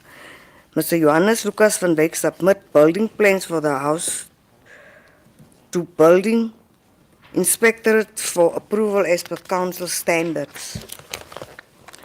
That the total size of the house encroaching on Erwin 500 and R477 public open space, Block G, Rehoboth, be subtracted from the total size, 3.3084 hectares of land to be compensated to Mr. Johannes Lucas van Wyk. The Rehoboth Town Council to source for land that is equal to the land to transfer Erwin 1366-1371, RAM 474 and RAM 475 Block G by Mr. Johannes Lucas van Wyk. That Mr. Johannes Lucas van Wyk be compensated with land in close proximity to service land, refer to council.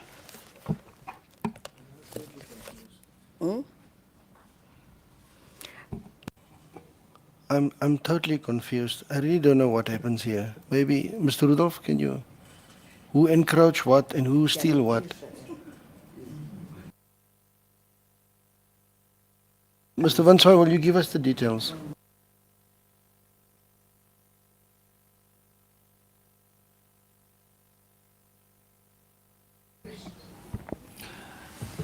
Mr. Honorable Mayor, Mr. Van Wyk purchased in 2010, 2011 or 2009, 474 and 475 from the local authority council. That is where he built some of these houses that are there. Now what happened is the roads authority, not claiming by law, is entitled to the road reserve in that area. And part of this road reserve, which Mr. Van Wyk has now purchased, belongs to the roads authority. And while we sold, the property was sold to Mr. Van Wyk at the time, it was subdivided and it was rezoned and all those kind of things to residential. It came to know that he is losing out on a portion that was actually part of the road reserve belonging to the roads authority. Now all what happened is now, Mr. Van Wyk is now coming back to council and say, but not being a fault of mine, but being a default on the side of the council, if I purchased this property, and now I cannot use my property because it was not supposed to be sold to me at the time. Now for the specific areas in question, I would like council to exchange a certain amount of land for the losing of these portions in another area to compensate for the loss that he had, he suffered. And then also, if you look at it where the cursor is, this is a street. He also built a house here on the street, the cul-de-sac here. Now this also has to be subtracted from the amount of land that he is supposed to get from us, being part of the street, and it has to be closed down as a street and now be reverted to as an erf because there's already a structure on it. Now for all that, Mr. Van Wyk is only asking for the compensation of the particular round of properties in the same amount or more or less the same amount to be compensated to him, whether in this area or to another area. That is all that is asking. This is block G. This is at Cap Agri, ShopRite, those areas where the mall is more or less. Here is the mall, the area of the mall is, here's a mall, just behind this area, going upwards.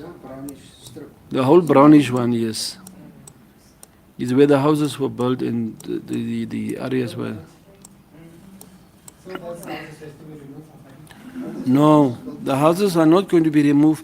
It's only the portion of where the road reserve is going that it needs to be compensated, or that we have to look at the amount as indicated in the submission to exchange for the loss of that amount of square meters of property to him for a replacement of giving him another set of area for Erwin, whether in one area or different areas.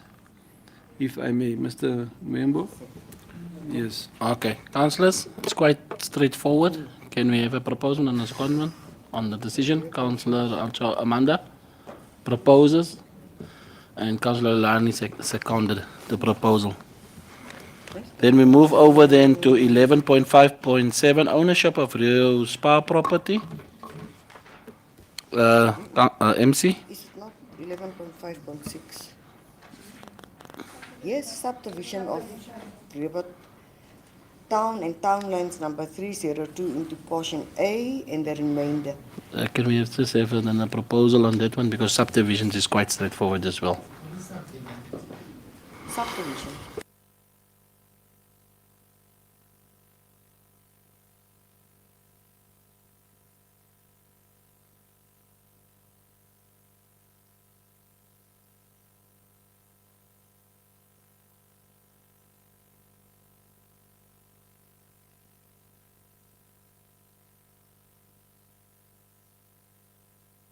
Councillors, proposed by Councillor Lalani and seconded by Councillor Joey. Then we move over then to 11.5.7, ownership of Rio Spa property. Thank you, Your Worship. Management Committee recommended that Council approves the write-off of 2.2 million owed by Namibia Wildlife Resort as an outstanding debt on the Rio Spa property to expedite the immediate transfer of ownership to River Town Council.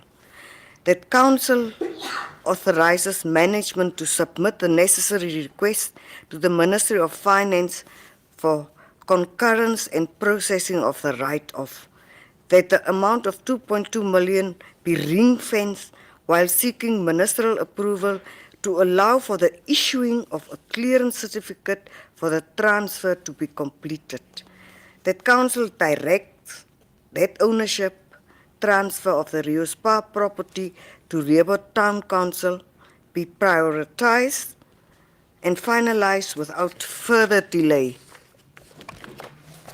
That Council mandates that discussions with Namibia Wildlife Resort regarding possible collaboration or a memorandum of understanding to be continued separately but without forming part of the conditions for the property transfer. Refer to Council. Councillors? It's also very straightforward. It's just for the ongoing process. Councillor Amanda? Thank you, Your Worship. Number 1 and number 2, can we just change the write-off to ring fence? You can, why? Not to write it off, but just to ring fence it. Like we said, number 3 there, that the amount of 2.2 million be ring fence. That's what I said. Okay, Administration Councillor Amanda is asking, can you change the word write off to ring-fence? There is that I just Administration? Your Worship, sorry, if I can recall, we instructed Jamin and Desiree to have a meeting with NWR. They reported back that NWR was at the time adamant in saying that yes, but we know that we owe you that amount of money. We are not in the position to settle that at the moment, but you can start with the process of trying to get the property into your name and all those kind of things. So we also sat around the table and said, well, the obvious manner is then, since we were proposing that we are entering into an MOU with NWR, now suddenly it seems that nobody knows about the MOU initiative. We still consider looking at the possibility of writing off the 2.2 million, but that will take a long time because we have to go through the Treasury, State Finance Act and all those kind of things. We still put it up as a condition of transfer so that at least we are adamant and saying we don't so much worry about the amount because the value of Rio Spa as it is more than 15 million. And we compare it to the 2.2 million, said, okay, we can consider to write it off. But it will take longer than anticipated. We want the transfer to be done now. So we rather also recommend and said, let's write it off.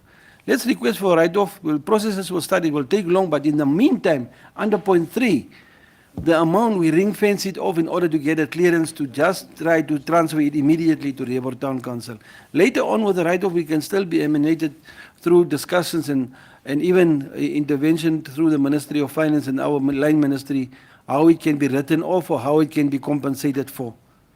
But for now, we should not deviate from the purpose in saying that we have received something which is more worth than 15 million. Now we are battling with the 2.2 million thing, looking for money. Let's just say we write it off for now. If the processes are in place, we'll come to that. But for now, in order to speed up the process of transfer, we also under point 3 say we ring fence it so that we can get the clearance and transfer it. Later on, we can have further discussions on whether we can continue writing it off, or if Treasury said it cannot be written off, you go to NWR and said, sorry, we cannot write it off. Can we talk about something else in the meantime? I believe to say that to write it off or to ring-fence, ring-fencing means they will still owe us even in the future, which is the better offer than writing it off, like you said, which makes the process longer. So what Councillor Amanda just requested is to say, why do we say write off? Why don't we just change the word from making an amendment on the recommendation to say ring-fence? Mr. Tron? I will do an injustice if I don't support what Councillor Amanda has said, because Mr.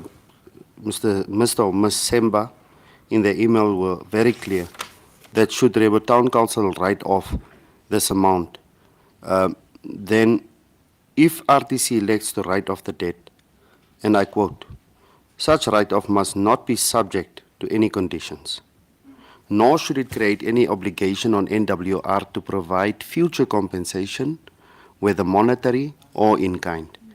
That is why I'm just saying that we should just take out the word write-off and just say that the council ring fences the amount of 2.2 million and that NWR is still liable for it. However, the council authorizes management to submit the necessary request to finance and also to issue the clearance certificate for the transfer. And then we handle the case of the 2.2 million on its own merit, on its own side, so that the council, the account of Rio Spa is cleared. And in our books, that debt will still remain NWR's. We don't write it off. They need to pay it in kind or in monetary value.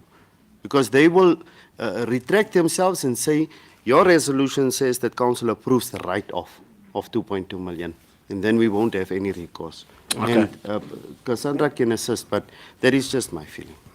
All right, so we changed then, councillors. Can we make the amendment done then in the word, just change the word to ring-fence rather than write-off? Can I get a proposal and a secondment on that one? Proposed by Councillor Amanda and seconded by Councillor Uiras. Then we move on then to the next one, 11.5.8.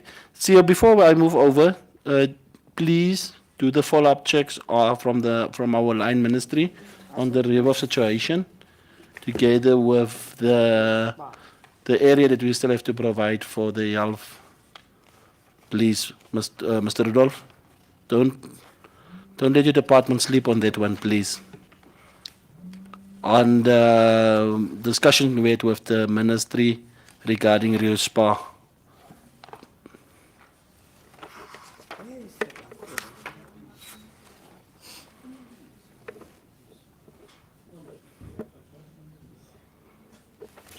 Okay, 11.5.8, application for the township establishment of 6 extension previously known as Burgershoek and Volstruis Vlakte. Over to MC Chair. Yeah, I will just read the last one because waiting.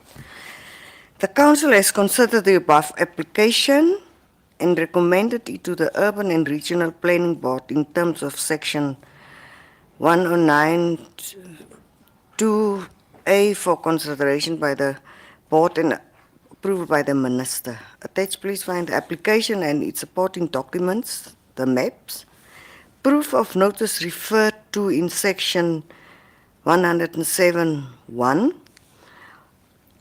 objection, if any, decision taken, council's recommendation supported by a full council resolution. We trust in your usual assistant and prompt response. So,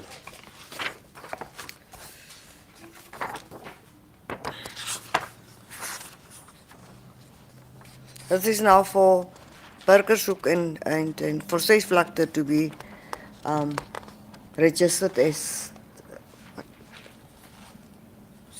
Township. township. You may continue. Yeah.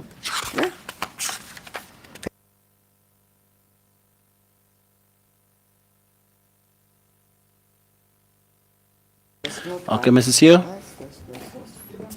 If I may, Your Worship, you remember that the last time during the questions of Councillor Mara, and even with the ministry, we submitted the report from Windplane, wherein they indicated that this resolution is needed in order to expedite the process. This is a resolution now that we need.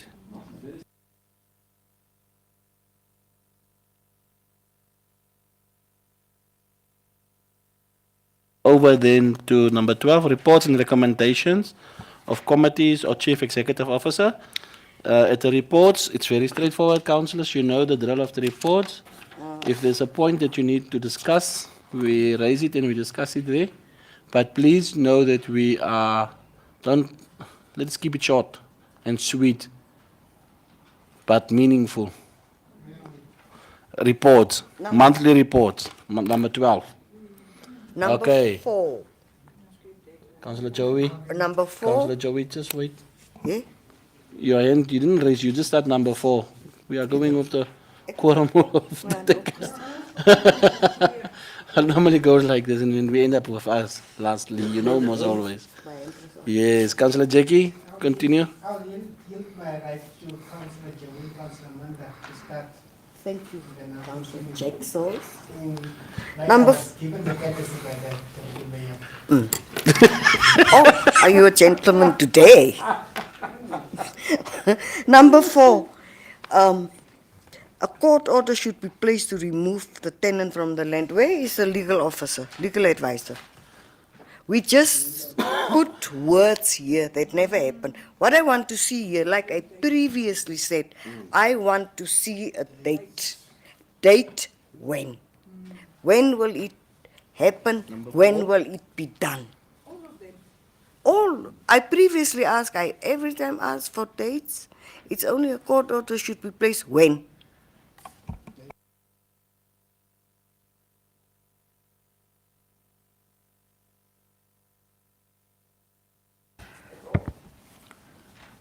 Your Worship, I think on the previous discussions, this point has been continuously entertained in terms of, can you go there, look for what, and then it was indicated that the person will come with a payment plan. You'll see Jeremy, he was tasked to submit his payment plan, nothing has been received to date. Now, excuse.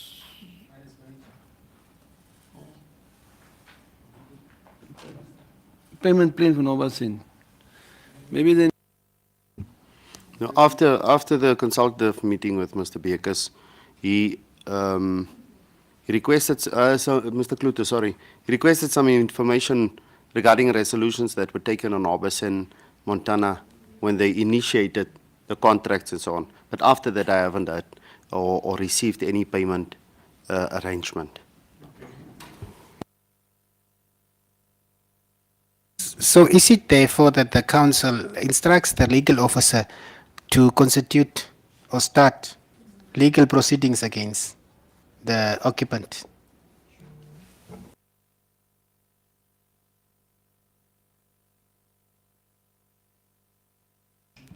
Yes, if the council resolves today, then we can start instituting legal action with an order of eviction as well.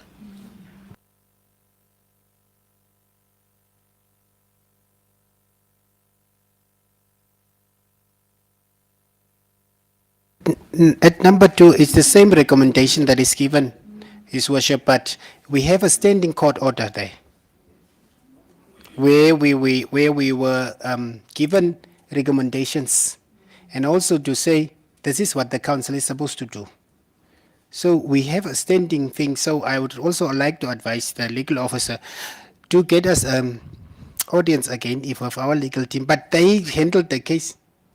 So maybe get us audience with our legal team so that we can proceed. And also in the same way, maybe the technical division has some feedback on that. If they don't have, I think it's about time that we continue and do the legal things that we need to do.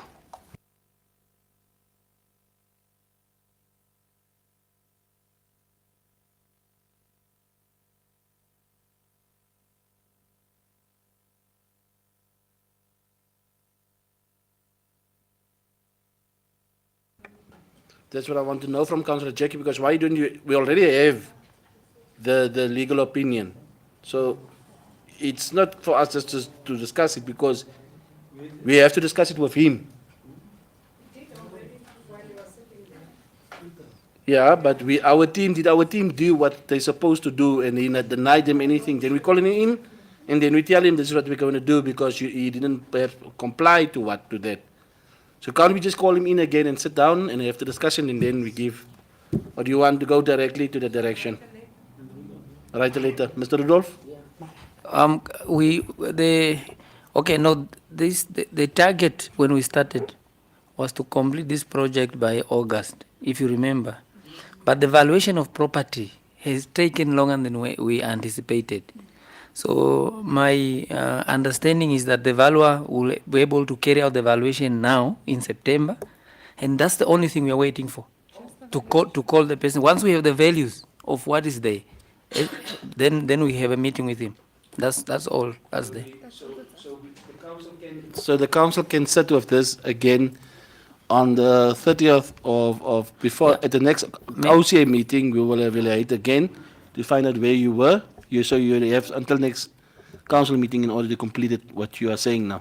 No. I'm being informed that the valuer will do the valuation now in September. So which means once the valuer has done his part, he gives. That's the only issue. Only data that we are missing for us to sit on the table and negotiate, because negotiating the contract, remember that Mr. Bernarda gave a counter offer, Honorable Mayor. Yes. Yes. Yes. Now, why we want the value is so that we are able to negotiate properly based on that Yeah. counter offer. Okay. So that's the part. If we don't need that, we can actually, with the data we have, we can already start. But I just thought it gives us more No, as we the need to council. have that. Leverage.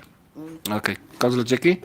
I do understand the technical division, but I really want them to make prioritize this thing so that we can finish this thing before we move on, because it's one of the things that we inherited, and it's kind of, we are again after 5 years giving it over, and then people will start to campaign on, okay, I'm now looking at who is going to come to council, so that I can now put my weight on this side where the council is more, so that I know the next 5 years there will be silence.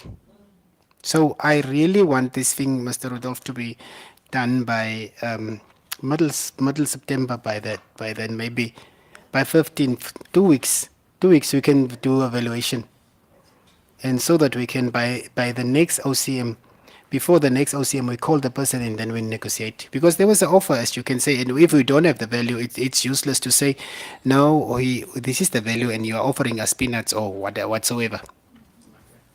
Thank you, Councillor Jackie. Can we then move on? Councillor No, I Aman? just- Councillor Joey? Are you good? The airstrip will evaluate that. The airstrip. Okay. Before I give over to Councillor Mara, Councillor Amanda?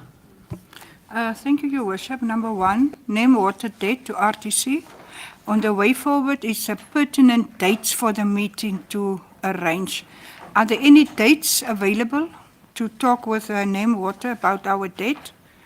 And number 6, private hospital. The PTO to the developer was issued. RTC also assisted them in RA approval to be initiated.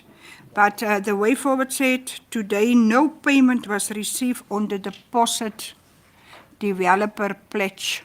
So how far are we? Agra is also not here, so maybe Mr. Rudolph can also give us an update on Agra. Then, I'm not finished, number 8. The caravan park, legal advice to prepare claims. How far are we with that one? And number 12, now I'm coming to my mayor. Cleaning up campaigns monthly. I visited the cemetery on several funerals. Is it not possible that we as a council, because it is our duty to look after and care for our cemeteries, that we can have a cleaning campaign there, or at least maybe have a small amount of tenders, so that we can clean not only those two, but also the one behind the church. Refuse removal, number 13. They say the initiative from RTC is working very well so far, but we also said that we are going to save money to buy a compactor truck. How far are we with that saving? And how far are we also with the expiring of the contract of the trucks? I think they only have a certain period for the trucks, the people who in Rehoboth avail their trucks. I think I'm finished. Thank you. Okay. Councillor Amanda, number 1. This is my portfolio. Okay. Number 12 is actually your portfolio. I don't know why you're asking me the cleaning campaign No, of the they said- cemetery, because you are the cemetery They said it portfolio. is mayor's office. Yes, but it's your portfolio. Now I ask that we can have a No, resolution. how can you ask me? You must come No, up we with must a, have resolutions. That is what And what number- Mr. Winsway also told and us. number 13, the refuge is Submission. also mine. The gather of electricity. Councillor said number 1. This is my feedback for you. Number 1, we are still waiting for our outcome of our prepaid meters, because as Councillor Jackie were also there the other time, and Councillor Venus DM was also there the last time. It's very difficult to go and sit and talk about figures if you can't manage your conventional meters. It's very evident to see that wherever we went, at different local authorities, it's very difficult for them to manage conventional. So the only proper solution is when we are, after we implemented and we inserted a prepaid water meter system to see the income, the cash flow, in order to make a proper arrangement with NEM Water. That is still, that we will know by the end of this week. I will give feedback on the NEM, on the prepaid water after I receive the feedback from procurement, because they will engage tomorrow. They have an engagement on the 2nd of September. After their engagement, we will know precisely what is the way forward to go regarding the prepaid water meters. The same on the refuse removal. I'm still waiting for, I spoke to Mr. Tron last week, Mr. Tron, last week, We had a discussion regarding the refuse removal last week, Friday. So we are still busy bringing that information, and that I will also share with the council. Yes. I do not know, Mr. Rudolph, but we are in the discussions. Actually, what we are waiting for is for Mr. Pedro to complete his task, and then he will give us the feedback, and then we will he will give the feedback to Mr. Muyembo, and then Mr. Muyembo will inform me regarding the refuge removal. Then I'll come back to the council regarding that one. But I must say that our refuge did improve massively, even though the skip containers, we struggled when we put down the containers to pick it up again. There is a challenge, but at least we are seeing that the containers are overflowing. I also make a suggestion to Mr. Pedro to ask, what about the bags? He will look into the matter. What we said, you see the bags that you normally carry the rubbish in, but the bigger one, which is pinned there, you put your rubbish into your bottles and your plastic into that bag, then you can close it and just put it on top of a truck. Because the skip container, sometimes we don't have the equipment now. But he will look into the matters and he will come back. Because there's other alternatives that we also saw that other towns in South Africa is using. I saw a model there with the big bag, close it, then they pull it up on the truck rather than the skip container itself. But due to the sand and those type of things, it must be, that's where the skip container is actually key. But with that said, we will look into everything, and then Mr. Pedro will communicate back to Mr. Rudolph. But we are looking into different ventures to get a best solution on those ones. Yeah, on the cemetery part, councillors, I believe it's always to do with budget, Councillor Amanda, when it comes to the mayor's office. It's always to do with budgetary provisions, and we are still waiting for the budget to be approved in order for me, because I have we have quite a lot of engagements with the community, because apart from the bursaries that we normally give, we exceeded the amount that we received. We exceeded even on the sponsorships, Councillor Jackie. We exceeded on the youth dances and activities and sport activities whereby the governor invited. So we went even more. I requested from Mr. Tron more than what I was budgeted for in order to assist the community. So currently, I do not have any funds in my mayoral fund, but I can ask Mr. Tron if we can get a provision. Is there a provision for a certain amount in order to start with the cleaning campaign? Not only the cemeteries, but the whole town cleaning campaign. But that I need provision in my budget for. So there, I think I answered all your questions. So. Caravan Park, that's not under me. Caravan Park, it's... Private hospital. Number 6 is a private hospital. Okay, that is not my, that's under DM. And Agra. No, you wouldn't say Agra. Agra came now lastly. Councillor Amanda.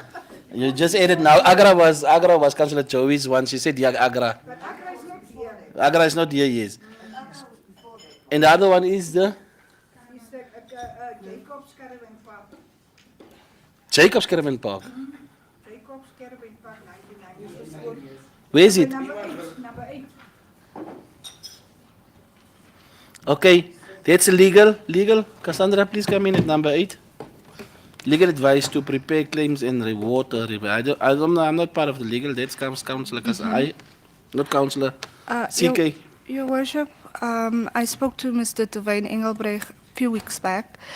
He informed me that they already put a claim in against the estate.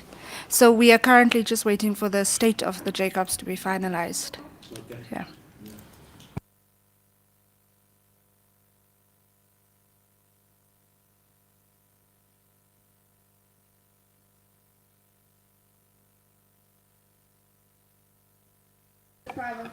I had a meeting with Old Mutual and Afrisem Bank. Is that name correct, Mr. Vansway? Afrisem. Last week, in order to get whole money to pay, we also had shared PTO with Clifford, our lawyer, who had to give go ahead. We'll call you on Thursday and maybe 500 to move on and on balance thereafter. I had to resubmit second time for the adjustment in project development and lost other interest parties due to time it took from your side. Yeah, our homework is not in order. I will send something in writing to CEO tomorrow, which is tomorrow, the 2nd of September, before traveling to the north. I so submit, Mr. Van der Show. Okay, thank you. So you will make a payment when? By Thursday.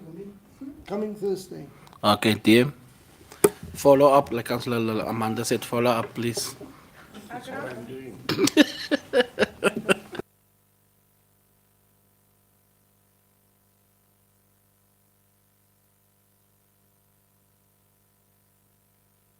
Hoping that once the council make a decision, we make a resolution of it.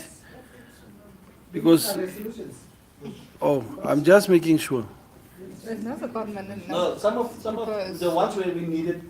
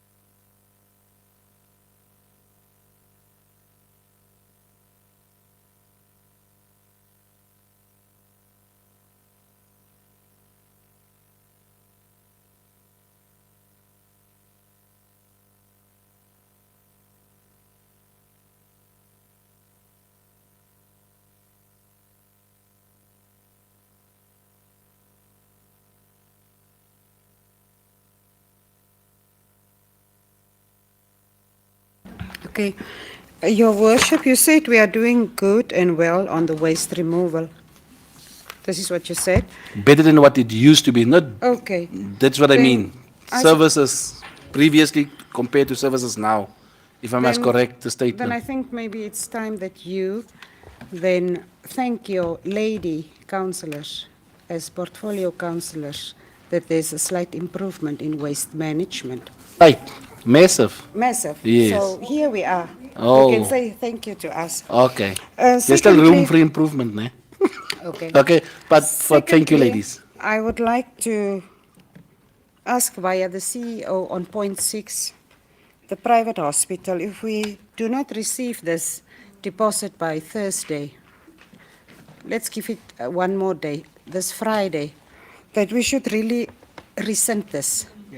Because we are wasting our time, and I can hear a blame game there in the conversation, the email or WhatsApp. Thank you. His Worship.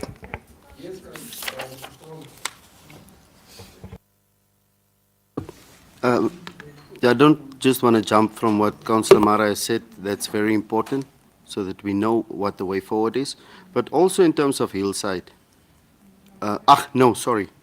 Point number 8, Jacobs Caravan Park. That legal advice, I think it is safe to say that if there's a legal contract, a 99-year lease, and they're already in breach of that contract, that we terminate the lease with immediate effect, but that should be a resolution that the council takes, and then that our legal department follow up on the outstanding debt, because that property can now be put out on an RFQ or expression of interest. Somebody might be want to do something there. Now it's lying idle there. We cannot wait because the person is already in breach of contract. Can we not rather do that and then address the issue of the outstanding debt on a separate, like hand it over to our legal office to take it from there and basically further in the help?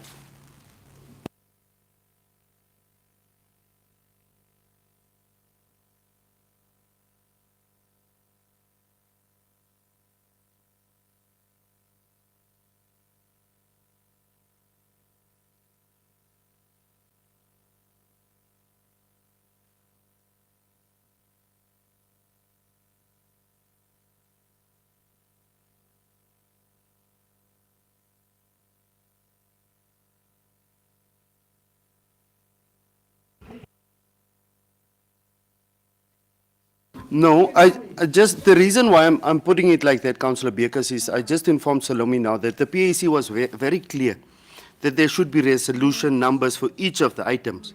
So if we are taking a resolution on point 6, it should have its separate resolution number and be clear on what the way forward is. And then point 8, what I mentioned now, there should be a separate resolution number. Am I correct, Mr. Van Soy? So that we know we are now acting on that resolution number. So when they ask us, what have you done here? There's the audit trail. The council knows about this. They actually deliberated and they took a resolution on that.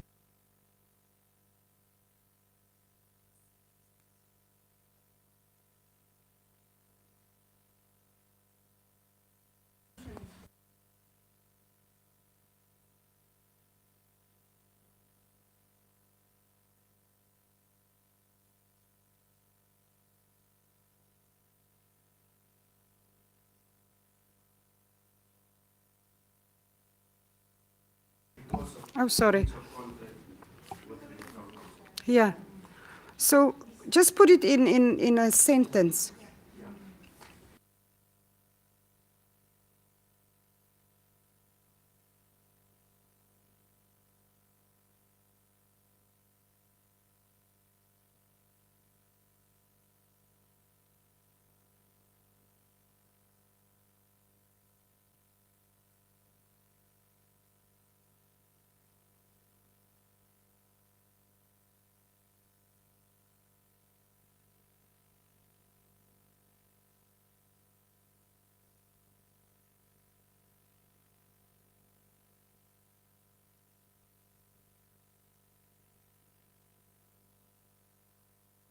Councillor, are we done? Councillor Jackie and then Councillor Hammerslag. Circling with what? Oh, sorry.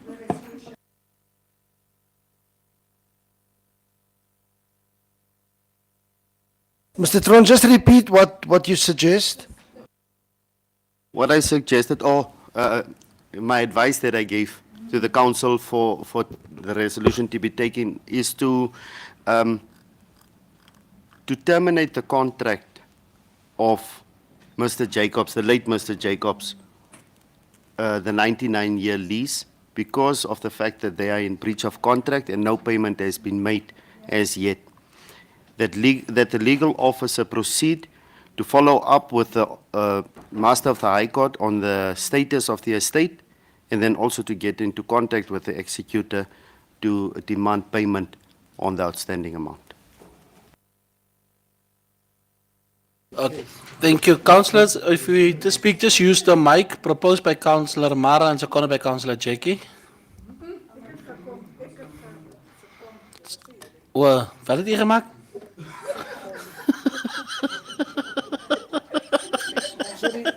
Meneer, can I just... Can I... Second.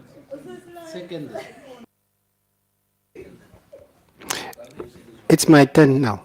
It's your time. Yes, I did not speak because you gave me the platform But Councillor Jackie rightfully gave it to Councillor Joey and then to Councillor Amanda. after me. Before you. Why? That's what I you gave said. them already my time. Yes, now it's your time. Yes. I wanted to say to the Finance Manager. The Finance Manager, I want to see in your budget, it is budgeted, but I wanted to see when do you start with the construction of the market through the Technical Manager, through the CEO. I am just waiting on town planning Okay, to give you the plans in whatsoever. and the submission to PC for Yes, the PC. if it's going to be RFQ or Okay, good. That is my question for that one. And also, I will have to use this number 19. Jackie, to use it to erect it because Mr. Tron quickly want to go out. Yes, I'm done with him. Okay. So, number 19, that formalization, that we are having problems with people in especially in Block E, Extension 4, in many of the unproclaimed extensions that are selling the properties that they don't own.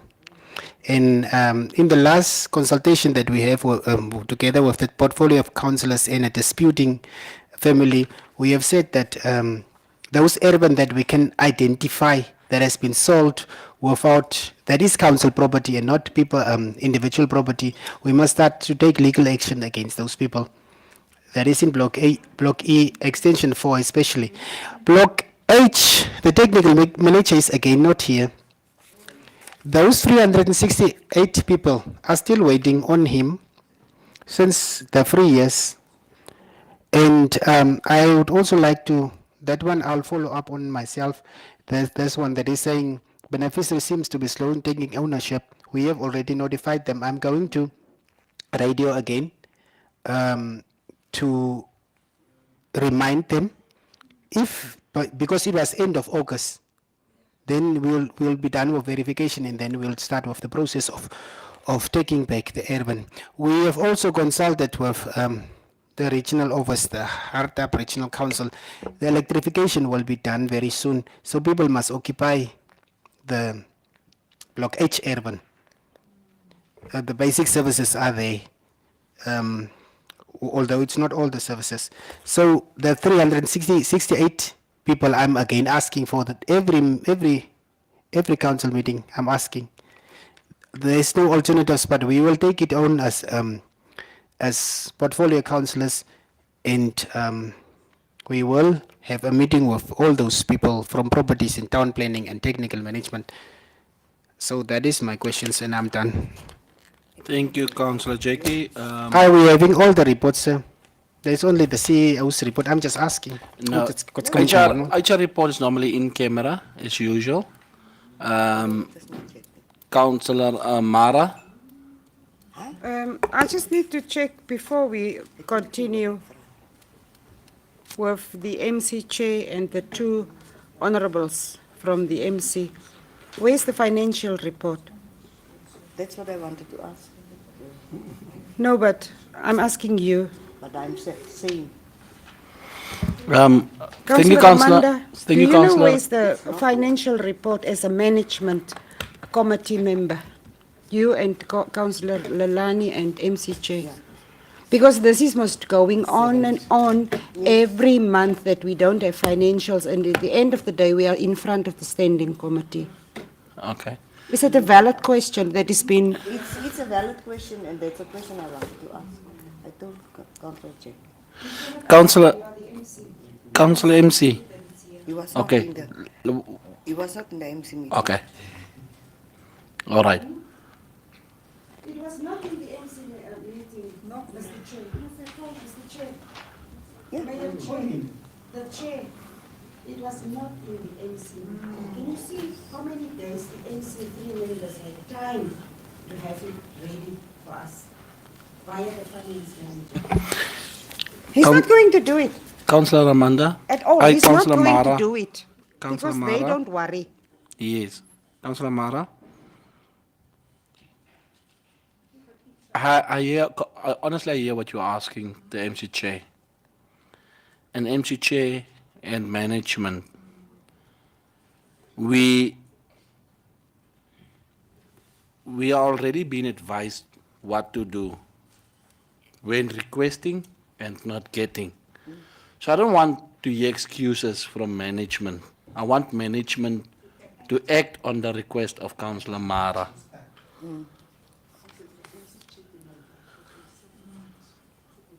Okay. So MC Chair,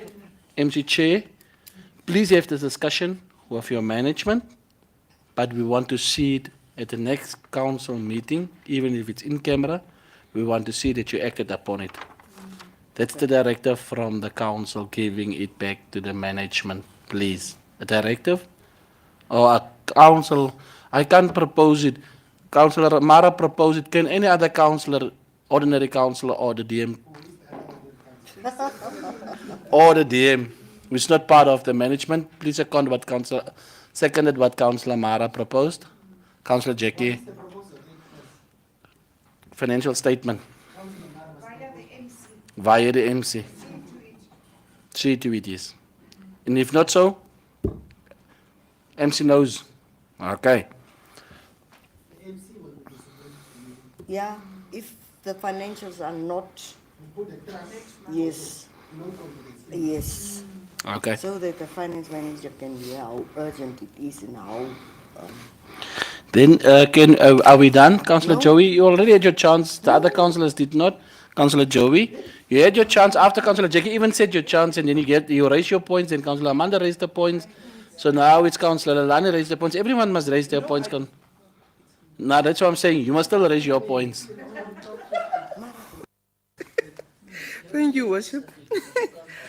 Point number 15, outstanding resolutions. Depending on the dates of planned workshop, can I propose a date so that we can start with our outstanding decisions and others? Councillor Lalani, yes, that one we have to, but the thing is, we as the council have to sit with the venue where we want this workshop to take place, because there was possible discussions that we didn't finalize yet. So it's administration is waiting for us to give them directive. It's 700 pages. What is it? This is the circular. Our nie resolutions. verjek, ek het eers. Nee, ons nie nog ons is net op die punt wat Councillor Amanda nou raise. Ons op dieselfde punt, dis die ander punt. Ja, ons kom nou by Councillor Jackie based on Councillor Lalani's question, okay? Councillor Banswai. Thank you so much for according me the chance to speak. I really do appreciate your kindness. His Worship, I know. Oh, okay, I'll sound more The energetic. Councillor Jackie is protected. You are protected. Thank you so much. What Councillor Lalani is saying, for our meetings and those things that we need to consult, can we do it in the midterm break, please? I don't have leave anymore. Midterm break is now next week, I think. Next week, starting on Friday until the 16th of September. Eh? It's 1 week, one whole week. Okay, 1 whole week. No problem, Councillor Mara. We all know, we took note of that one. It's just that, like I said, we were discussing it, but we will just discuss it on our council group in order to give feedback then back to the CEO, because there was various questions raised regarding the way. The way.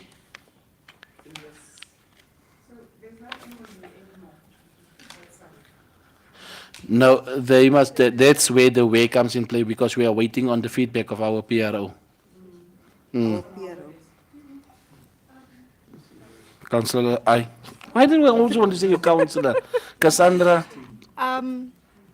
Based on our last communication with Swakop Municipality, they indicated that they will only resolve at the end of this month on the MOU. The end of September. So then they will need to wait for that. Then we have to come. Then we have to discuss it on the council group The way still remains the way. Okay. Yes, I know. Regarding that one, we just have to follow up on Henty's Bay as well. So we will, that's why I'm saying we will focus on the group, and I will get feedback from His Worship for Mark, and then I will also communicate that to the councillors. Thank you. Thank you, Worship. Point number 26, RTC Asset and Properties Caretaker.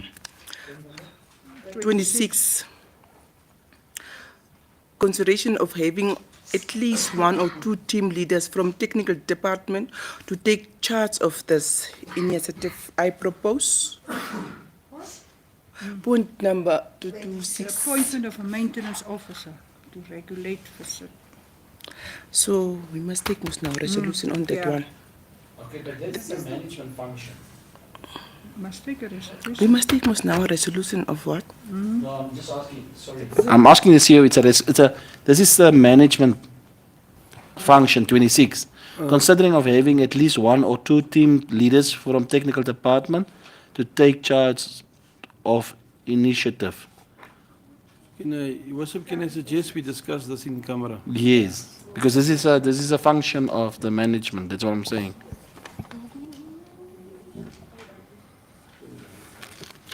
All right. Councillors, any other question, Councillor Joey then? Okay, I will leave 20. I will just ask. Number 29. That's 61 hectares of Nansunga. If I remember correctly, we've given this land to Nansunga quite some time. And has payment be made or not? Yes. No, I'm asking the finance manager. Yes. We are all aware that he did his. Yes, Councillor Joey, through the chair. Nansunga has made a deposit. Their development is ongoing.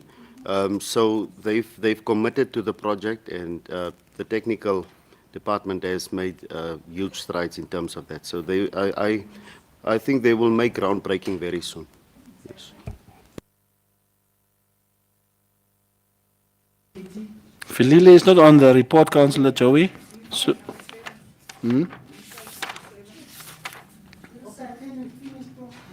Okay.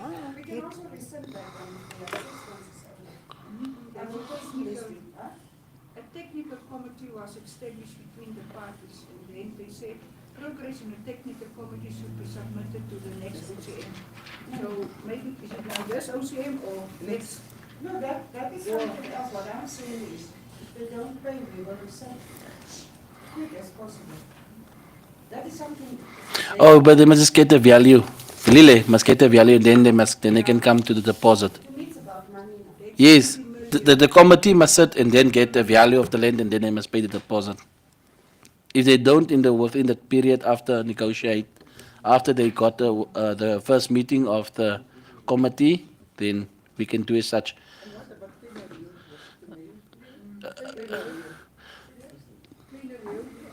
Councillors, I ask you if you want to talk, please use the mic.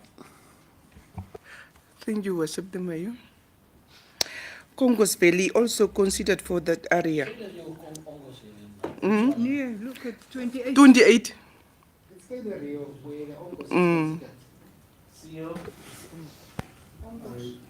So you please take us through Ongos. No, quickly on point number 7. One of the remarks on the point number 7 was you council remember that we have also sort of a PPP investor, and the PPP investor is indicated that they want compensation for the town planning and all those fees up to 1 million or 17. So I would only want to request that council consider that we probably look for legal advice on how to approach this. I want this to be a resolution if need be, so that we can at least have the mandate if we have to go to the AG's office, so that they can probably look at this thing for us. On point 7, Harmonic. on Hillside. The kissing. And the technical committee should be submitted to the next OCM, which is not there now. I'm talking about this one. One of the PPP investors, BIZ Harmonic, is claiming compensation to the amount of 17 million on fees.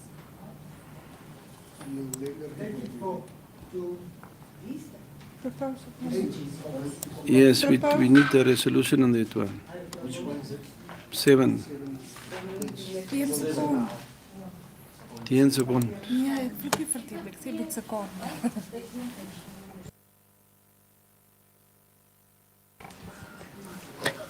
Salams. We must take each to that one is someone is claiming compensation for 17 million.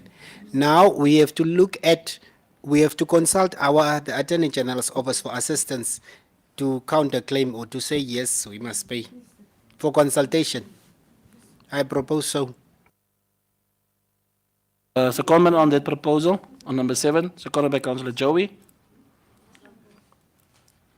Angus is at number 28 or 29. But the one of the $7 million claim is number 7. We just made a resolution. Okay. Yeah, we made a resolution on point number 7. Kleiner Leeuw also a resolution. Concourse Valley to be considered. Number 28. Ongos Valley to be considered for that area at Kleiner Rio, but there's also pending at Kleiner Rio. There's a pending. So to investigate and to see to it under the legal officer, proposed by Councillor Amanda and seconded by Councillor Joey. And then we continue then, we are done. Then can we please move now to the in-camera?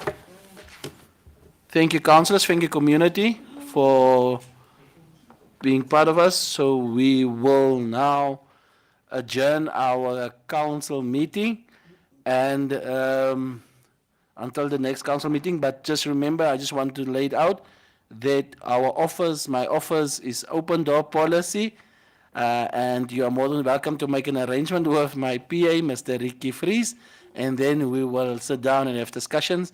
But please, all your concerns, rather use the RTC Facebook platform than the other social media platforms on Facebook, so that we can give attention to your queries that you are having as a community. There we can address you. Thank you very much, and have a blessed night. God bless Rebov. Bye.